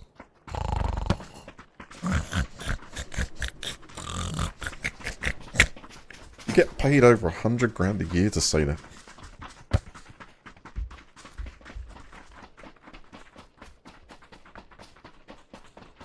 What is the world turned into?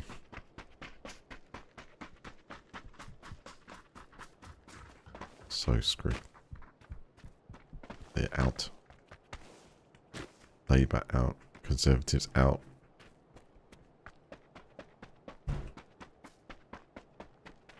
Or should I say out of touch with reality?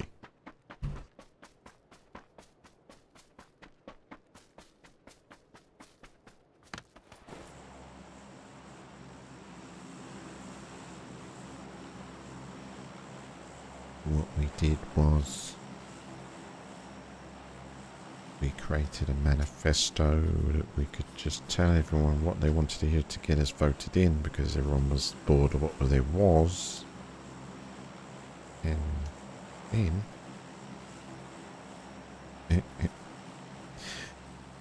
we produced this story that there's a £22 billion black hole in the public finances, and we will hammer that home until they don't believe us anymore.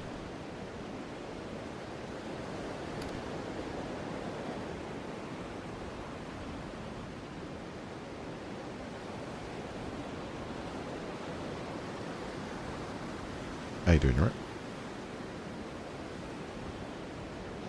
Somewhat. I have a £22 billion black hole.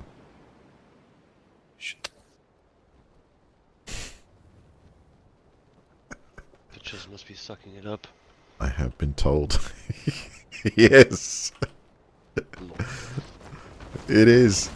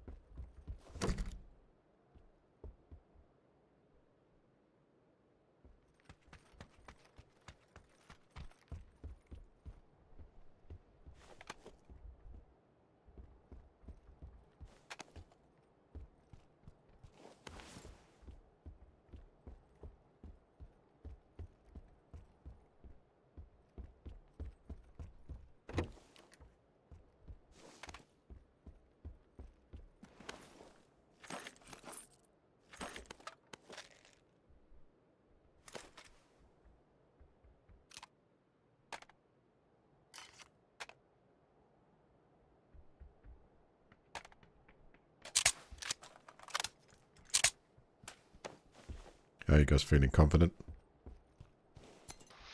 So.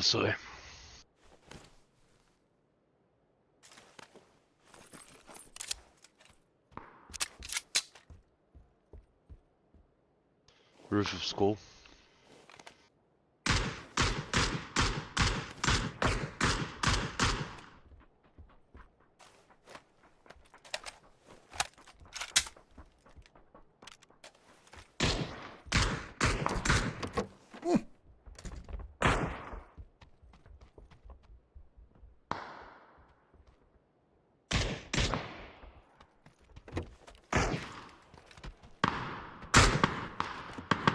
God damn it.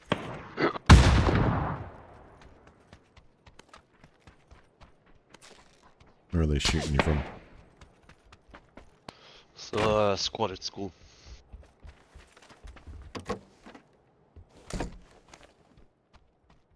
Maybe we can negotiate. Perhaps.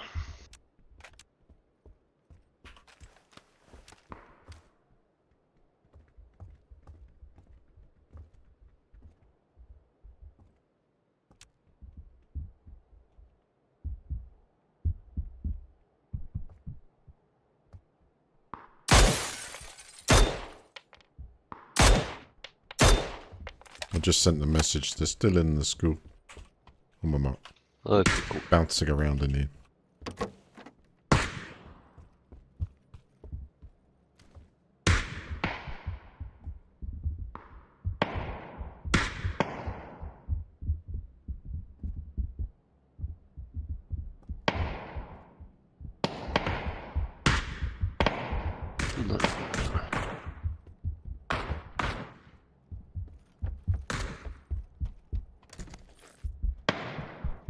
All we need is a car 98. I'm at home. Yeah. Send a message. Or effects.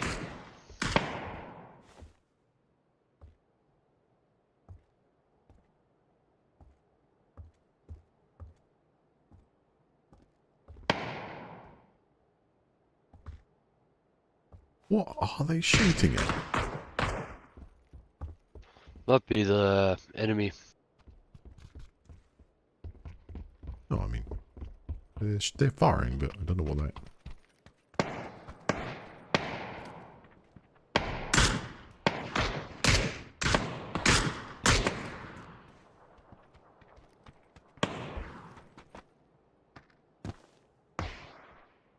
Oh, come on.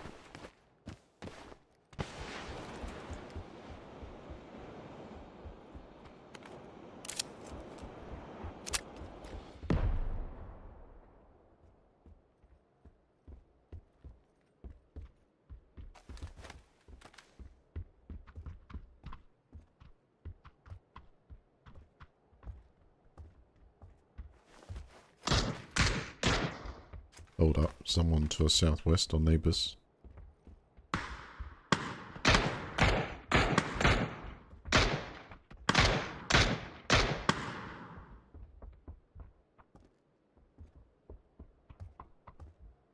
Someone there.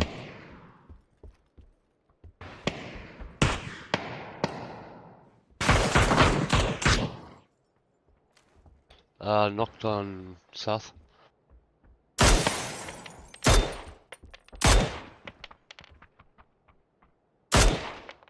Knocked one in school. That was a powerful statement, wasn't it?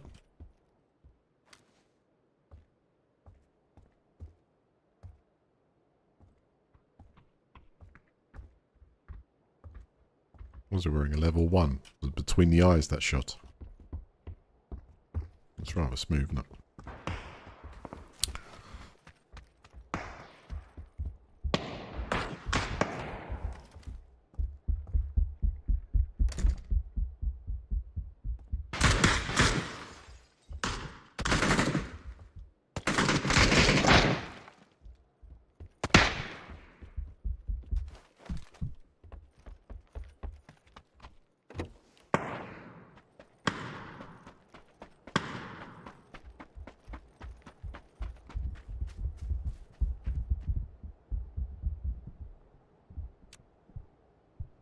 Should we raid this building? Charge it, take out this player that's in here. Yeah, he's reloading next to me. Where? To Right. your north. Yeah, if we raid this building, we'll clear this out. There's a person next to the wall here. I can hear him walking about. We're a bit far from you at the moment. No, we're all in the same compound. We should clear this building as a 4 versus 1. Get rid of this player. Oh, there's 2 inside there, by the way. 4 versus 2. Yeah, Reckon. I knocked one on the left, and there was one on the right. Okay, he's knocked. Let's go. Just need a heal. Which floor? Middle floor. Boom.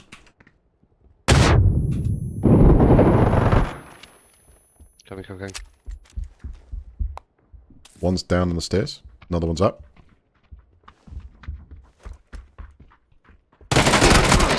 Under the stairs. Under the stairs. Right as you come to the front door.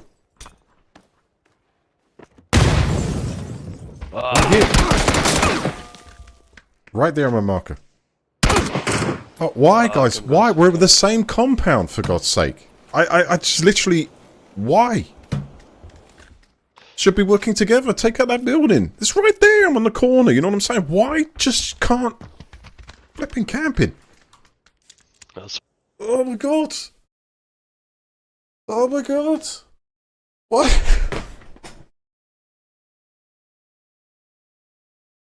Jesus. Is it too far away? It's the next building, for Christ's sake, man. I mean...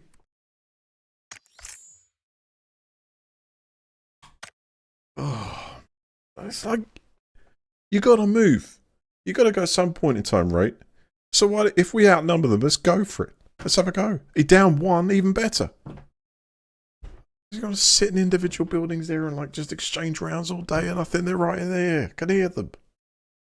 So how can that be too far away in the next flipping bit?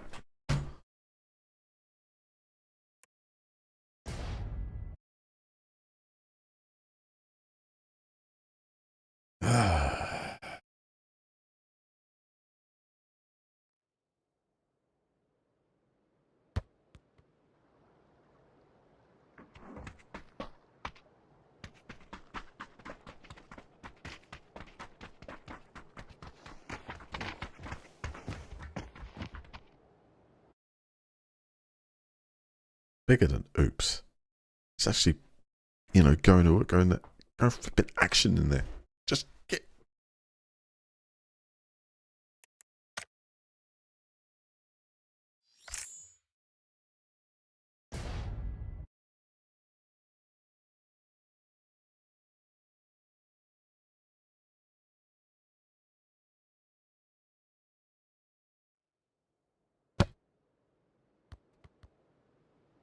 You know, I went into that thinking, the second phase anyway, once I took out the other player, thinking that there's going to be some backup going in there. Not someone trying to pick the lock of the front door. Just get the hell in there.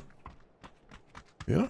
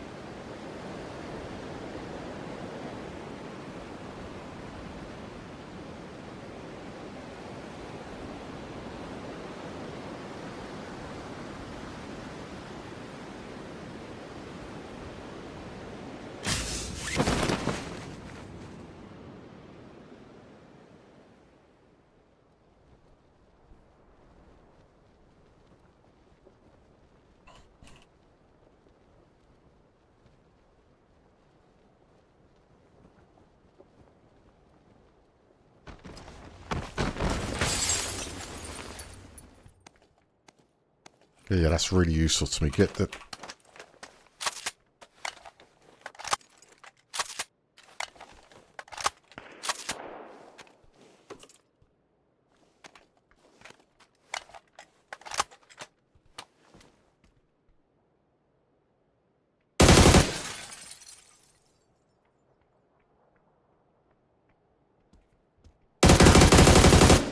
I can't punch a hole through that door.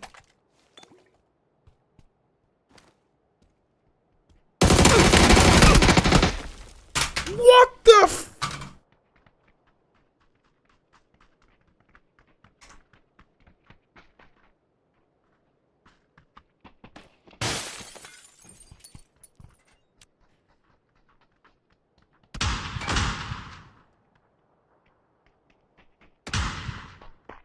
Thank you. You're welcome.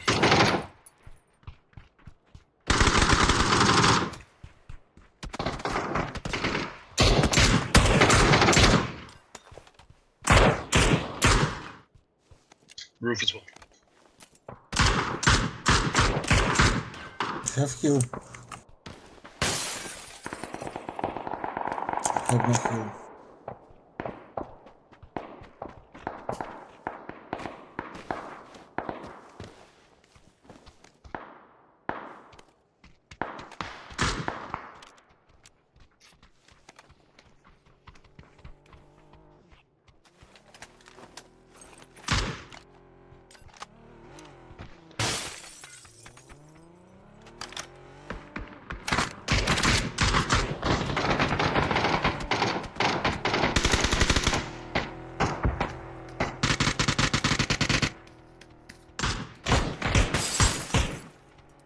I've got to get something here. I'm flipping dead.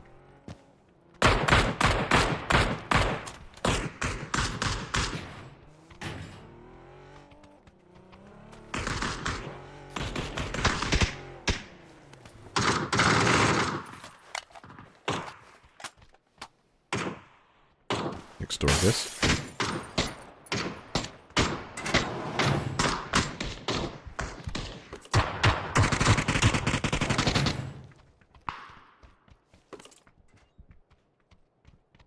Not even a bandage? Have heal. Have heal, man. Have some heal. I found some. Oh, I've got an incoming call, one sec. Hello?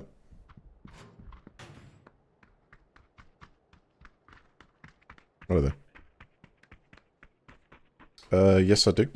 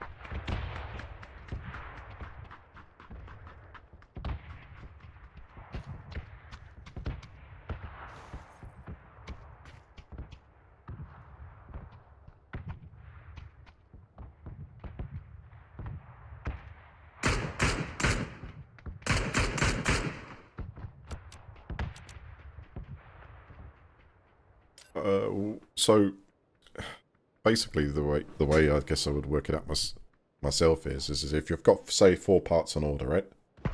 So if 2 of those parts are coming from Korea and they're going to take a long time, then how long are the 2 parts that need to fix the window?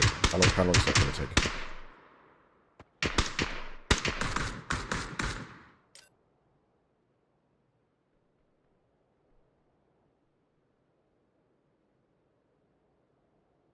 Because a reasonable thing to do would be, as I explained to them, is to repair the window, and then once you get, like, say, the seat cover come in, I can take it back in and get that repaired, but at least I get the car back at the moment. Because right now I've got courtesy car sitting outside, the indicators don't work properly on it. And you haven't even given me an EV as a replacement, which you should have as by the policy.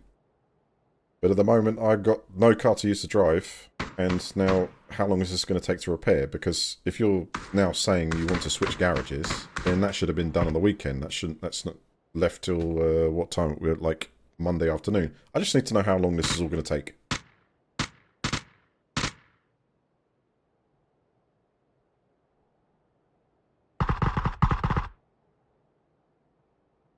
I'd appreciate that, but I mean, as I say, if you can take the courtesy car back, you know, just I just want to know like a rough ETA of when this guide for the window's coming in, and then give me a realistic time of when it's going to be repaired, because it's just need to break it down and repair 2 of them and give me it back and then repair them when they come back in. That's probably the best route to take. I don't quite understand why you're calling me and saying, let's switch garages now.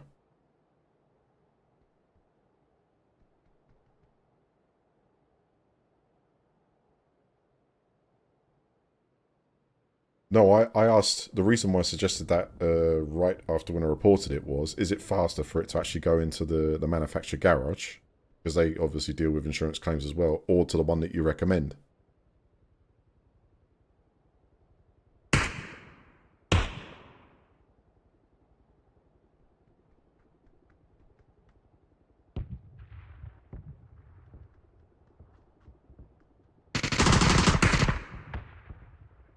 Yes, but what I'm trying to say is you can have parts on back order, and I know what parts are on back order. I know 2 of them because I've done the research. I know 2 of them are basically from Korea, and then 2 of them are not. But then, how long do those not ones going to take? Like locally sourced ones? Because I don't understand for a broken window how a car could potentially sit there for months waiting for one part to come from Korea.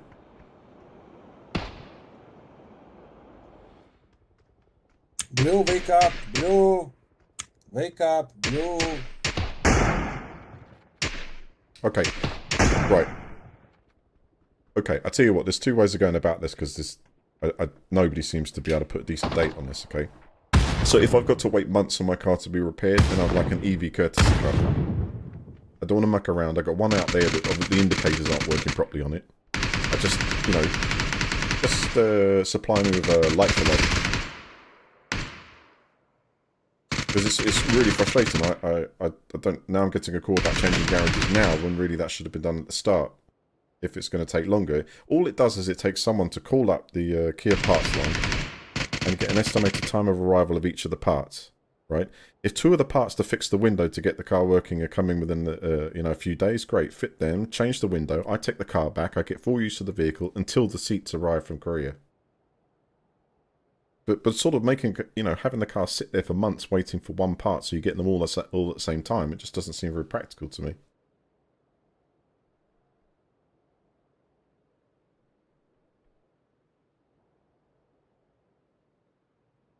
Okay.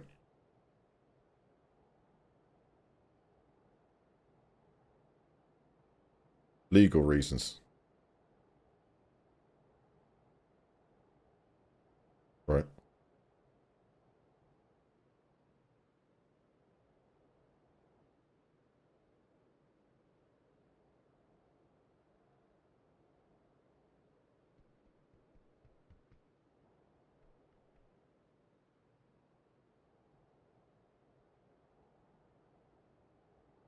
Okay. Because I just don't like the sound of this thing being months. And if it's going to be months, then provide me with the right courtesy car. That's a long-term loan, because at the moment I've got the loaner from the company itself. First time I take it out the other day to go shopping in, I almost have an accident on the first roundabout, which would have been another insurance claim. And then the second and the third I'm getting tooted for. And the reason I'm getting tooted for is because the indicator doesn't work.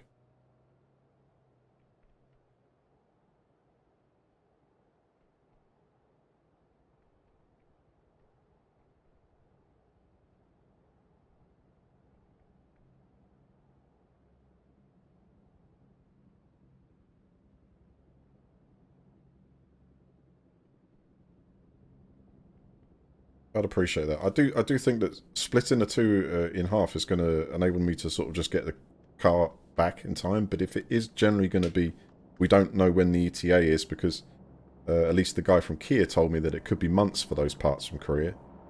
then I think the very least that my insurance can provide me with an EV as a courtesy car.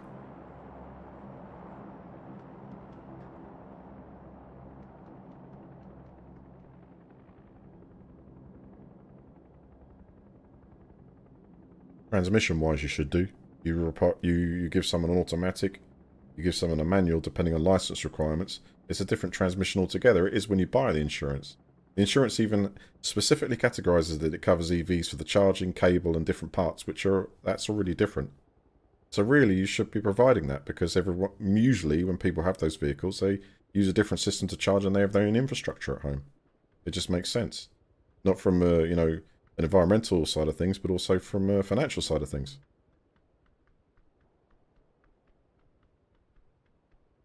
If it's, just to finish that off, if it was sent to Kia instead of that garage, I would have had an EV as a courtesy car, yes.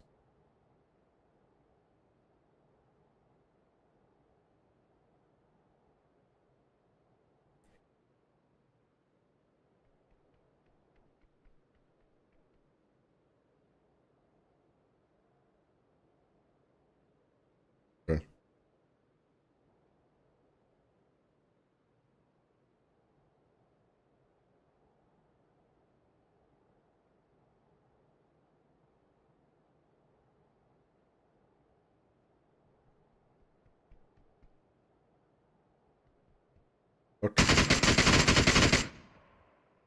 Okay, that's fair enough. So I'll wait. It's kind of like the least path of resistance. And if, as you say, a temporary thing can be done, or 2 parts make the window work fine, but the seat's got a little bit of damage on it, just replay that later. They tell me it's in stock, and I take it back to them later.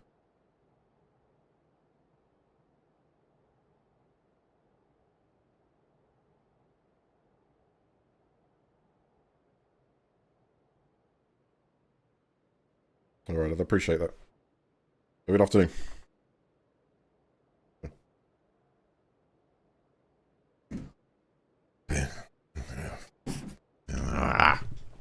You know, it's... yeah.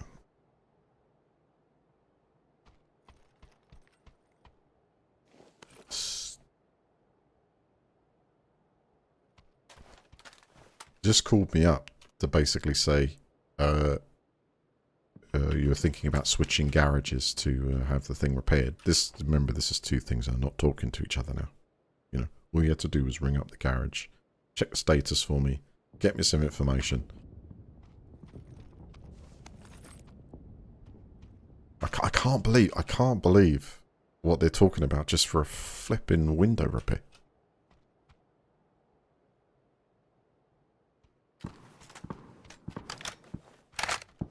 What it is there's the broken window and everything's out. The new window's in. It's a guide inside the door that they want to get a replacement for, and the door handle. I've got pictures of the vehicle before it went in. There was nothing wrong with the door handle externally, so I don't know, maybe mechanically inside it's broken or there's some damage to it. Whatever, they've ordered another one. The door handle itself and the seats could take months to come back. So I'm saying to them, okay, well, if the window's working and the door's operational, just fix that, and then I'll take the vehicle away. And when those parts do come in stock, I'll take it back and then do it. That's as far as I got. But the guy's just now phoning me up to say, do I want to change garage and that? And it's, we don't provide like-for-like vehicles. Well, don't sell an EV policy then. You know, just, that's rubbish. You can rent one of those from everywhere now. It's 2025. There's like literally every rental place you're able to rent an EV. Oop, hang on. Slightly better. 85.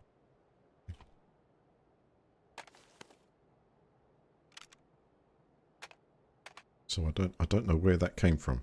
That's someone else picking up a ticket that maybe someone hasn't updated. It's just like wasting time. Best thing to do would have been to phone the garage up and get me a status update.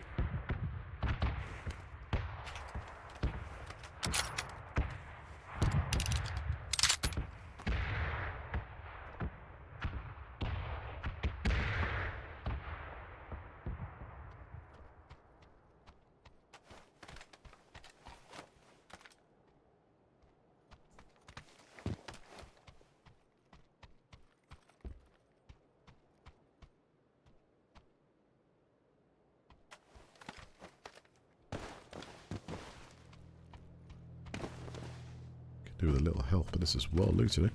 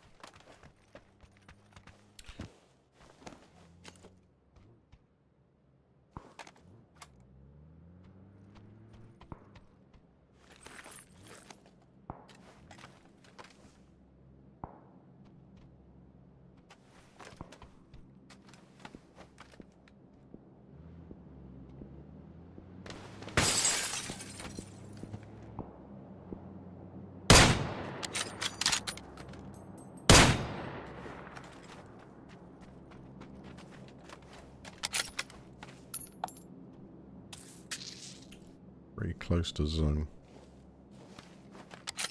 There's not much supplies.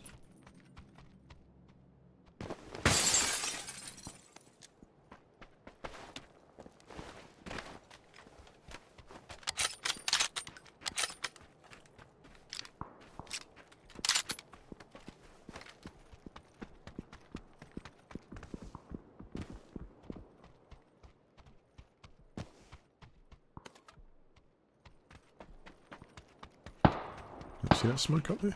Wow.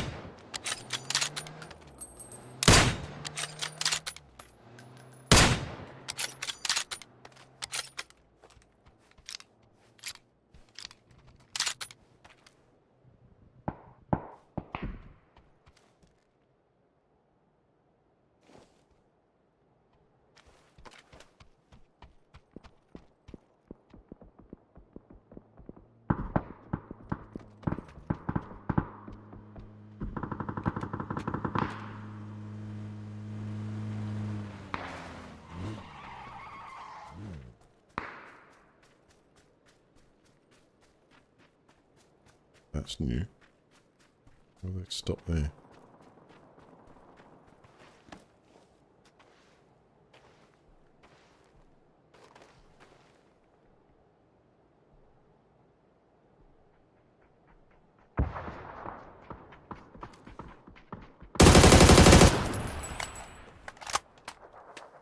Just one.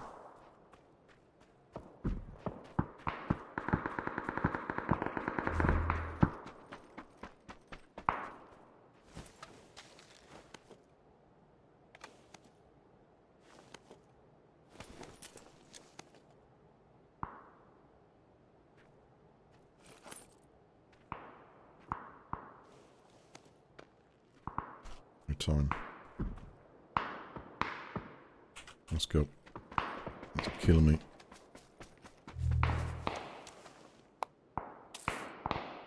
53 seconds. That was one hell of a camper.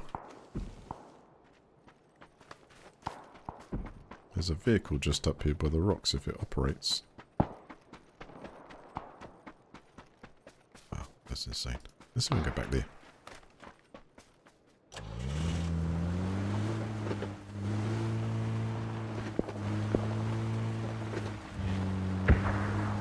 Team of two to my left. There's a lot of people around this zone, so survival from this is going to be interesting.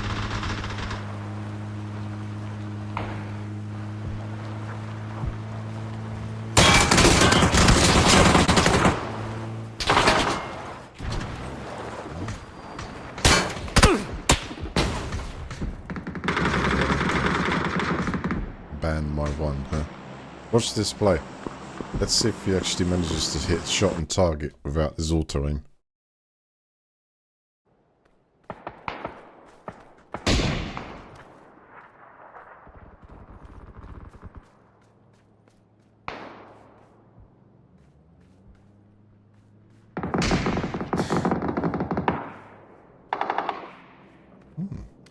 It's very alert, isn't it?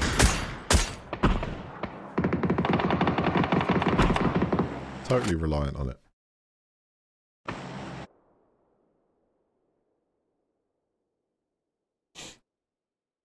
I'll just shoot and run the place whereabouts. Yeah, it's boom.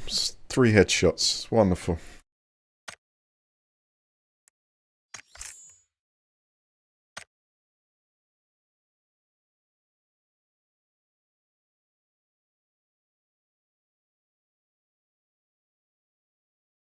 It's just gaze like comes straight up before the car's even over the hill. I mean, it's beautiful. Again.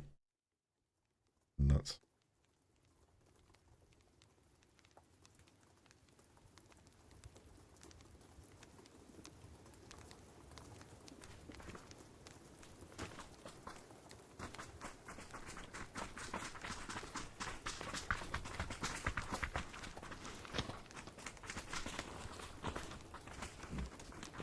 Hello there. Hello. How's it going, team? Let's play together. That's a good idea.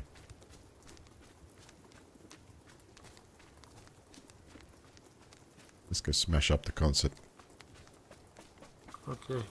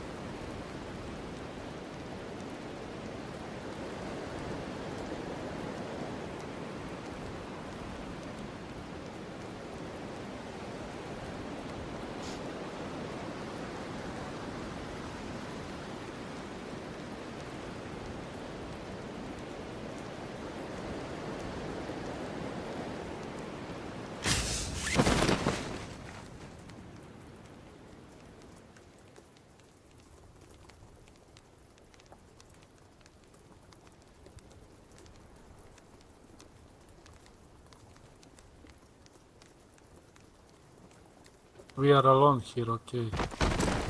I think southwest. One team, yes.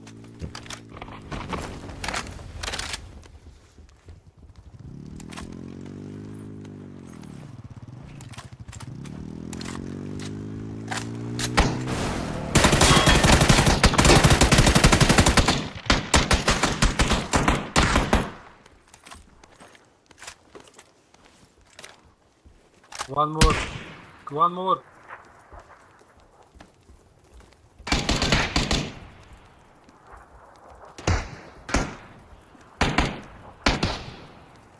Fuck. Come team. He's moving towards us. Green, yellow. Just one. To me, to me. He's pushing here. One man. One man, one man. Come. He's on top. He's just picked up a guy. He take me.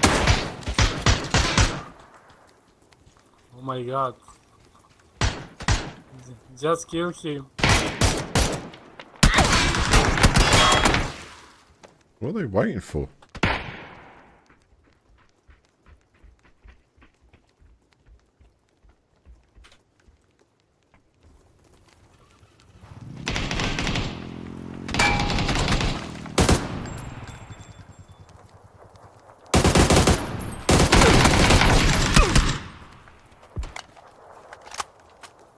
I got a bail. I can't stand to watch.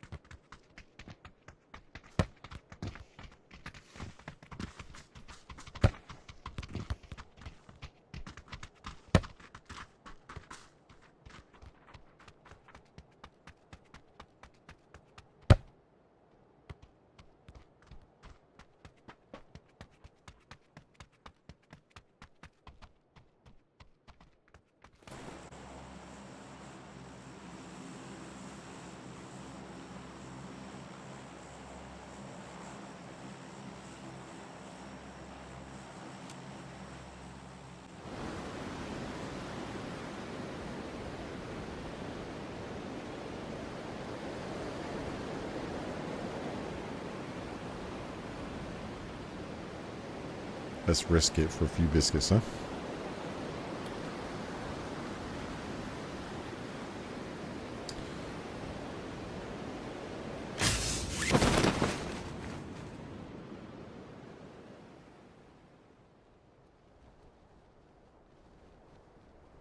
Not bad, just one team.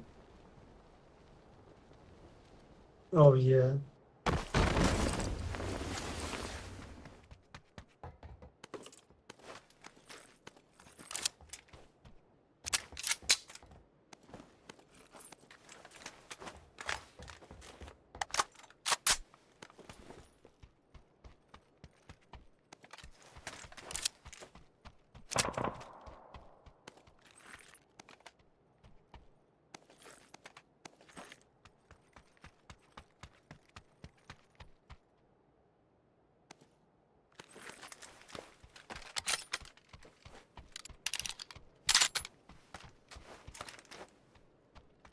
Last push. Yeah, let's go. Scam. I'm with you. We are waiting for you, Green.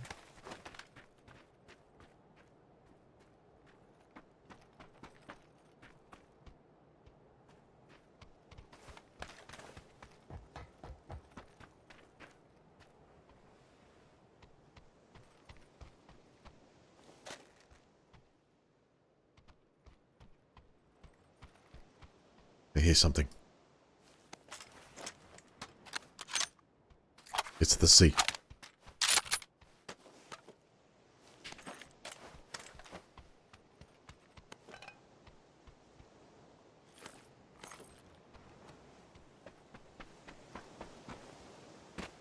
Come on, rabbit. Yep, there we go. He's nearby me. Alright. Moving towards you, yellow.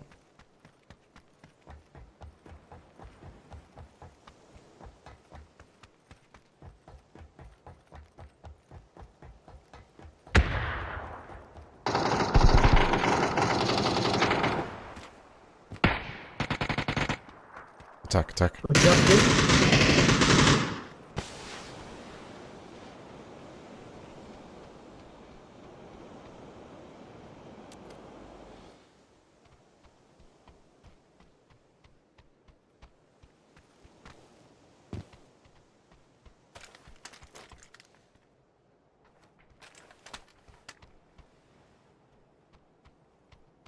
There was 4 of them, right? I insta-killed this guy. You insta-killed him. Yeah. There was more parachutes, I'm damn sure. I Watch got out. 2.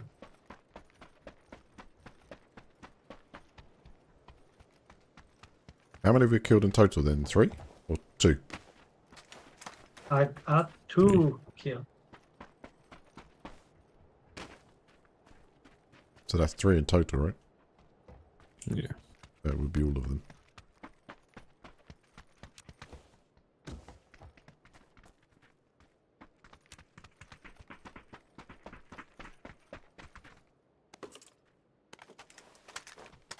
Oh, shoot.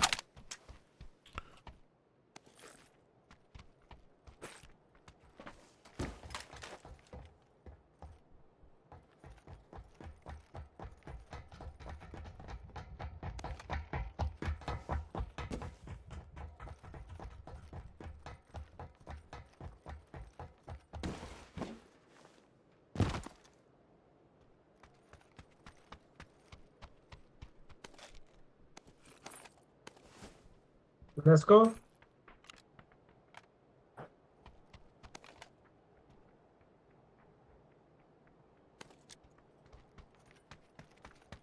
Open it.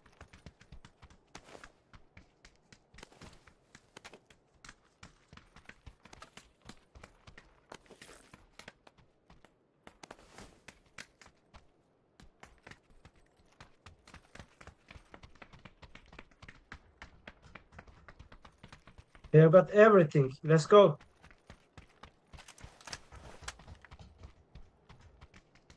But I want more. Breed kick in.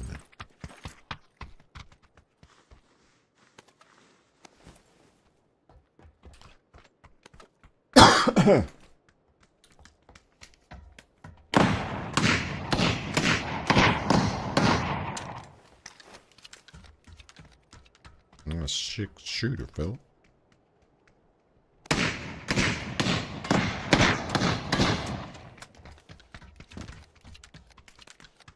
Ready.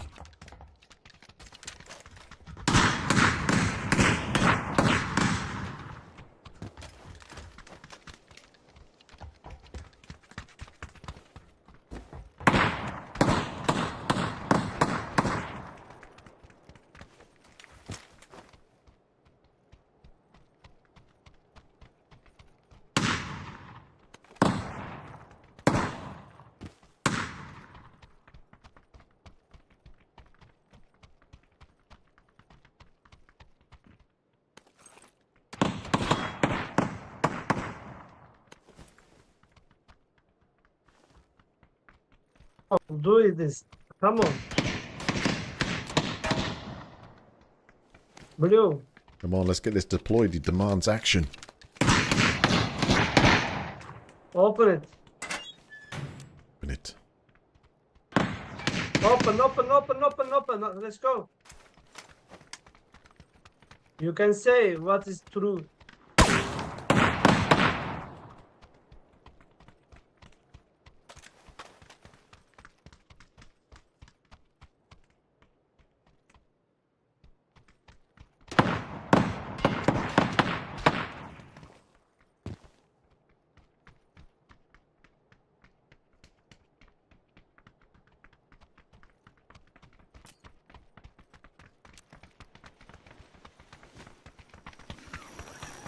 Here we go. Hey. You reckon we'll get past that crane?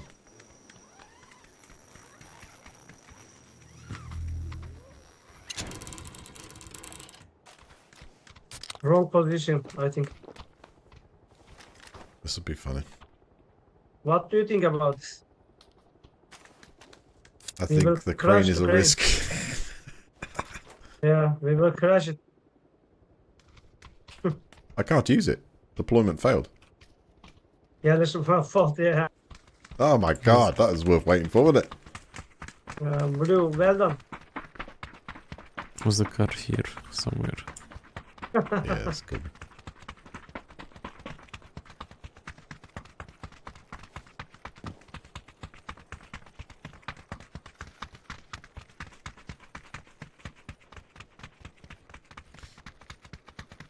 Yep. One to the left. Two to Find left. another one. East.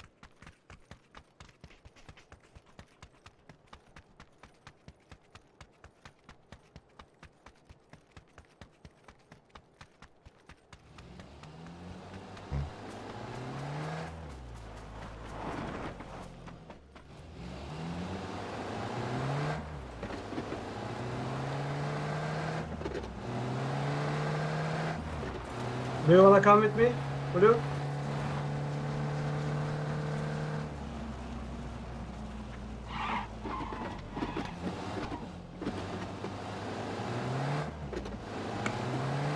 GG, Blue.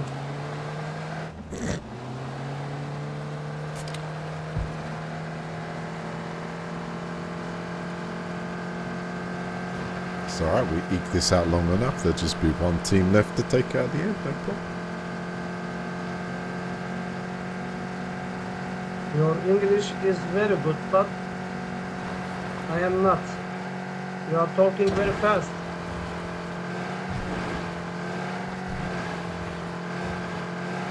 I want Where are you from? chicken. What?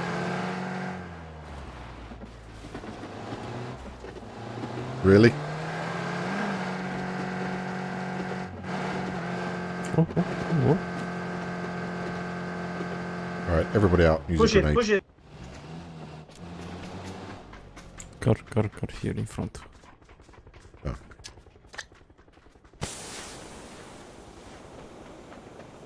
Let's get the dash here. Maybe let me drive.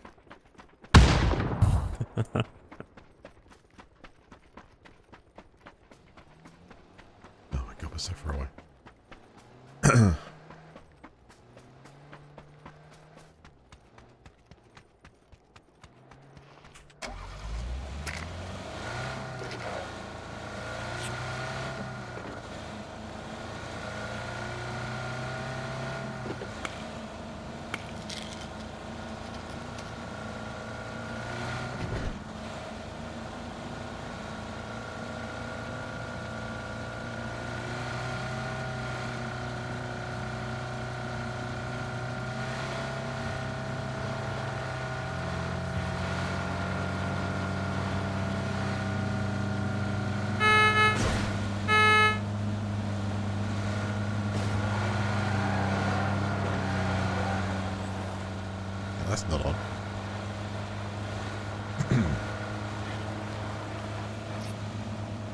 Oh, big rock. Big rock. Big rock.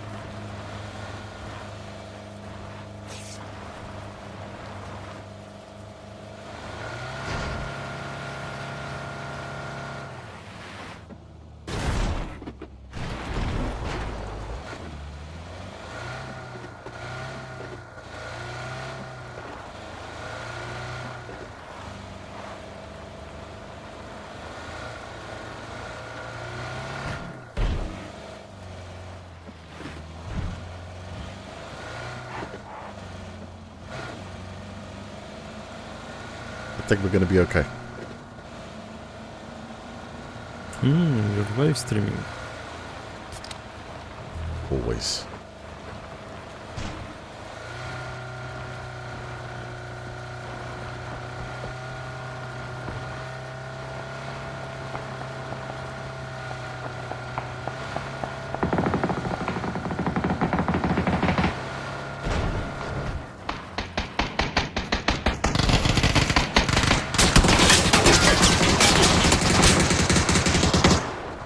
Alright, I'm going to stop. We'll take him.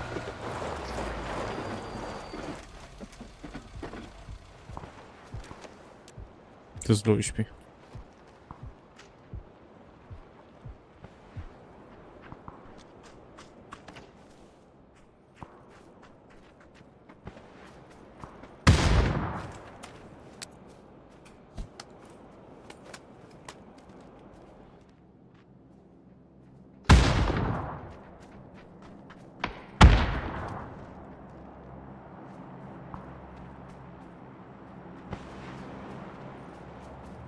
They're going to be outside the zone here. Might have an advantage. Catch them when they're weak. Let's wait for them to pass us. If they don't have a vehicle, they'll be damaged significantly now.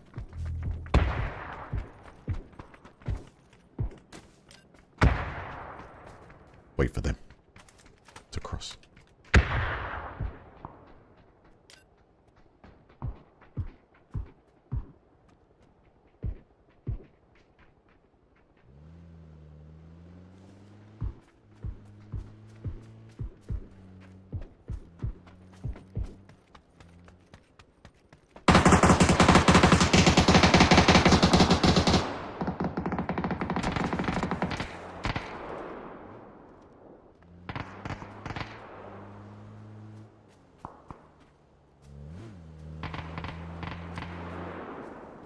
Come on, give me a shot on these guys. Where the hell are they firing from with that?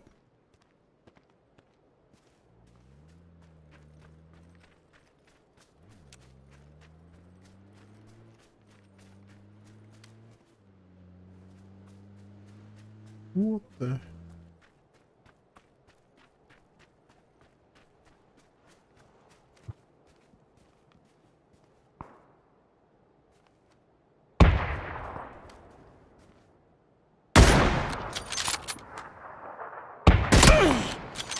What?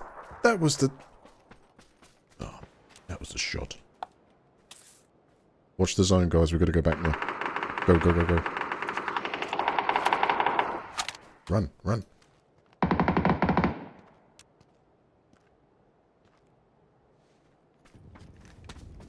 Just take the car.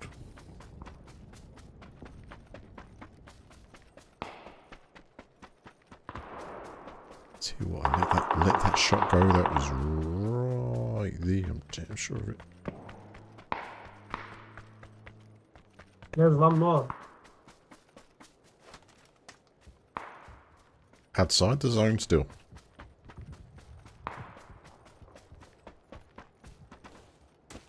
Behind truck. Leave him. Let's go. You're gonna get smashed now. No, no. I think he's dead. Okay.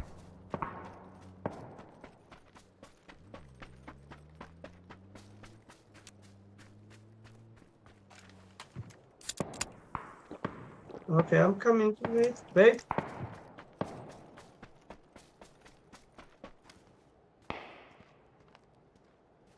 There's a lot of fighting going on in this town.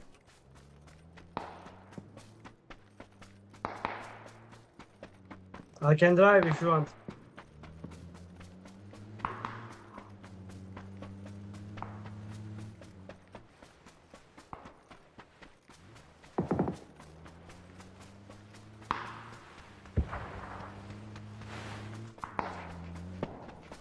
Sniper 325.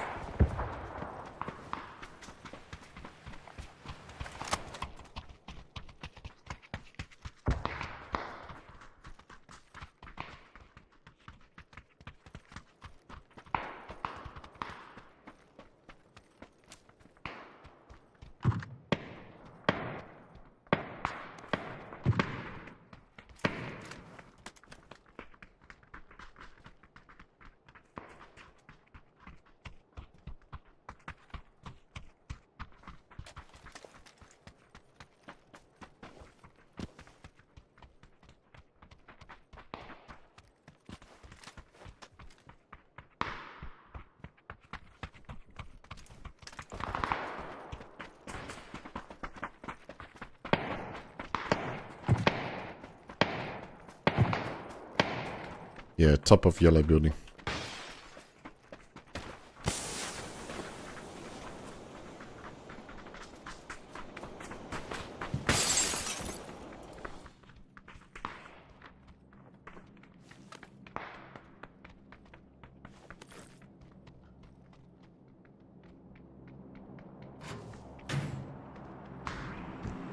You one of those?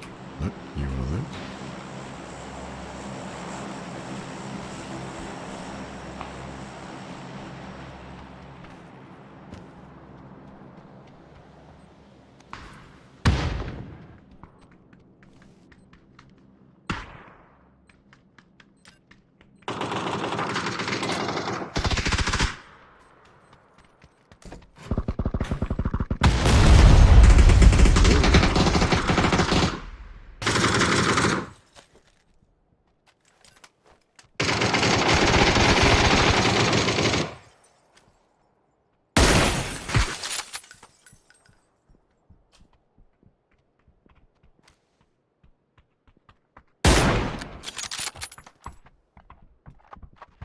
Behind the bus there.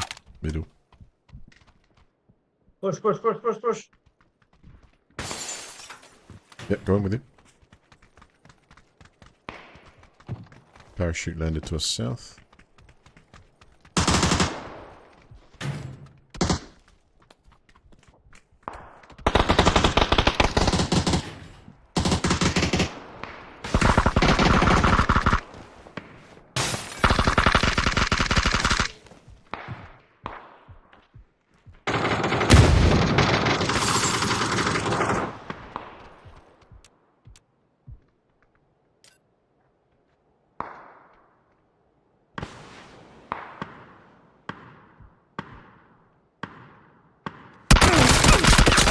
You've got to be... I've got a level 3! I just don't know what this has turned into anymore. I don't know what this has turned into anymore.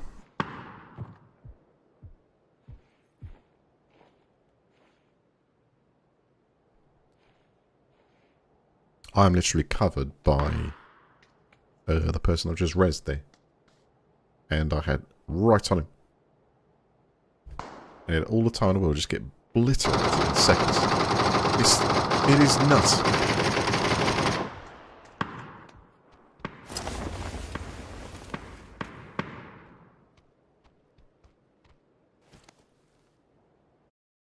So second half, I was like, I just don't understand that. How that timing even works. I hit that blow with so much, you'd think the aim punch would be making it just almost impossible to aim like that. My aim wasn't punched anywhere, hence I'm not taking shots, but then it's just like, and I just picked up a level 3 flipping vest. I should be able to go toe-to-toe with a knife.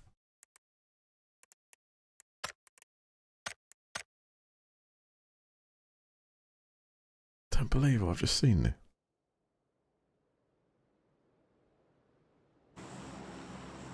If you look at me afterwards, my level 3 is gone. Like, it'll hit me centre mass.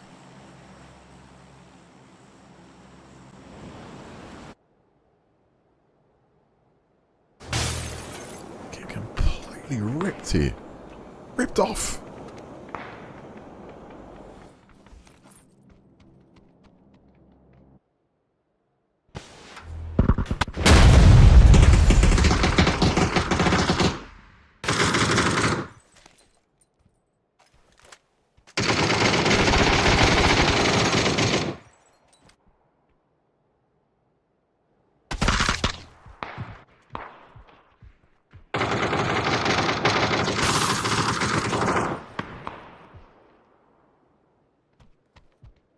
I've got full health, level 2, level 3 vest.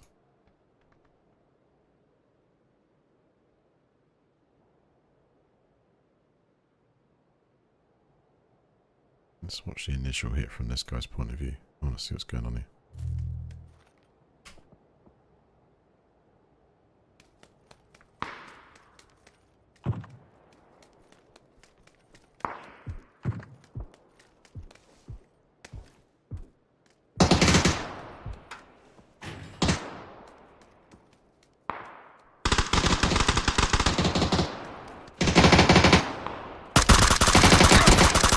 Oh wow. Oh wow. I just love the way the aim just kind of sweeps shooting at the floor on the way out. I mean, I don't know, give him some more time, huh?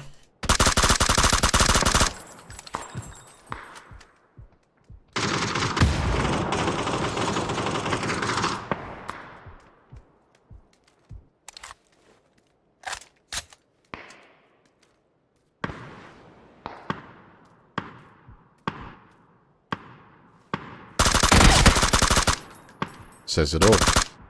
I think you can plainly see it says it all, really, doesn't it? Should we slow this down, shall we?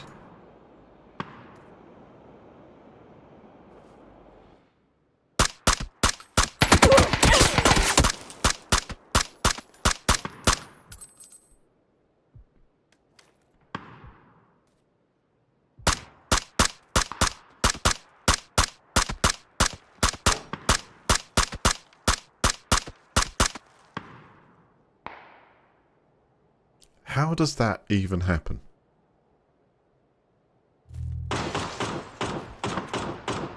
Yes, unless you're using an aimbot.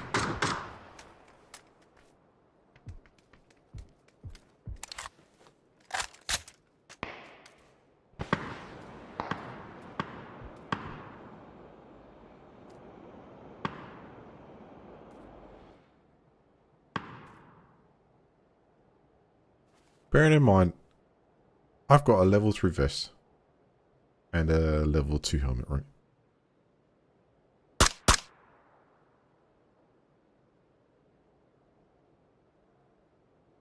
Yeah, those rounds are indeed absorbed by the player that I just rested, which was practical because it was completely in my line of sight apart from a shot over the shoulder. Then he aims to, well, clearly not at me. Something's wrong there, big time. Something is absolutely wrong there, big time. That makes absolutely no sense what I'm seeing here. He's just destroyed a level 3 vest with 2 shots.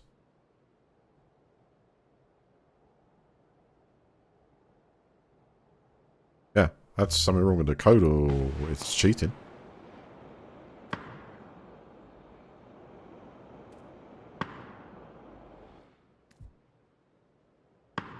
So going from my point of view.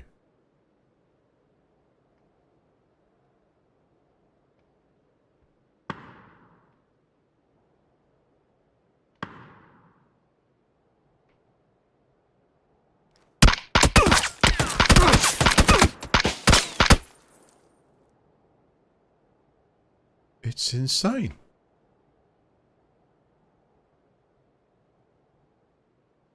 So 2 things are happening. Either there's some, he's running something malicious there, which is enabling this fantastic, I don't aim at you, but I hit you vital aim. But what I don't understand is the logic of the amount of rounds he's fired to my vest. Just look.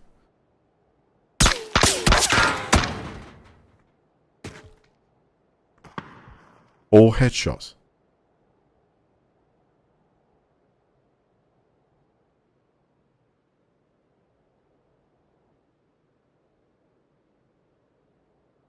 You don't think it's possible, right, that the aim punch that I was causing that player with the rapid fire of my gun actually caused the headshots?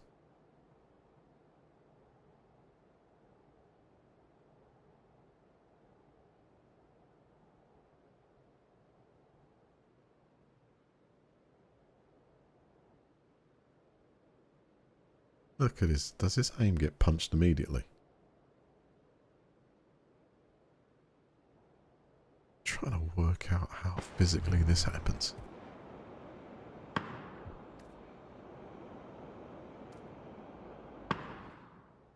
$42. It's 556. So effectively the result is he's hit me with multiple headshots. Okay? Just multiple headshots.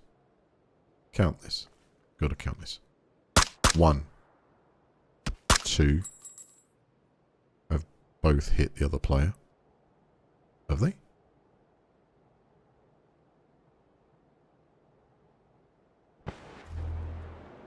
I'm full health. No, somehow one of them hit me. One sec.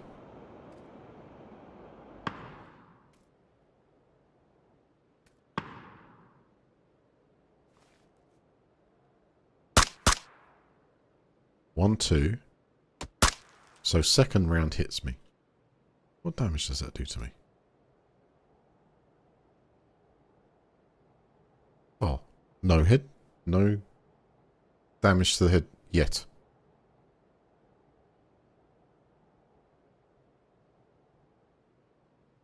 Where is this guy?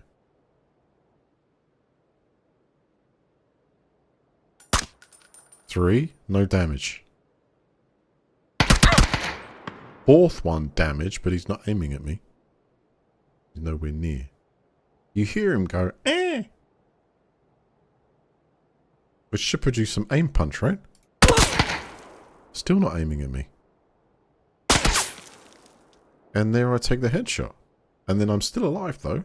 And 1, 2, 3, 4. No, now I'm falling.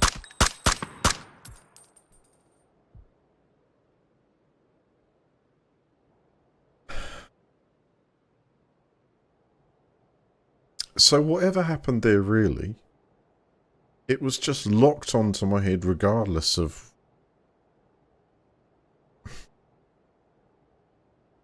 how odd is that?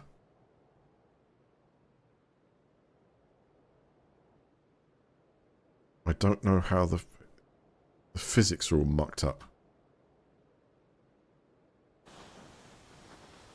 Let's check out this other player on his team.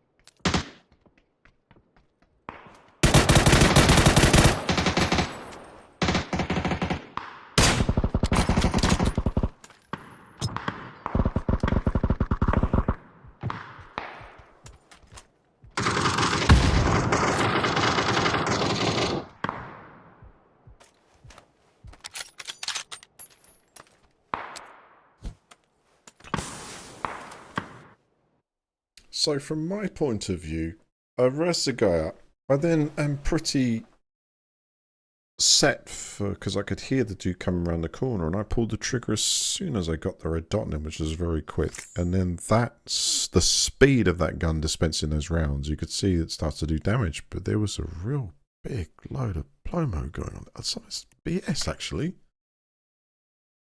I should have been alive from that, and there's no reason why not. It just...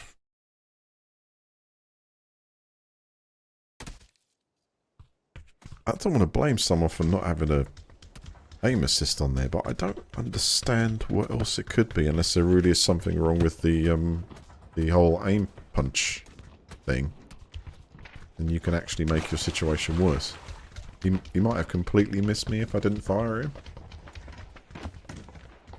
Sure, we had a lot of rounds in there, so eventually we would have moved it on there, but It was the same as the aim at the other guy. It was slow and it was to the side and on the floor before he managed to acquire him, and he's still hitting him all over. It's one weird situation.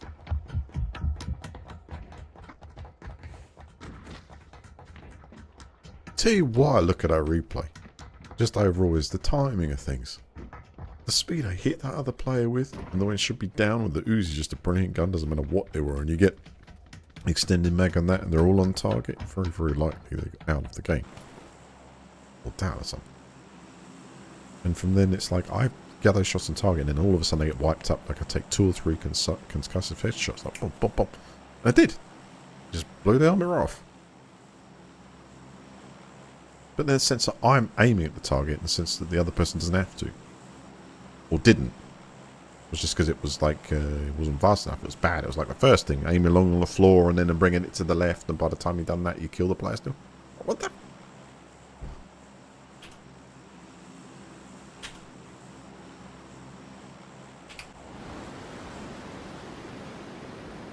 It's really quite odd.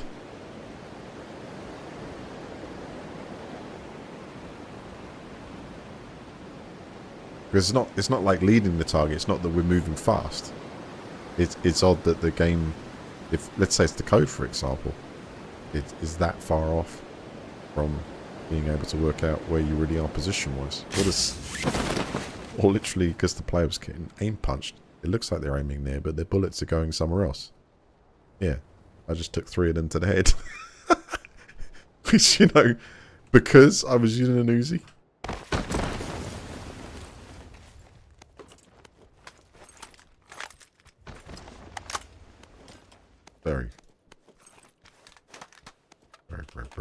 Very disappointing.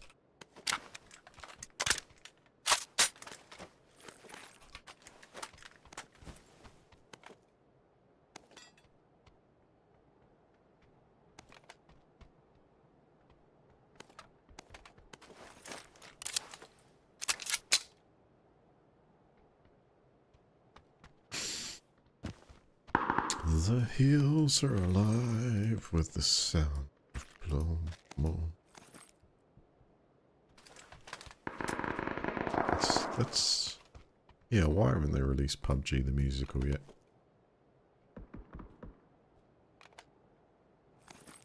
Well, that'd be rather cool.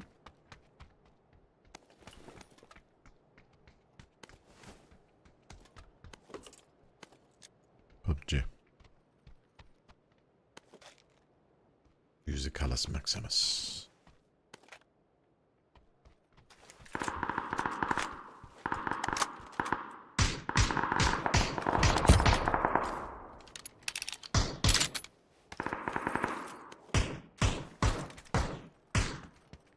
Let's go attack the Scourge. Let's go get them.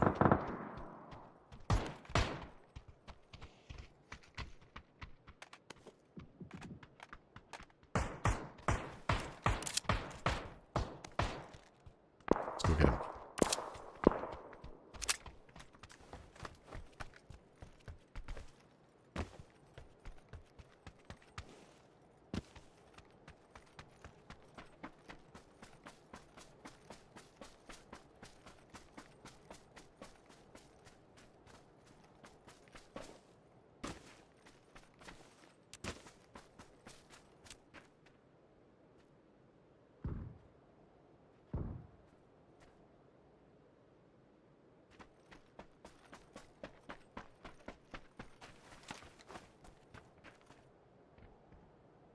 Play it in here.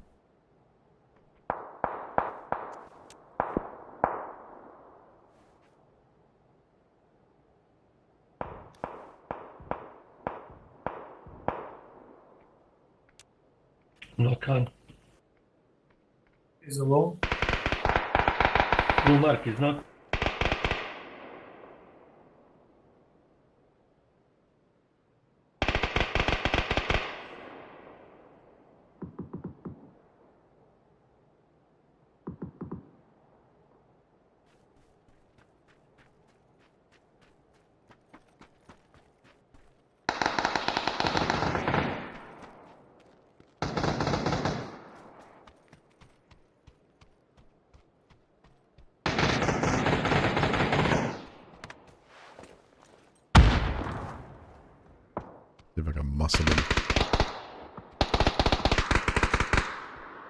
what a hot zone. Oh, I see why, yeah. This building up.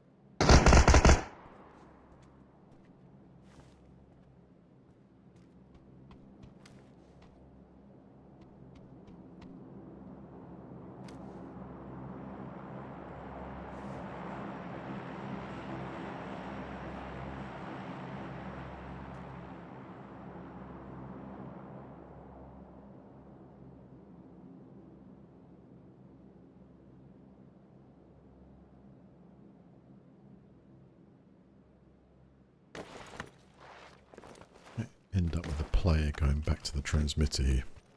Just got this hunch. A lot of action going on there.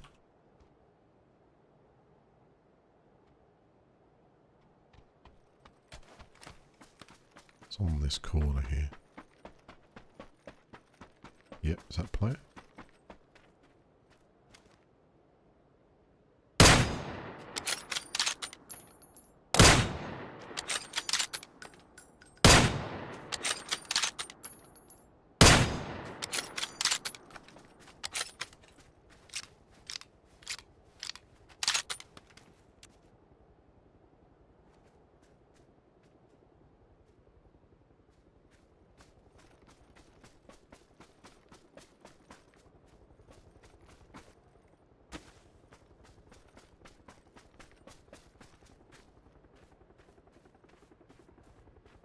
Well.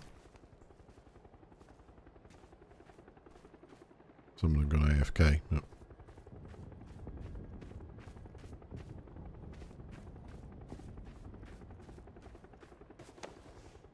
Just saying, this is the closest transmitter.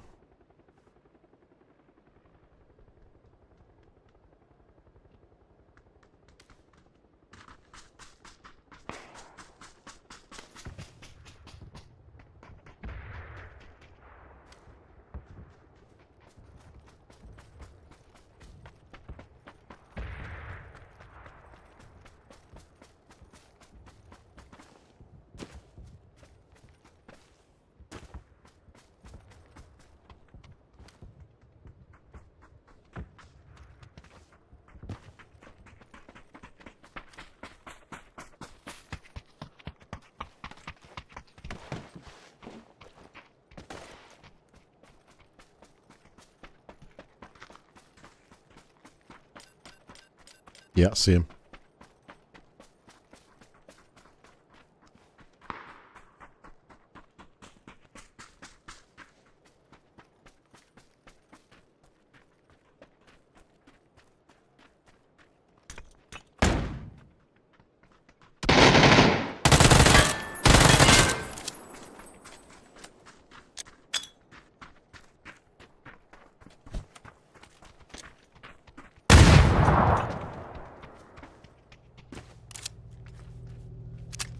Nice. Like that.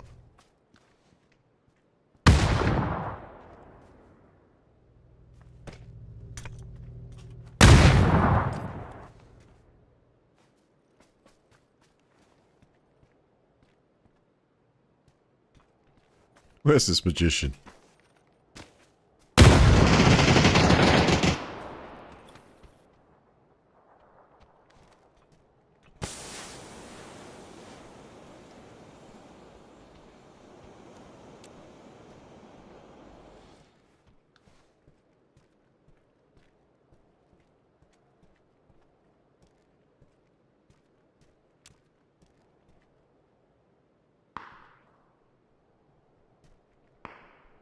Big.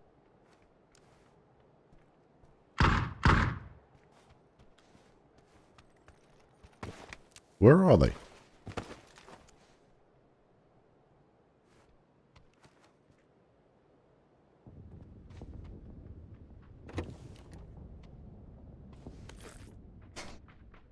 Where the hell?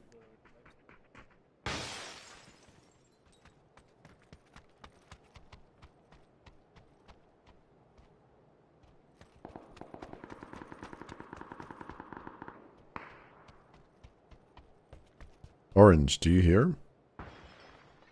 Yeah, yeah. Okay, can't told you.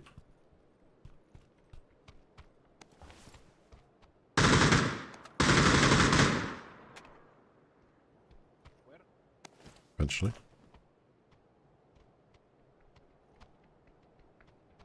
Over here now.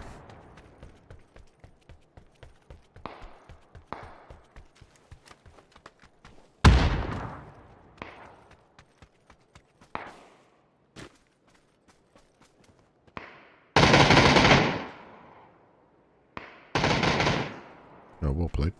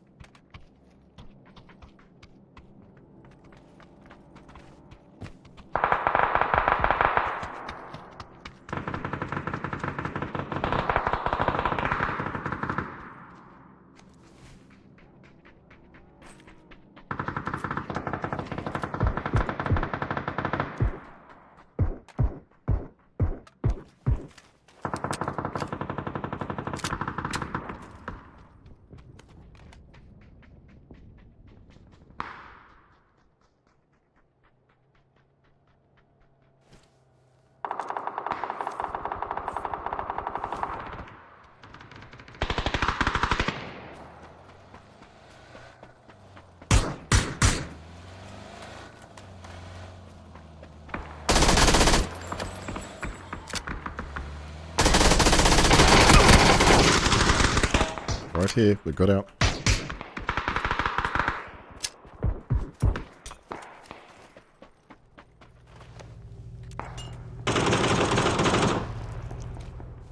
On me, on me.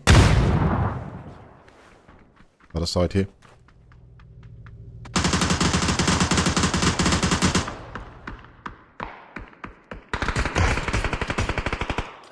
Bro, he's behind you, bro.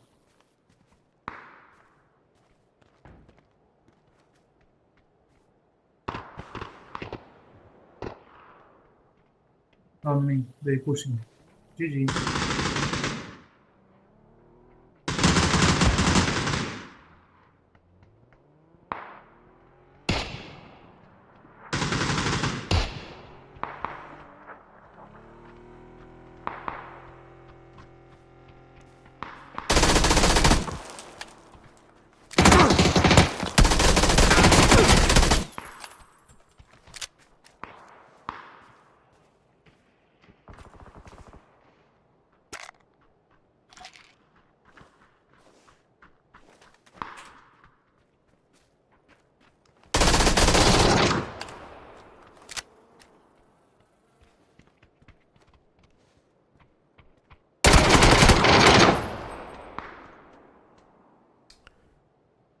Oh well.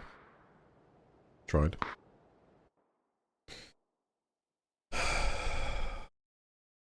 Aim punch works, doesn't it? I mean, real well. Real well. You can see that dude's shots were put off tremendously. I think that's missing. It's amazing. Shoot first. Deliver bullets to target first. Get bowled over completely. There's no effect.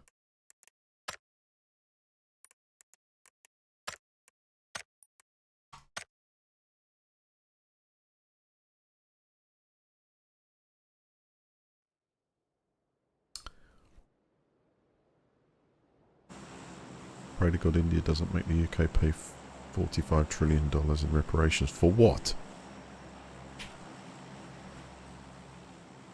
What could we possibly owe $45 trillion for? Is that like the 22 billion... Come on, let's not exaggerate things.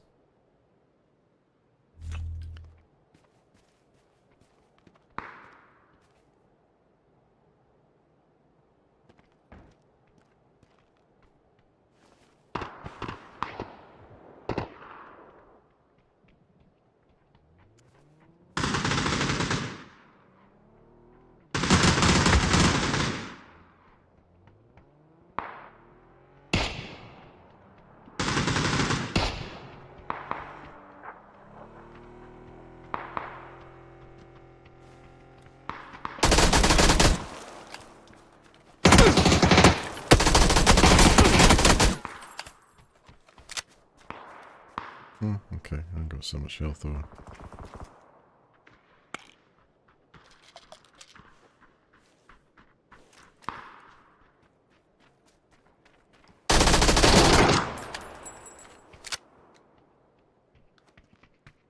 I'm only on 50%. That be a bit of an issue.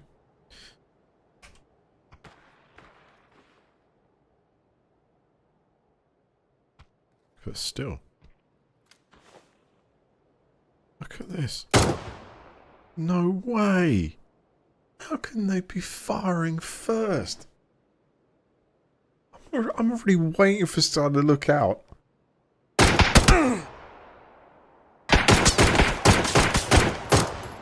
Oh my god!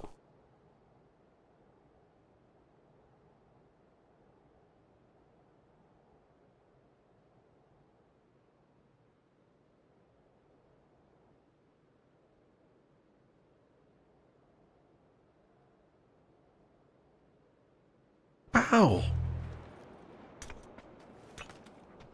How does... How?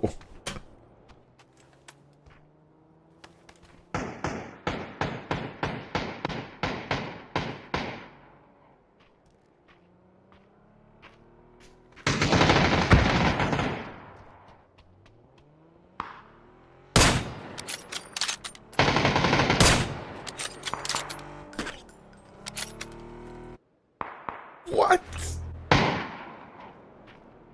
I'm glowing a sec. Have a look at that for like it was you watching it.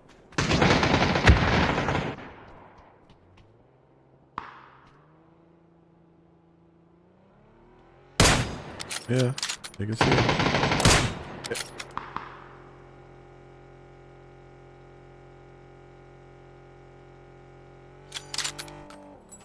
Aim at the floor.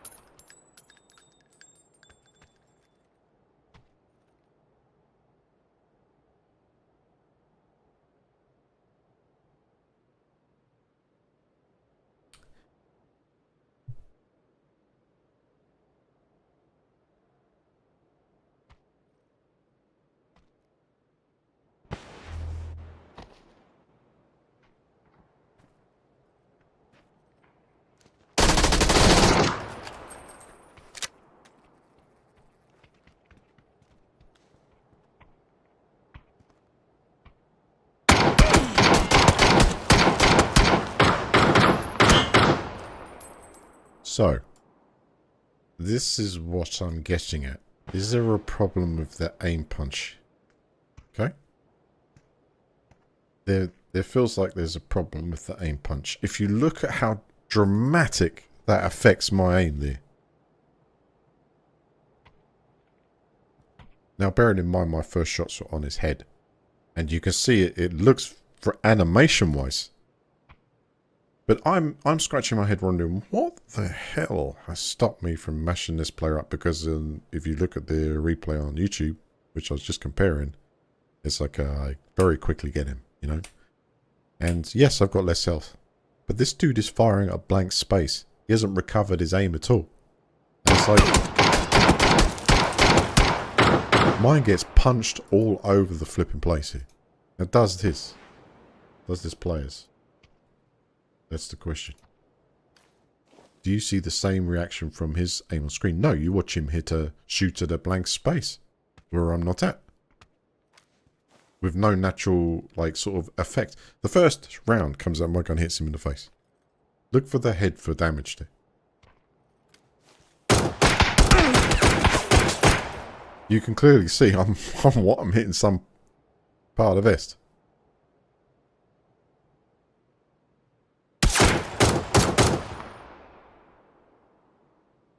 I don't get forward the same. There's no aim punch there. Yeah, exactly. Yeah, the rate of fire is significant. If you look at the amount of rounds that came out the gun. I'm just saying that's the second thing I've looked at the point of view thinking, how the hell did I get shot? You know? It's not...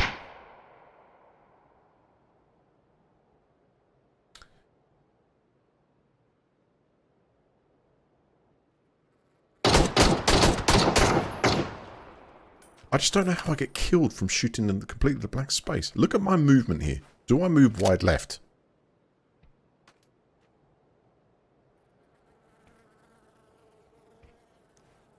It's like last time. I'm trying to process how to kill these peeps. Because certainly speed and aim doesn't work anymore. In some circumstances, it's really odd. Must be my aimbot's locked onto the players behind there. You can see, I can't help that. Wait.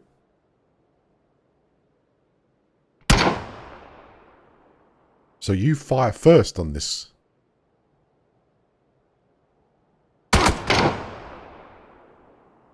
You fire first, yet you've had to run out to me with me already down, looking down range. And that is not what the replay on YouTube shows. There, look at that. Total loss. He's looking down at the floor. I am indeed... Yes! Yes! It's completely wrong. Because I'm moving left. You can even see, visually, he's shooting. He's not even aiming at me anymore. Right? And what have I got left? A bit of health and... No, he hasn't hit me in the head for some reason. So, and also that end doesn't tally it.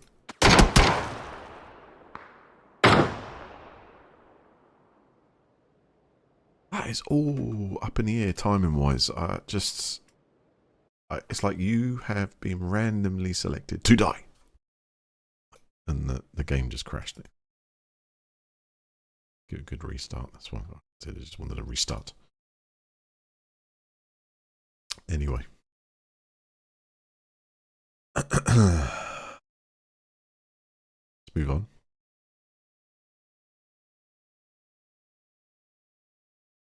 Yes, it is digital forensics. But in those 2 times that I've paused for thought thinking, one, remember the first one that I went to the replay over, I had a tremendous advantage there. I was way before that player came straight out into my view. I started dispensing a million rounds downrange at that player, and it was like they didn't aim where I was, but still managed to get multiple headshots. It's like, okay, that's well off. This one, again, feels like someone's coming to my zone, and I know I've got half health left. But when you look at the actual shot, his first shot, which was actually on the replay, seemed to be for some miracle before mine, was the only one that he managed to get on target. Now, if I did anything like that with that gun, and remember, I'm thinking aim punch here. But it's like the aim punch is the only thing I think is killing me. Close range for some strange reason. Because by rights, If I did that in anywhere near the same, then the first bullet would have hit like his, and then the rest of them would have completely missed the target that is ever moving off the, out of range. That's your bullets going sideways, which is a mystery to me. It's just all really, really crazy timing. But it's two of the same kind of things, do you know what I mean? So are we now at a disadvantage using something like the MP5K at close? Because somehow it's going to spread those bullets towards you when they take a punch. But I was affected even worse there with that aim punch. It's not like the first one. The first one was like, felt like a miracle. Second one, it's happened again, but completely offline. It's like, what is going on there? It's like a, it's like, it's far off. It's far off. That's what I'm saying. And same with when the dude managed to get our other player that I raised before in the previous replay. He shot tons of rounds because he was looping his aim around to the side because he didn't have good aim at that point. And it was like that. Okay, those 2 shots are well off. So the other guy, he raises, ready to fire, and he's going to fire, and then all of a sudden the guy corrects his aim and some miracle headshot.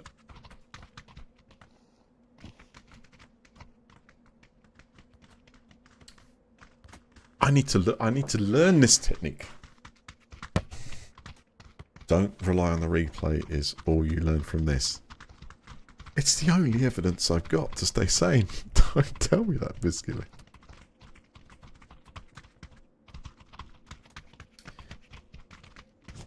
It's just...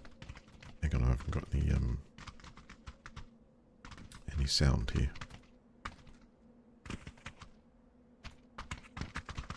Yeah, the game quit, so quit the headphones. Okay, fine. That's fair enough. Come back. Oh no, it's crashed again. Oh, we're back. I think. So that's all I'm saying. It's not... I cannot... Oh, this is not good. No. Yes, no. Something weird's happening here in this game.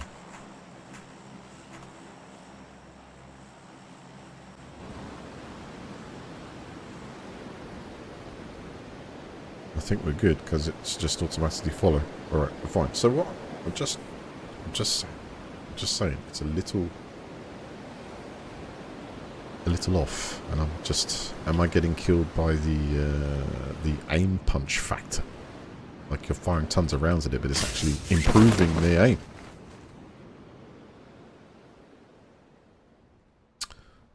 What's up, Boba? 3 beer. Welcome back.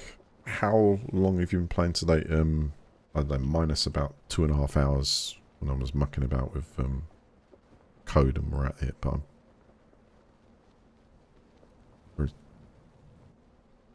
hang on a second. Let's get this mark up. There's a team on my mark there. I'm getting a lot of micro stuttering going on here. I might balance out. Yeah, that's actually that's my end. This stuttering going on. It's actually visually happening, I think. Oh no, no OBS is doing it.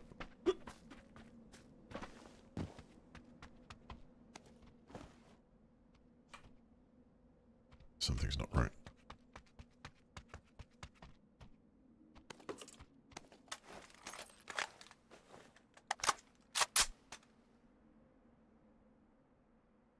Let me try this. Take this off.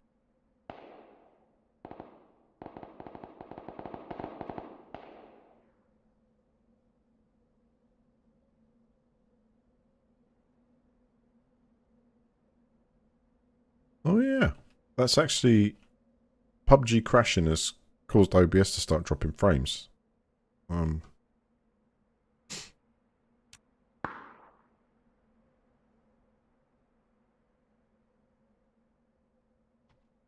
odd.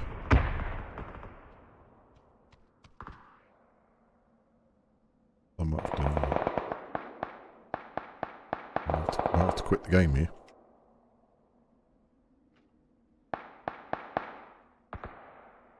Let's try doing something like that.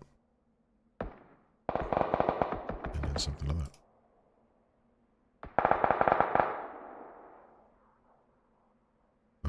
Encoding overloaded. Consider turning over the settings off.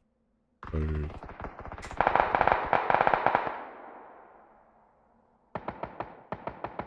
if I exit to desktop, I might be able to rejoin the game.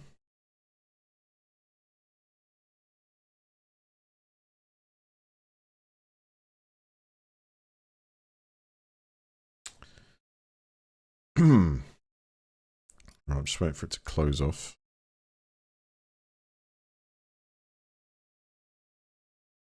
Must have been those replays, you know. Deep analysis is. Oh, no, I tell you something. I realise why. There's still a TSL game process hanging around. Get out of it. It won't quit.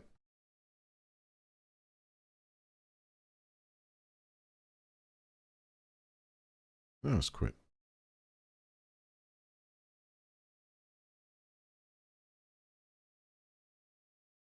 Right, reloading.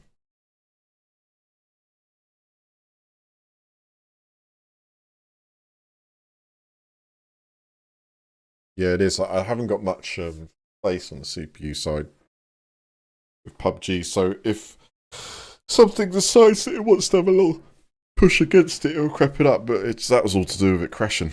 It just went straight to desktop and I reloaded the game and performing the same.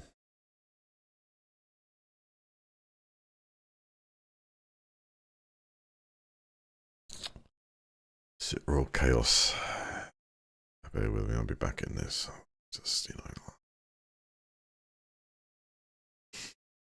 So I wonder if I get a situation like that where someone's going to actually sort of, I'm ready for someone to pop out, then maybe I need to aim in the space that they were. Like in the gap between them and the doorway instead of actually where they are in time, because somehow, luck is it, I'll get hit by an aim punch shot and it'll just headshot. Snap him. Now, you see, there's a thing with that. I'm thinking to myself, you know what? I don't really like playing the National Lottery of FPS. You know what I'm saying? I don't want to pick some numbers and then, you know, more likely, you know, there's always a chance, but not. I like to think of it, you know, as first to the punch there and firing an absolute deadly weapon at them. And they're getting hit so many times that their aim just flies everywhere in lots of different directions. I can take a random bullet going in some crazy strange trajectory and hitting me there or something, but 3 on the bounce, come on. And then the same thing as when they keep aiming that blank space. Is that because generally the aim was so bad that they went left instead of right? And the aim punch bit of me shooting them is causing me to get obliterated by absolute crazy side fire that it causes. You know? It's really crazy. There's 2 in a row. Right, that looks like it's a bit smoother. No. Oh god, this doesn't recover very well, does it? I'm trying to do everything by restart the PC. The audio bitrate is currently lower than recommended. I'm getting complaints.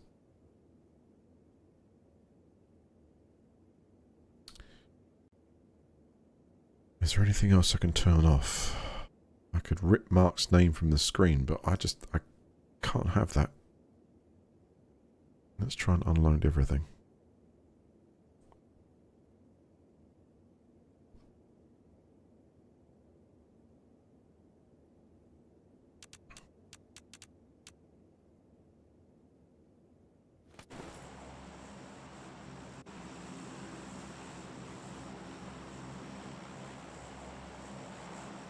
Alright, that's the best I can do, I think. What is this, bro?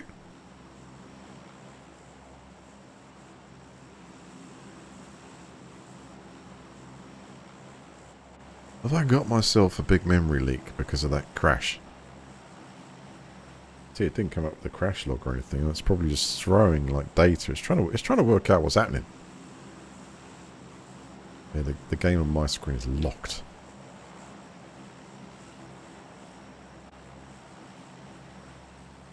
I need to buy a RAM disk again. Soft memory, you know, remember that? Top seller.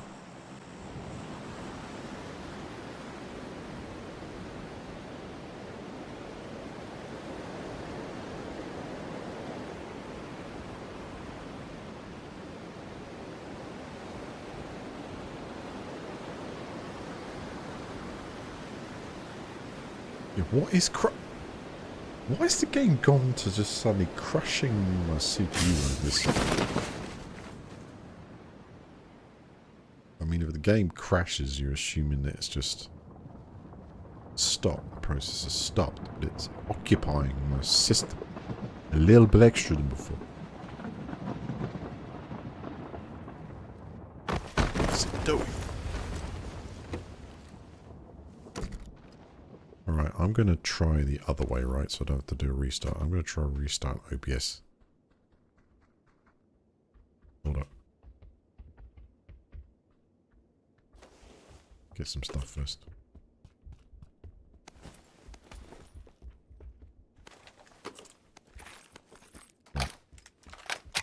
Here goes nothing. I'm going to try and leave the game open and restart OBS. The stream stop real briefly. One sec.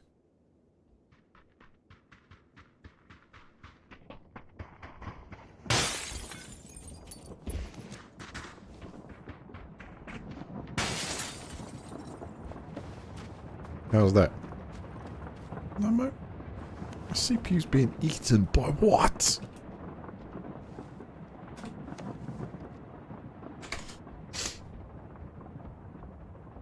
Alright, come on, let's work the problem here.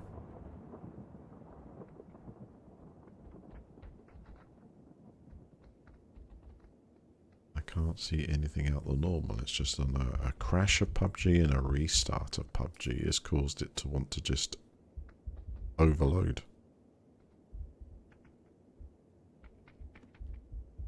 I mean, OBS is using 3% of the CPU, 2% of the CPU because it's using MVNC.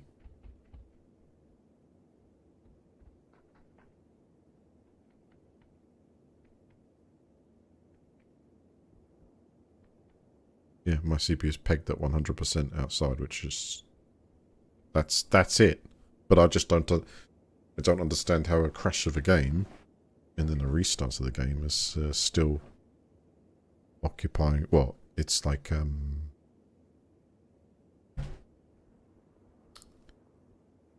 using more.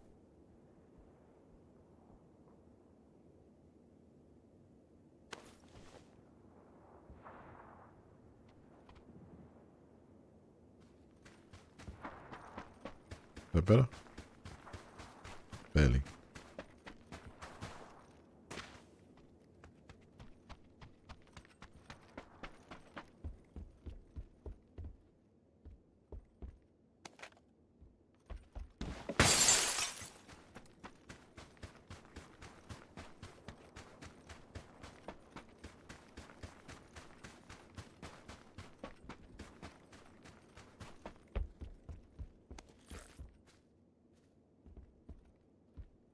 Just working on the error report.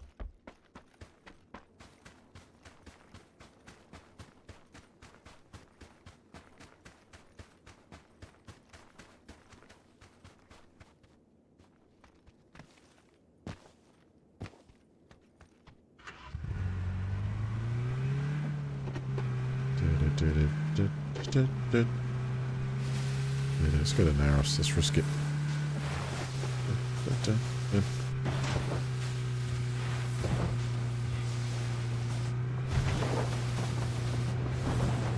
Okay, that seems a bit gentler.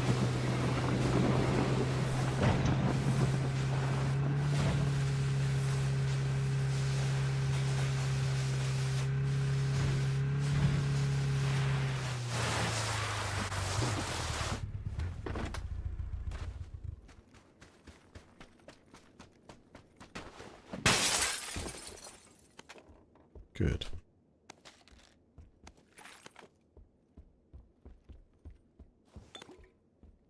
Chat, is it okay? Is it bearable?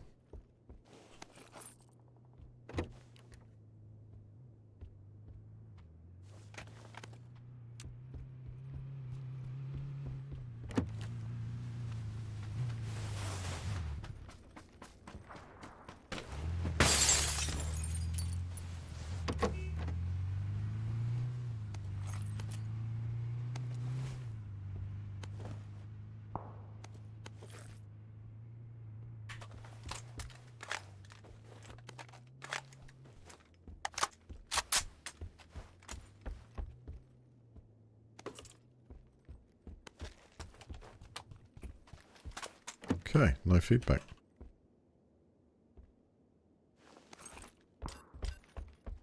Nice.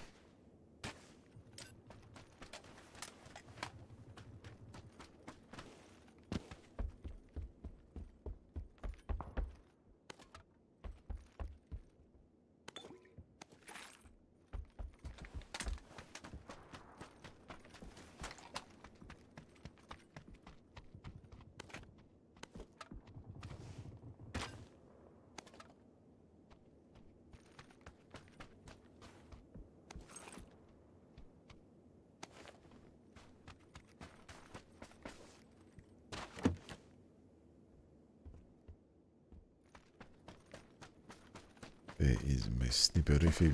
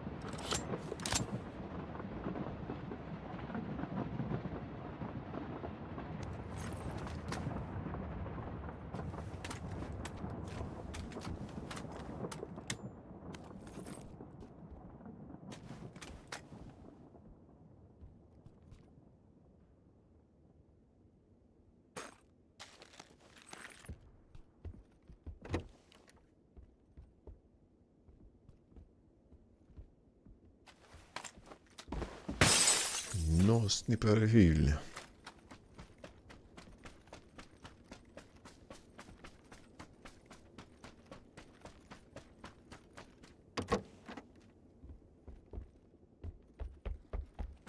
No sniper refill.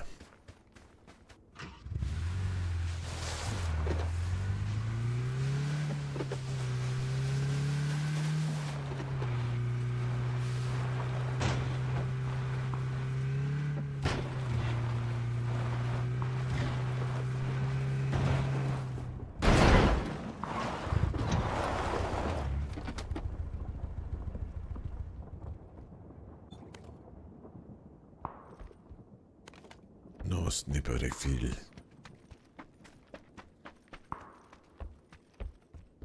Sacre.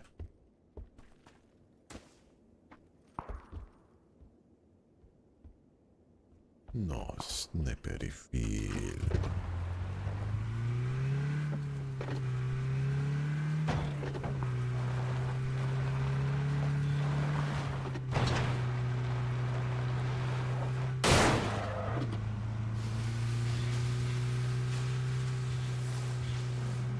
How you doing, comrades? I need a sniper refill. Okay, they do.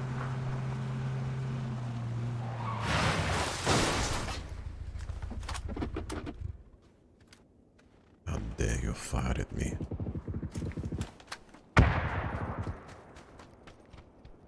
Be serious consequences. Ah, sniper refill.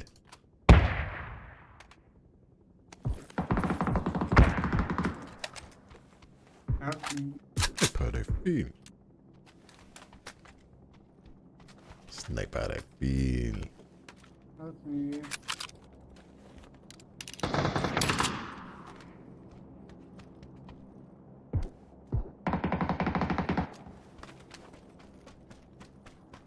Switching position.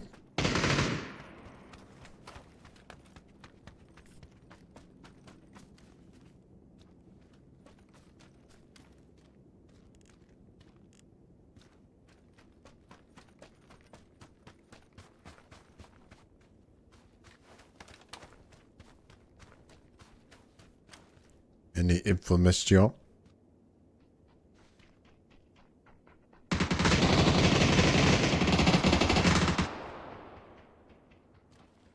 I hear one here. I hear one here.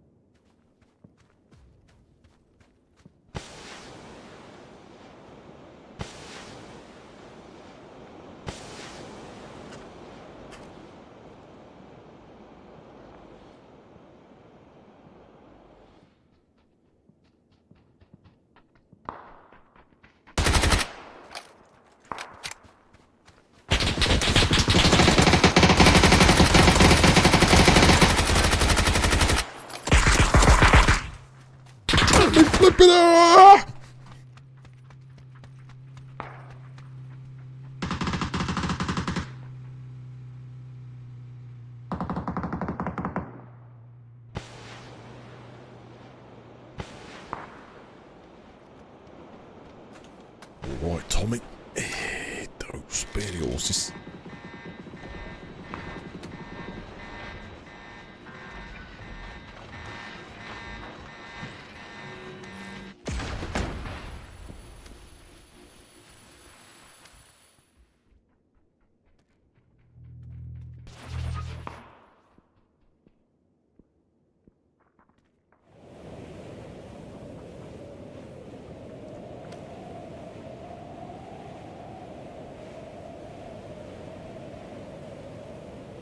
Smokies everywhere.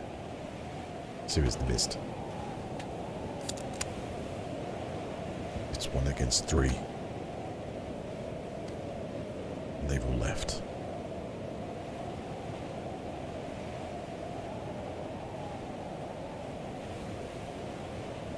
Time to relocate.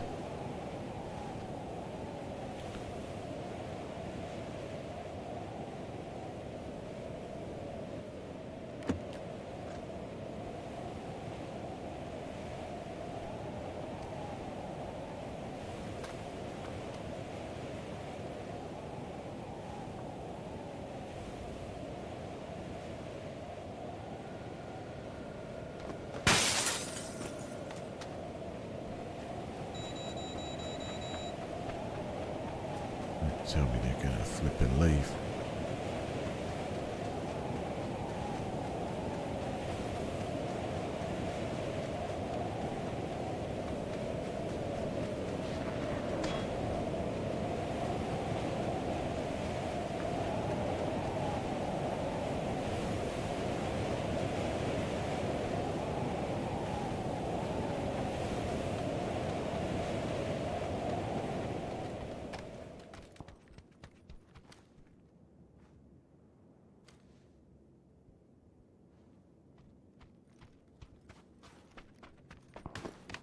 Are they still looting? That's my vehicle there.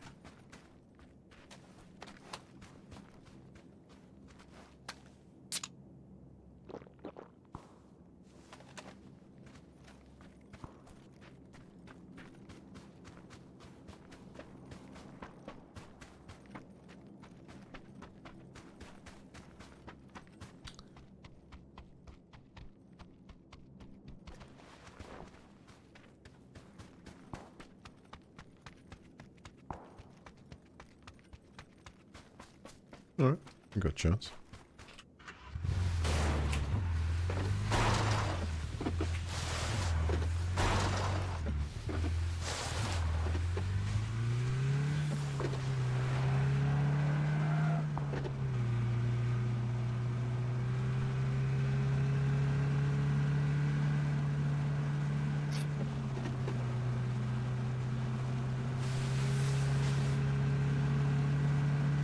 There's not much space left here, is there?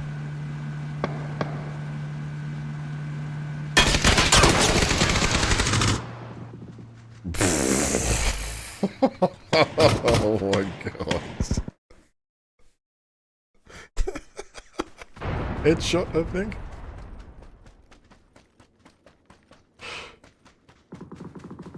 Oh yeah.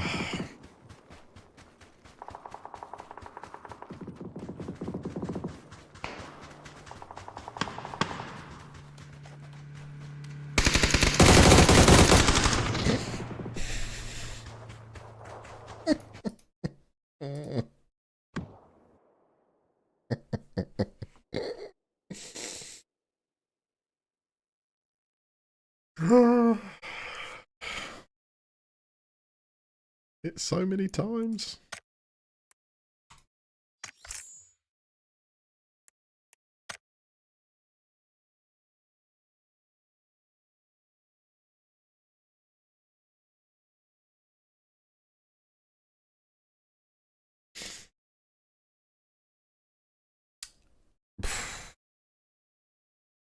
Wonderfully in sync, I guess.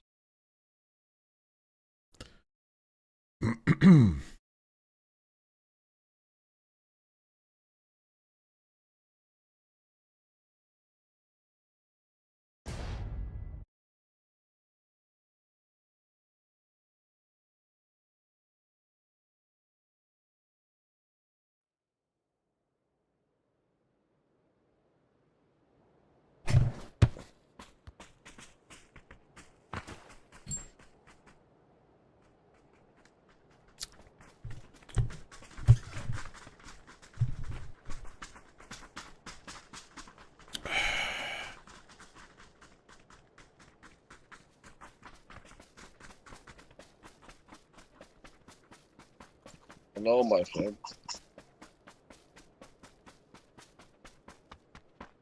What's cracking, team?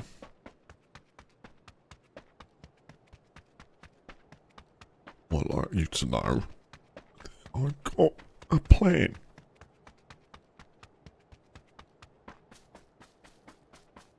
And if you don't follow it, I'll be annoyed. You don't want me to be annoyed.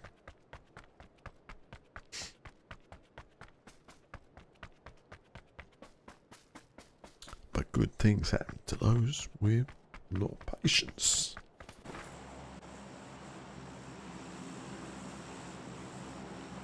Where are you going, my friend? What? Where are you going? Are you having a laugh? Have you here. lot looked at the fucking map?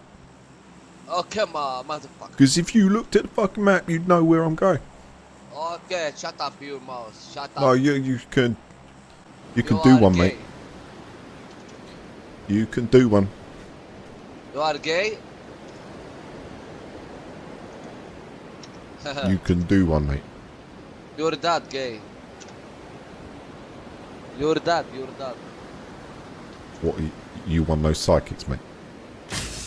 Where are you from? I bet you're sitting there with a mouse in one end and a crystal ball in the other, aren't you? Where are you from?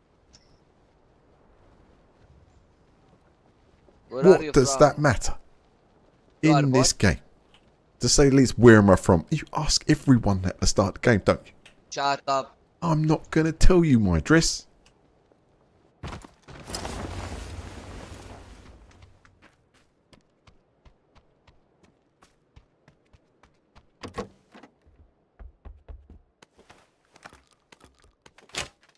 Now, let's focus on the game. Oh, look at that. Yellow the first to go. What a surprise.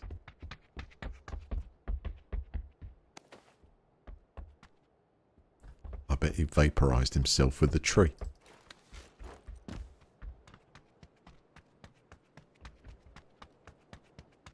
Focus.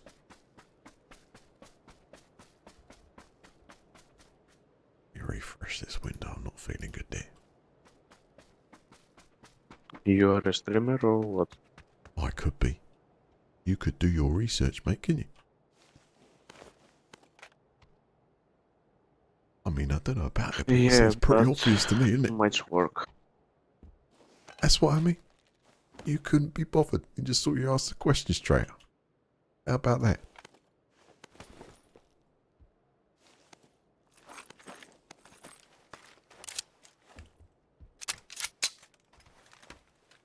Right, now I see chat. I didn't before. No lag. Excellent. So that actually killed off not only OBS, the game, but also YouTube.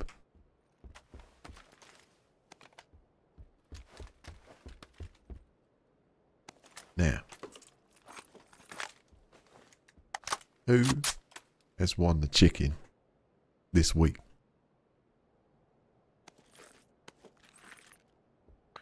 I haven't played all week. You won in this week? I haven't played all week. Why not? What's your excuse, mate? I had some issues with my graphics card. Oh, that sounds serious, that. What was wrong with it? Yeah, my HDMI port were fried. The HDMI port was fried. Yeah. How do you fry a low voltage port like that?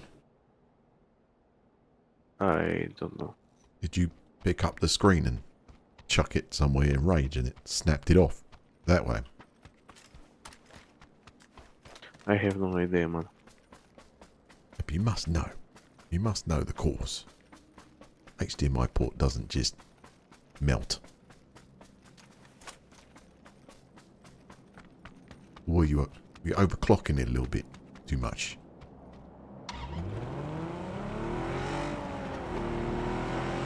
You want to lift?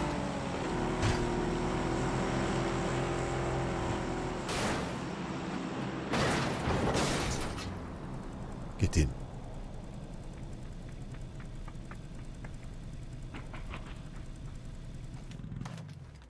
So you got a dodgy graphics card. How did you fix it? You bought another one?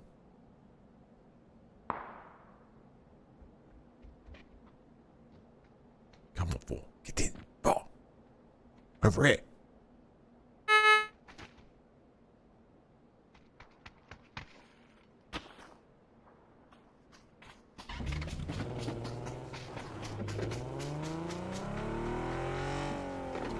I'll tell you something stunning, Lexley.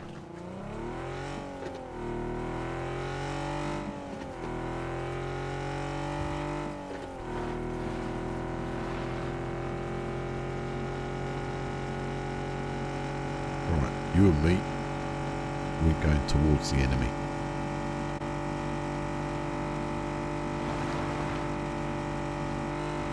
Then we're going to do it.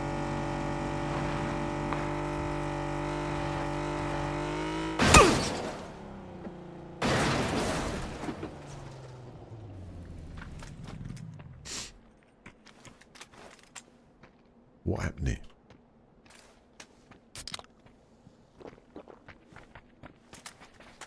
Let's go get him.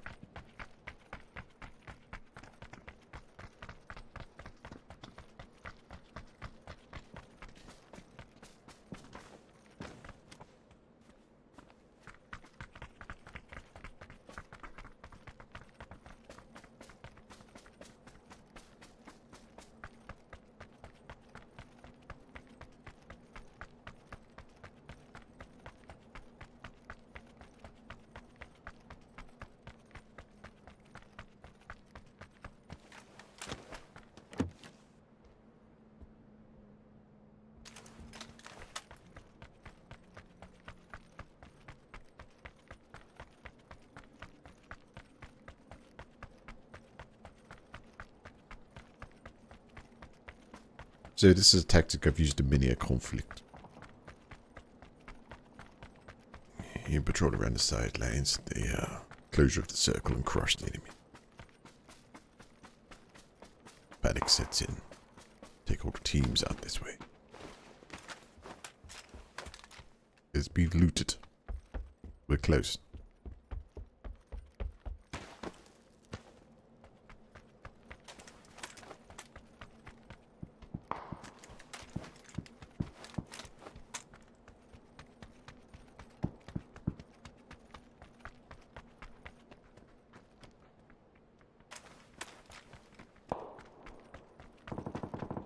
Yes, they hit somewhere.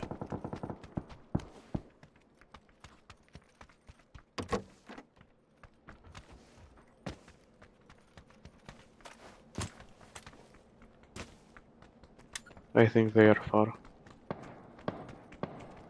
Let's close the gap. They're down the front, I'm sure.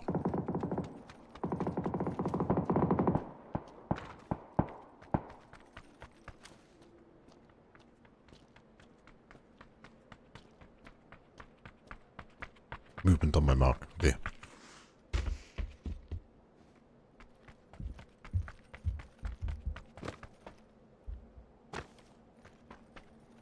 Hunting them. Yes, I saw him. He's there. Let's see if we can third party them. We might be able to, like, get into this at a good point.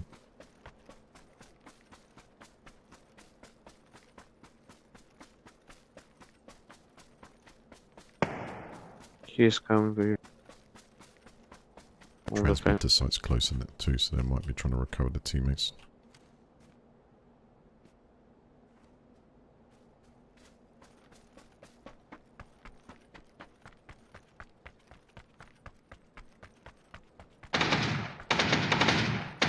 They're fighting close.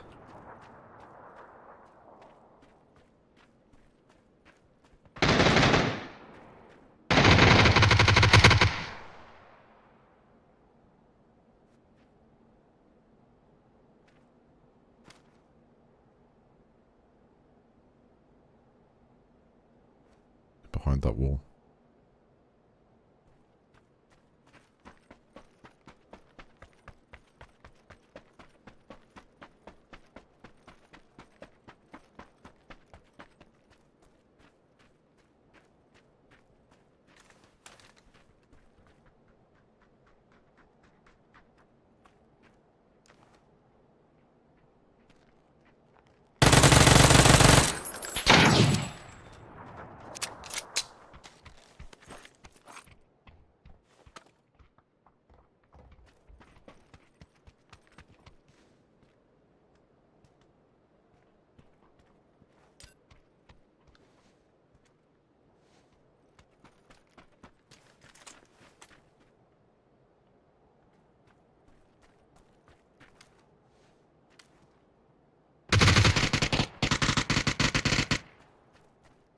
Nice. There's one close to me somewhere. I can hear footsteps.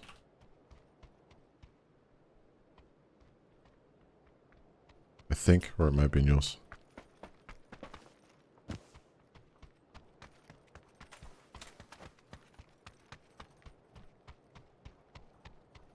Oh no, I think he's someone here.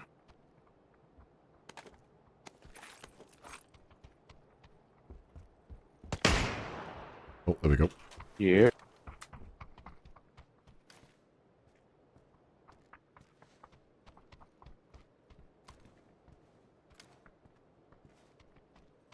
Thought it was there somewhere.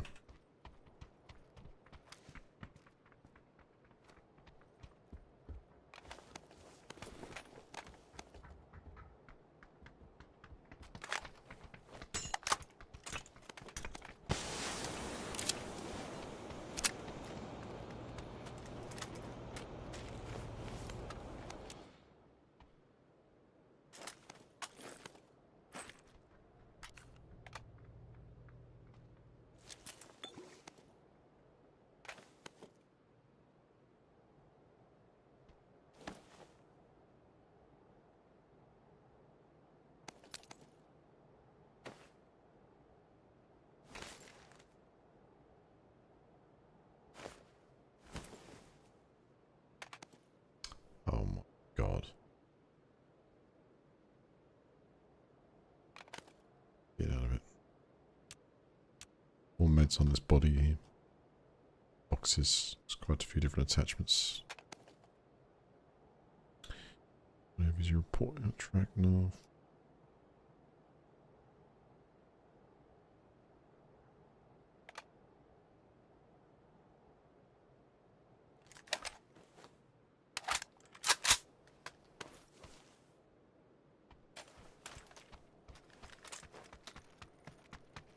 Do you think there's another? Yeah, someone shoot.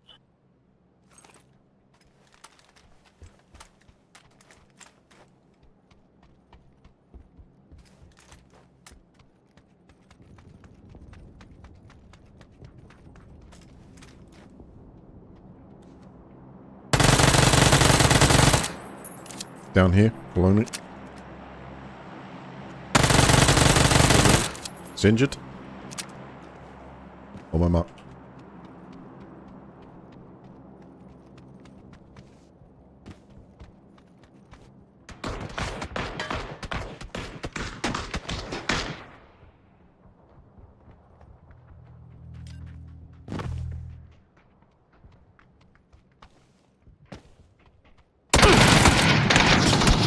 Let's hit him,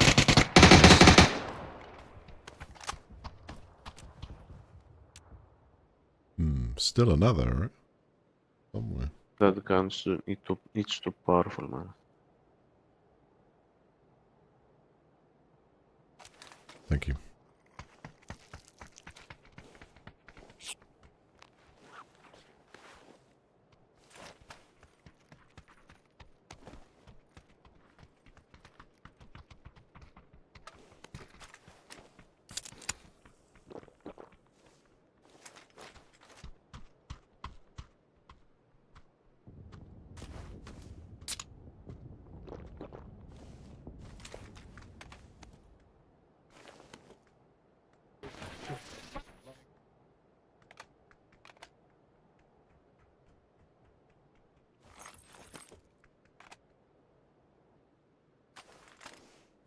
Get the hell out of here. There's a car in the corner.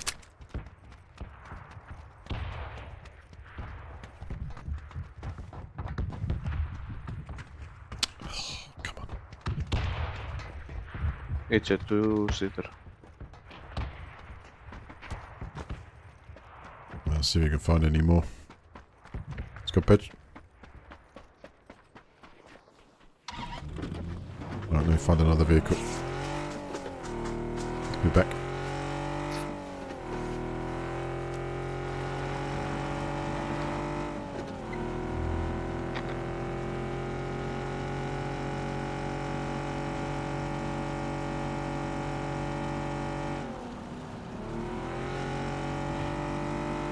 there's one. Take this, I'll get it and go. I've got some protection, Yeah, I yeah. think.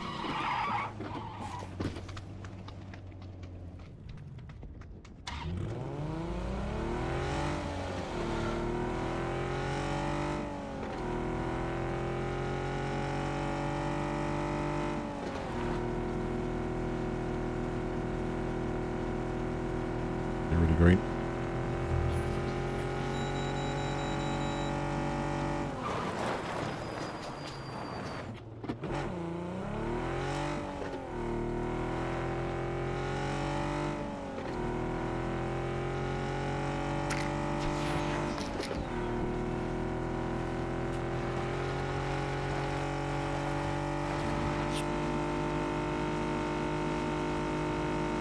Alright, going for the water. Straight over. Hold on.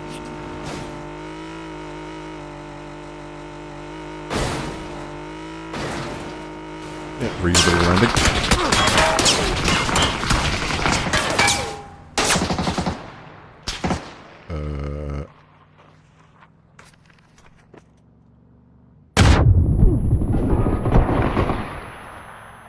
I got killed by friendly fire.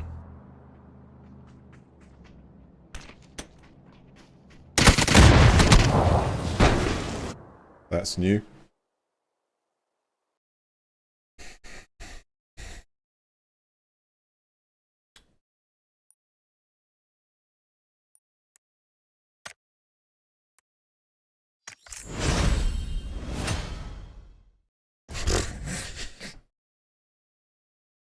I could theorize I jumped out. I started to move around the car, and then he jumped out, was firing, and those shots hit me. You know, like I wasn't there. Wow. Not their fault. Just whack.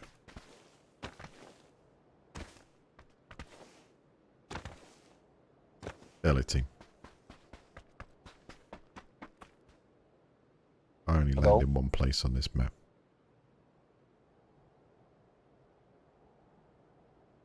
Picardo. Maybe it is a hot now.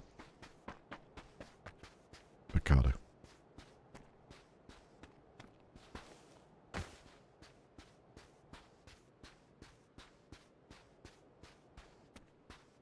I need to win it this way.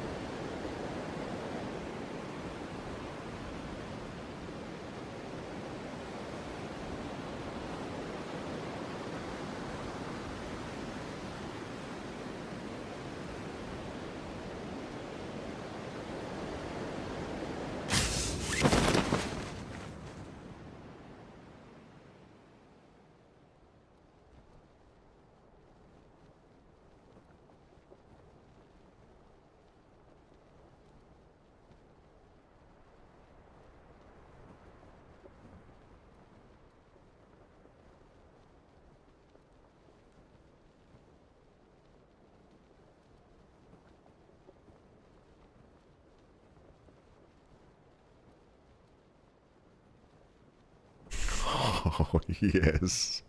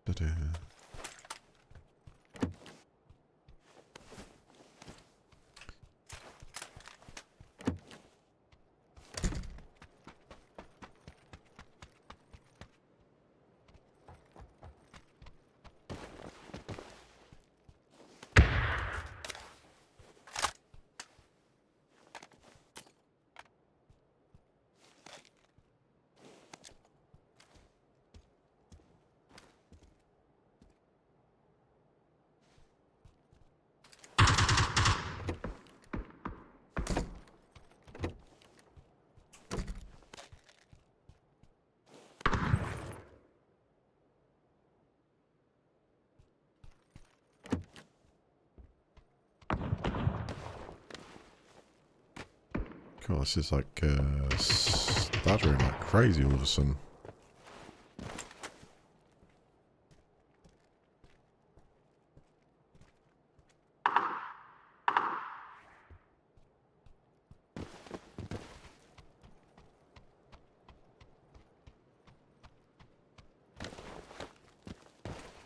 Carlo's still in zone.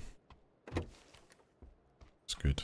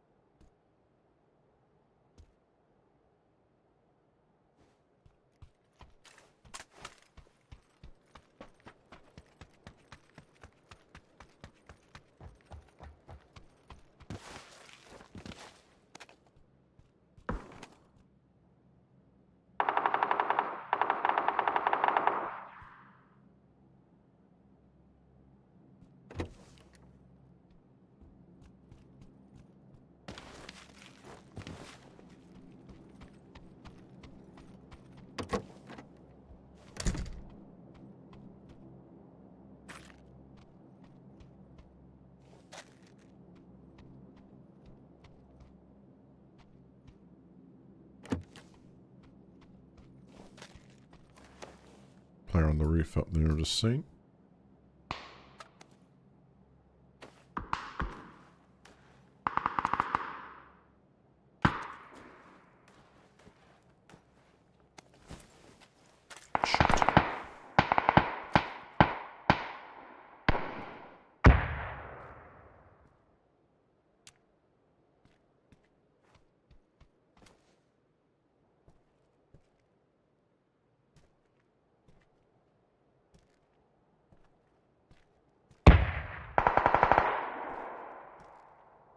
Still on the roof of the hotel and what, jumped off the other side. That's unique.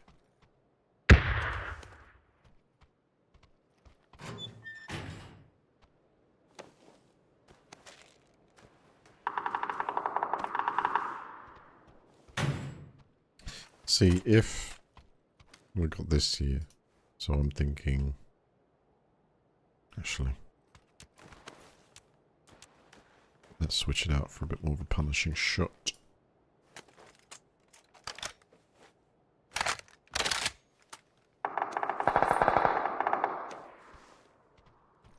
think so.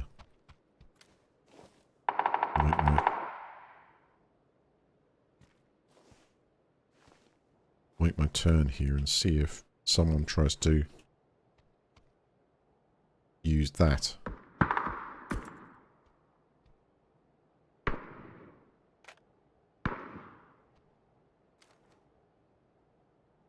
To try and return their team members back to strike.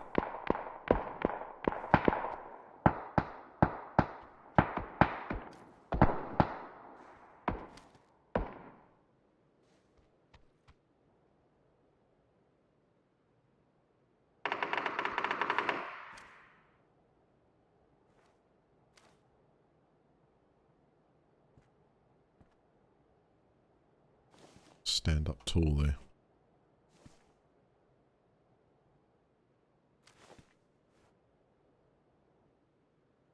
Don't my bullets to ricochet off.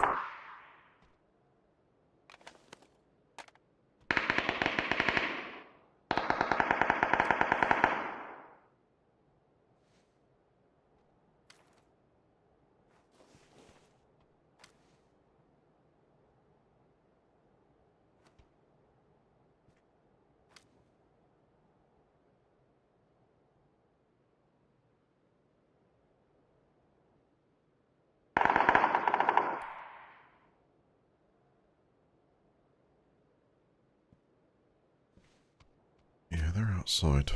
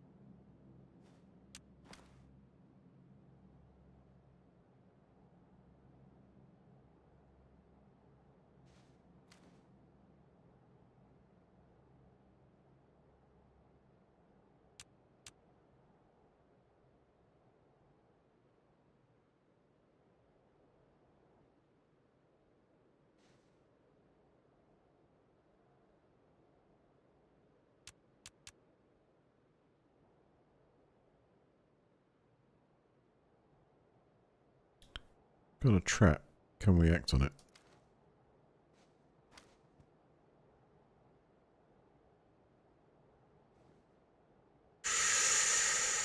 It's definitely still searching around there.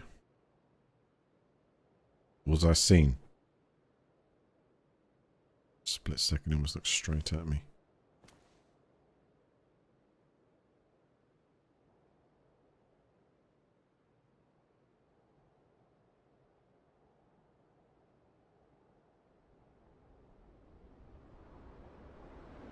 There, look.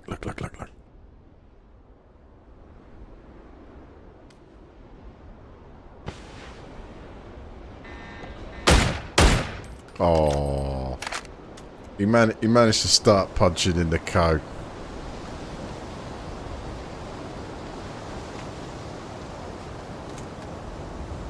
Don't mind if I do. Got extra smoke down there.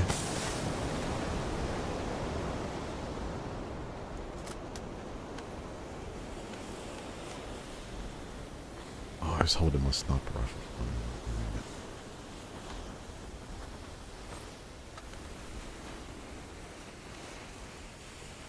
So we've got small arms. Just let's get the enemy. I'm gonna ride. See if we can get that bike.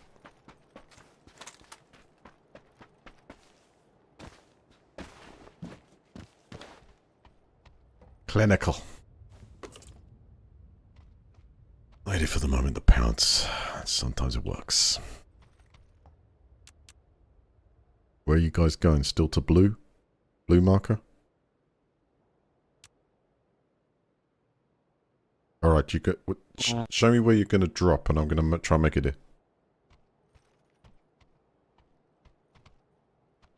I don't know, maybe...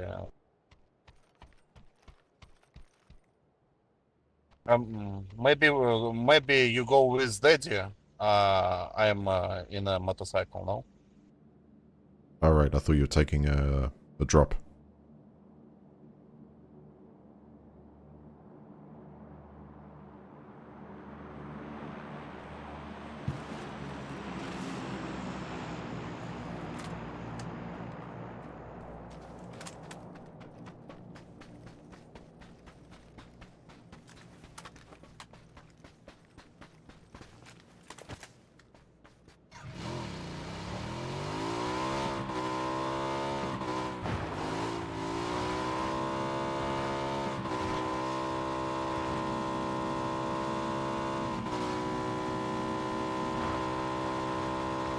There was a box drop around here. 10 seconds away. It's around the building.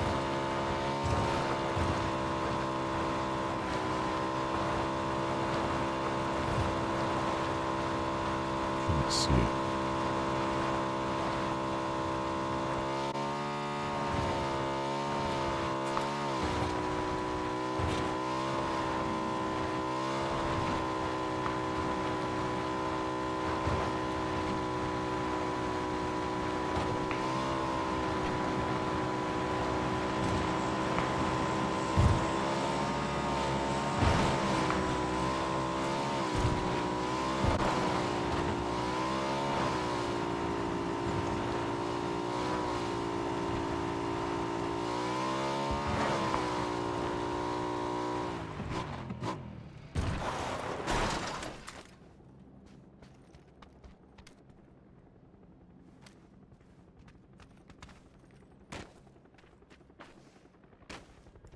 Seems quiet.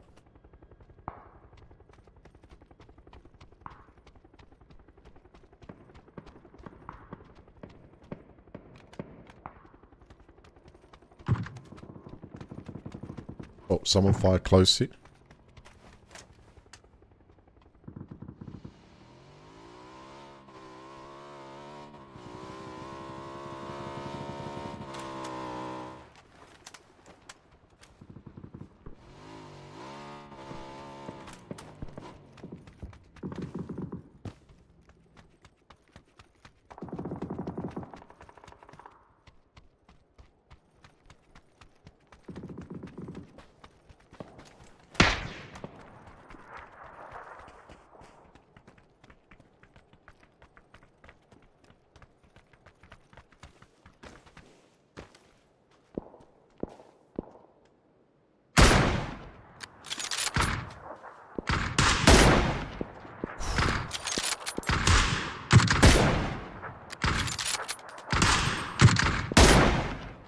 Nice shot.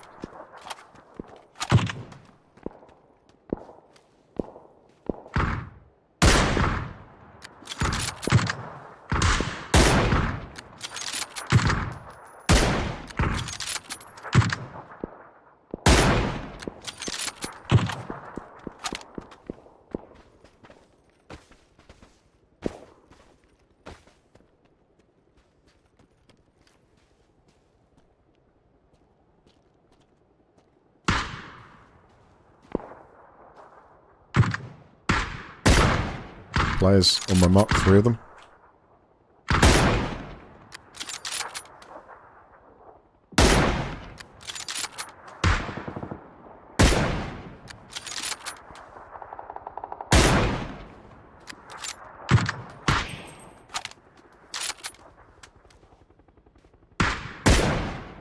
Oh, that's a good terminal shot, isn't it? Straight in the head.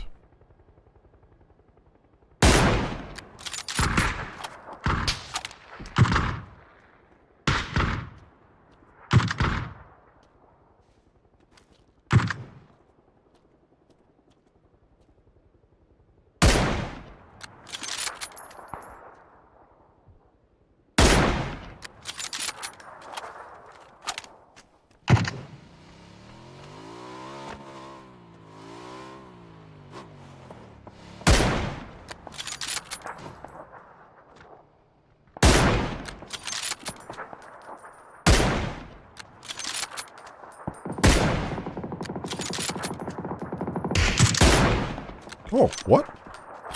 Damn, that was a peach of a center shot. Maybe got level 3s. Because the other player hit, and I thought that would finish.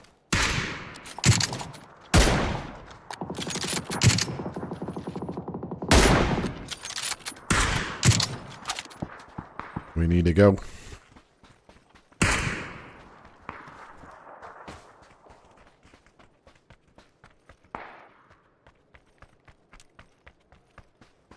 Awesome.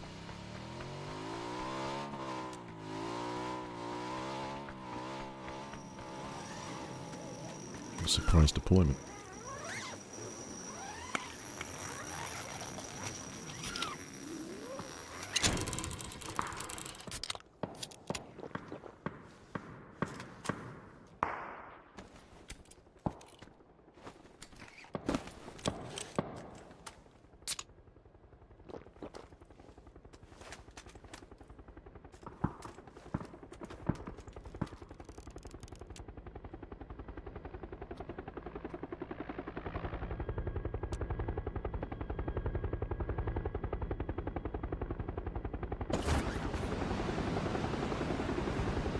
There's still someone at the top by the sign.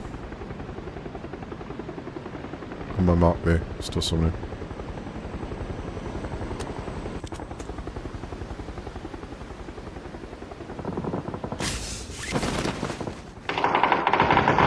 Three of them up there, wow.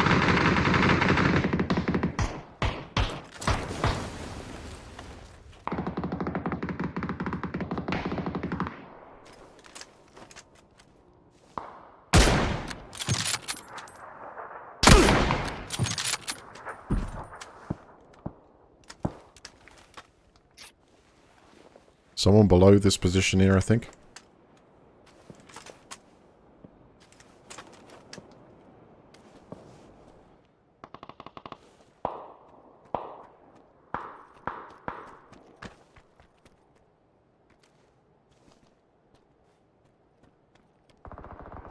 I think, yeah, possibly someone down under.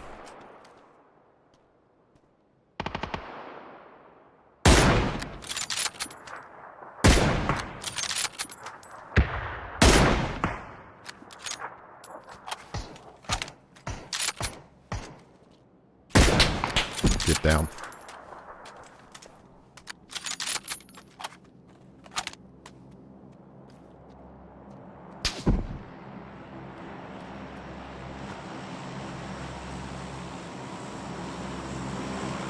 Someone's going to do it.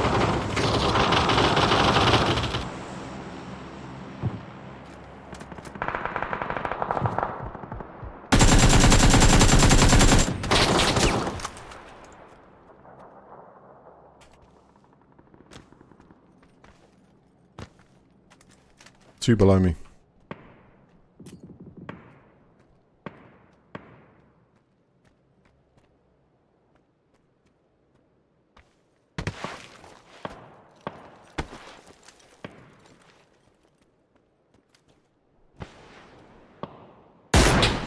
Hit you again. Oh, that was a punish.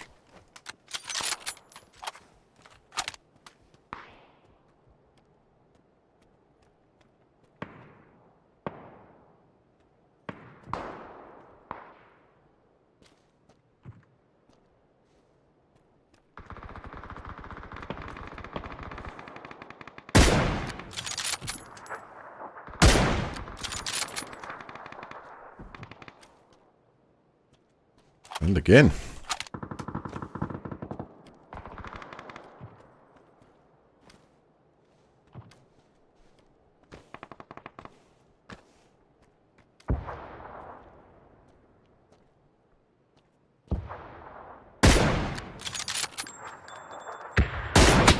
Get down. Third time on. Unlucky.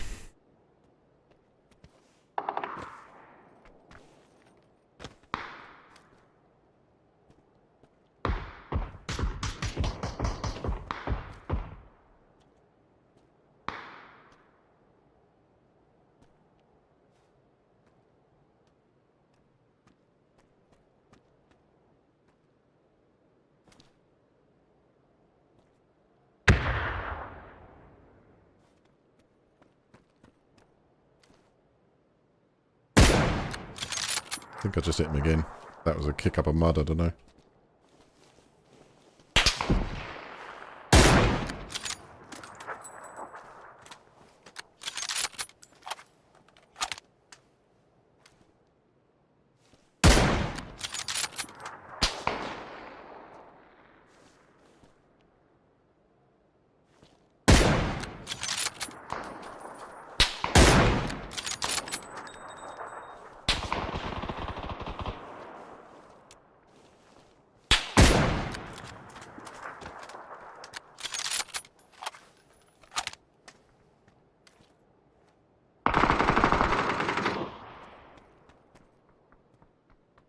Below me? This player's below me. Underneath.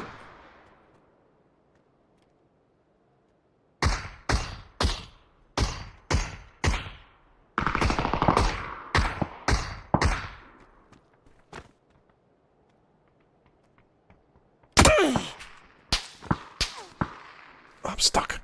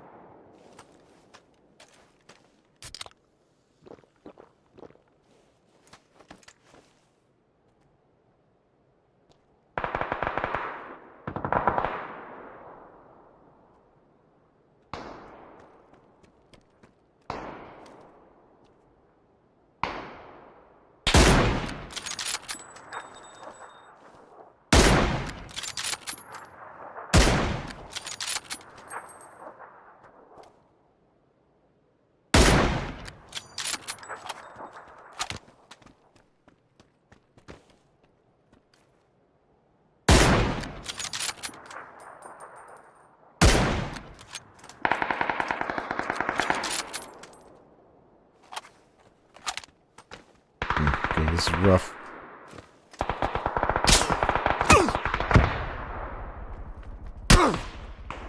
Crap.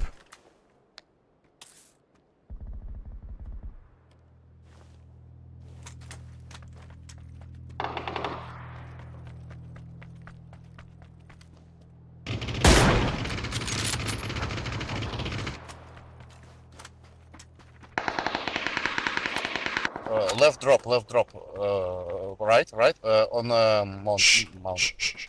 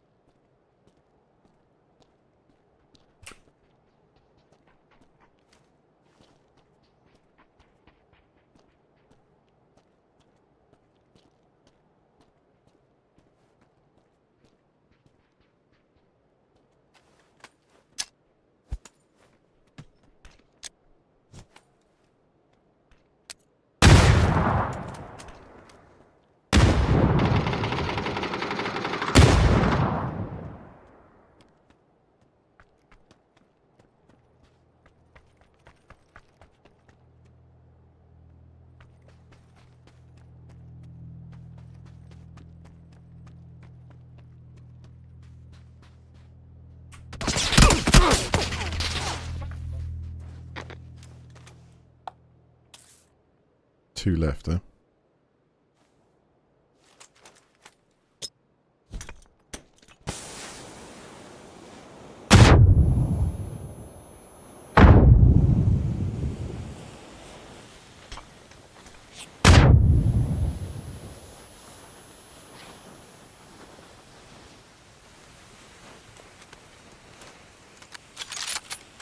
Here we go. Damn it. Oh no, all guns to have as well. P90's a gift. GG to that team. Whew, I was motoring a bit there. I'm interested in the damage stats because see something. There's a fair few sniper rounds went into some bodies there. Yeah, 963 off.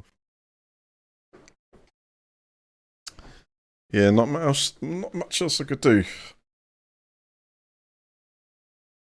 I think, yeah, they played the right tactic. They had to. The only person I could see the position of was the one that was throwing up the stuff. It says roughly there, but good positioning to sort of get the other player to the side there, so I run down and really, you know, got a bit of a pincer movement going on. Yeah, that was a very fun round from like going from when we got to, what did I do? Drop in Picardo. Waited until the execution point that player has collected up all the tags. And then met up with the other team. Damn, that was a fun round though. Whew. Motoring. I think that was I think that was possibly the ones hanging down underneath that rock.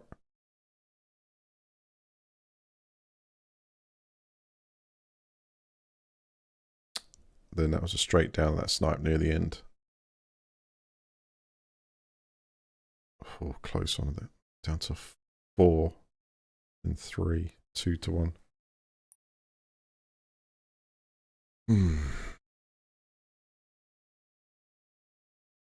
Well, I'll end it there. That was super close.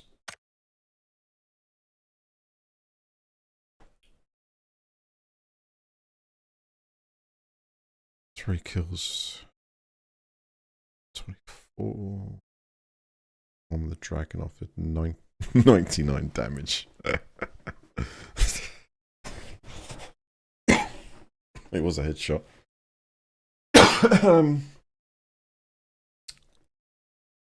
The other one must have dropped off. A little scrape. Little static electric shock from time and butts.